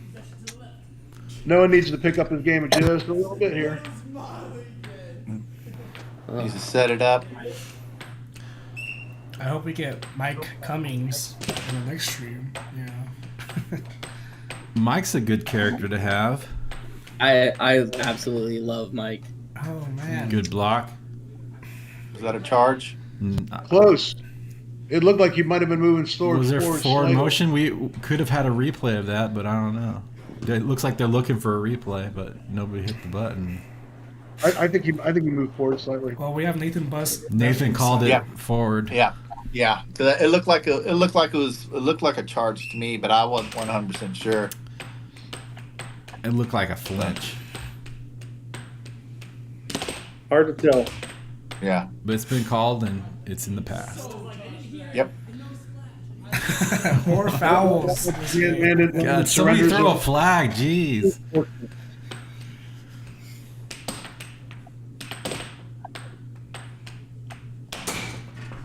Ooh, nice shot. Beautiful. There's a strong. And it's cross straight shot, but more Landon's accurate. starting to than run the away first with shot. it. Oh, he almost scored on himself.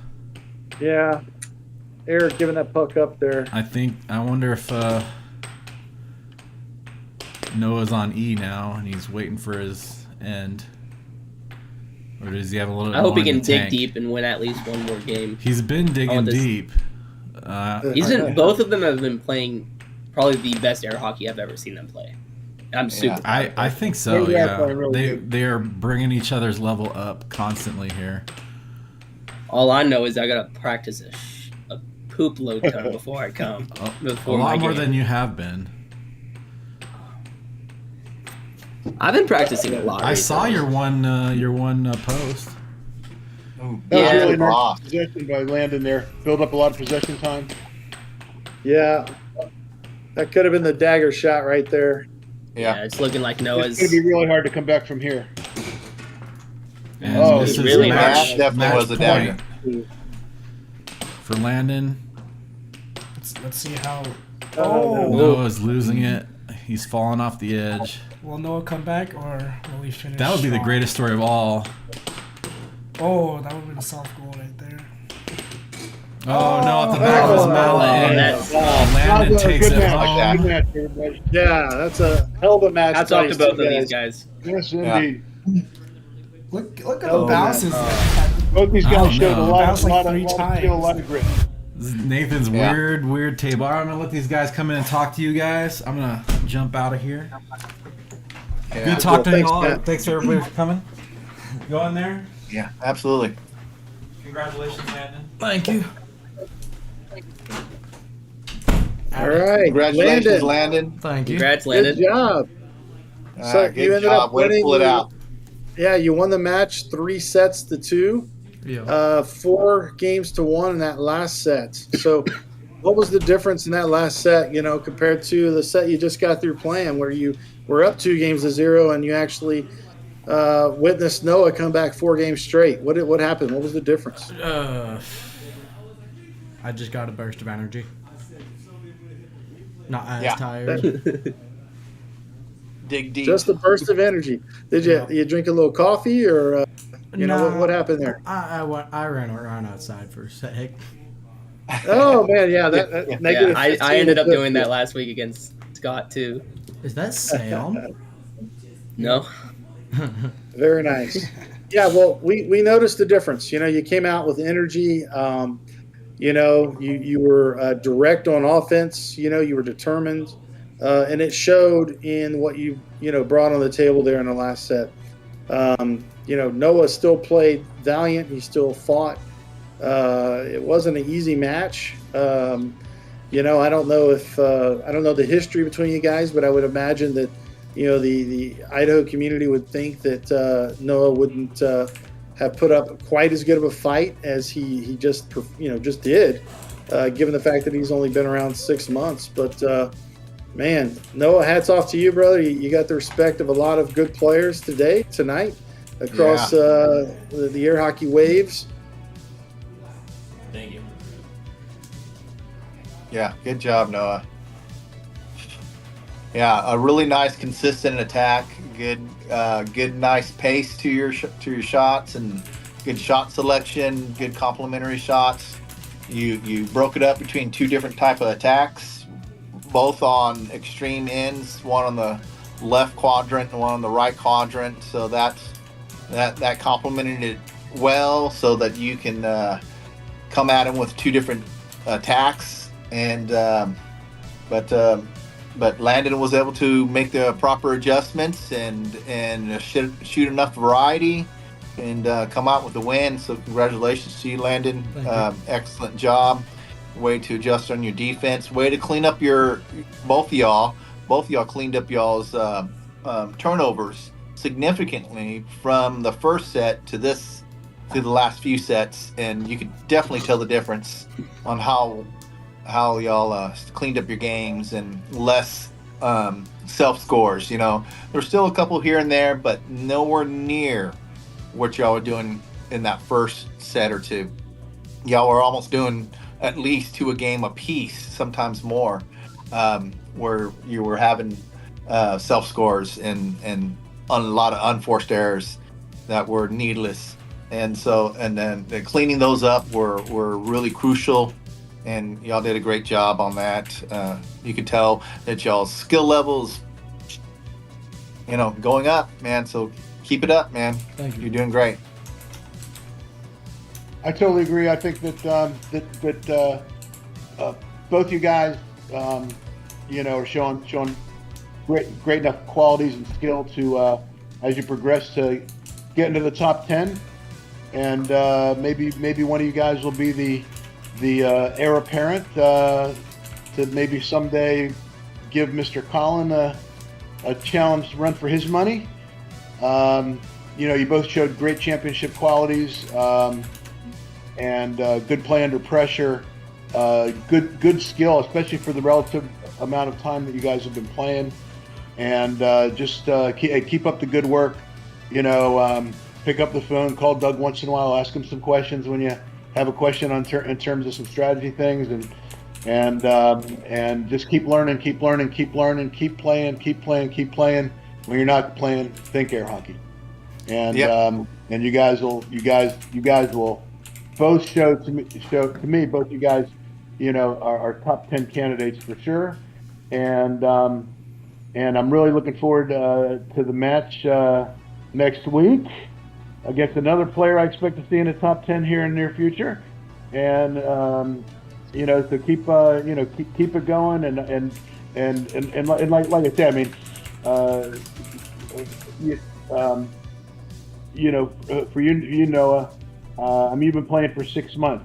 I'd hate to see you in a year from now, as good as you are right now. I will share with you guys a little story about me when I've been playing for 6 months. Okay, when I've been playing for 6 months, I was kind of told in the Philadelphia circles that, hey, I'm doing great, and as I recall, I played every day. Once I took up air hockey, I played every day for my first 6 months, plus a year from then. I played every day for a year and a half. Christmas Day, New Year's Day, my birthday. There was no day I couldn't play air hockey. Air hockey was every day. Played for a year and a half. I wasn't the best player in the world after a year and a half, but that's what jump-started me into actually becoming a force in air hockey, and it really took me, another 6 months to become a real, to where I could challenge the best players in the country, and so keep playing, play as much as you can, play as often as you can, think air hockey when you can, watch tapes when you can, or what do you call them now? We called them tapes in my day. I think I see a great career for both you guys in air hockey, and you guys are going to be a major force. And once again, you got a guy to play next week that he has something to say about that too. So I'm going to watch that match too, and I'm looking forward to it. Thanks. Thank you. What can I say? I'm really proud of both of you guys. I've been with you guys playing air hockey as long as you guys have been playing air hockey. You guys have improved so much just from this one game that I watched you guys play. Yeah. Well, you had 3 11-time world champions coaching them. But you guys have improved so much recently, and I'm really proud of you, Noah, because you haven't been playing long.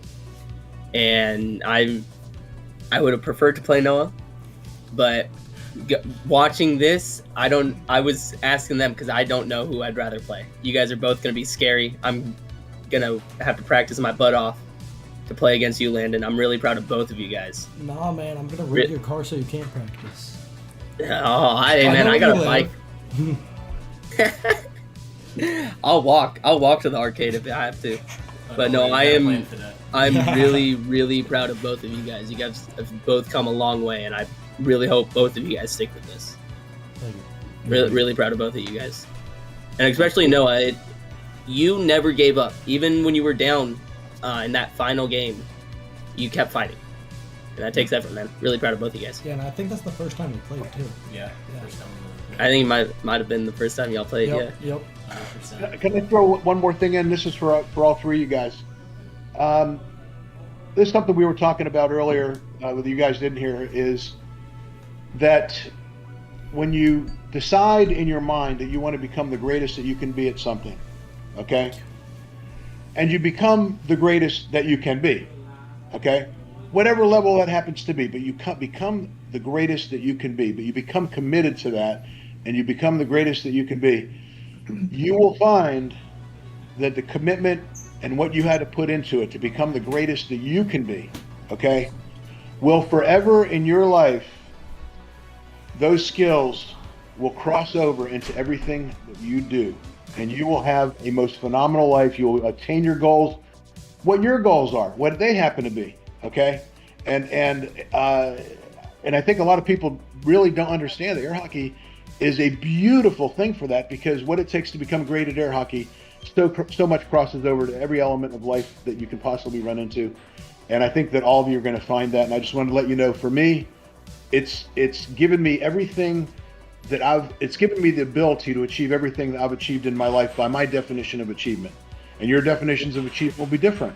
Okay, and that's wonderful. But whatever you decide to do, if you decide you're going to become the greatest you can be at air hockey, once you've gotten to the point where you have, the world is yours. And good luck to all of you on that. Thank you. Thank you. I'm going home. Thank you guys. Adios. Yeah. Hey, Landon, be safe. Drive safe. Great job. Be Great careful, job. Landon. Love you guys. Thank Thank you, for guys. having us. You guys take care. Nathan, peace out, brother. Well, Danny and Doug, thank you very much for letting me horn in on your telecast. That was a lot I of know fun, Jesse. this was part of this Of course, today, but Doug as well. I just got carried away. I'm sorry. No, you're good. You're good, Jesse, man. Always a pleasure. All right, thanks. Good night, you guys. Good night, you All guys. right, man. Y'all take care. Peace out, guys. Well,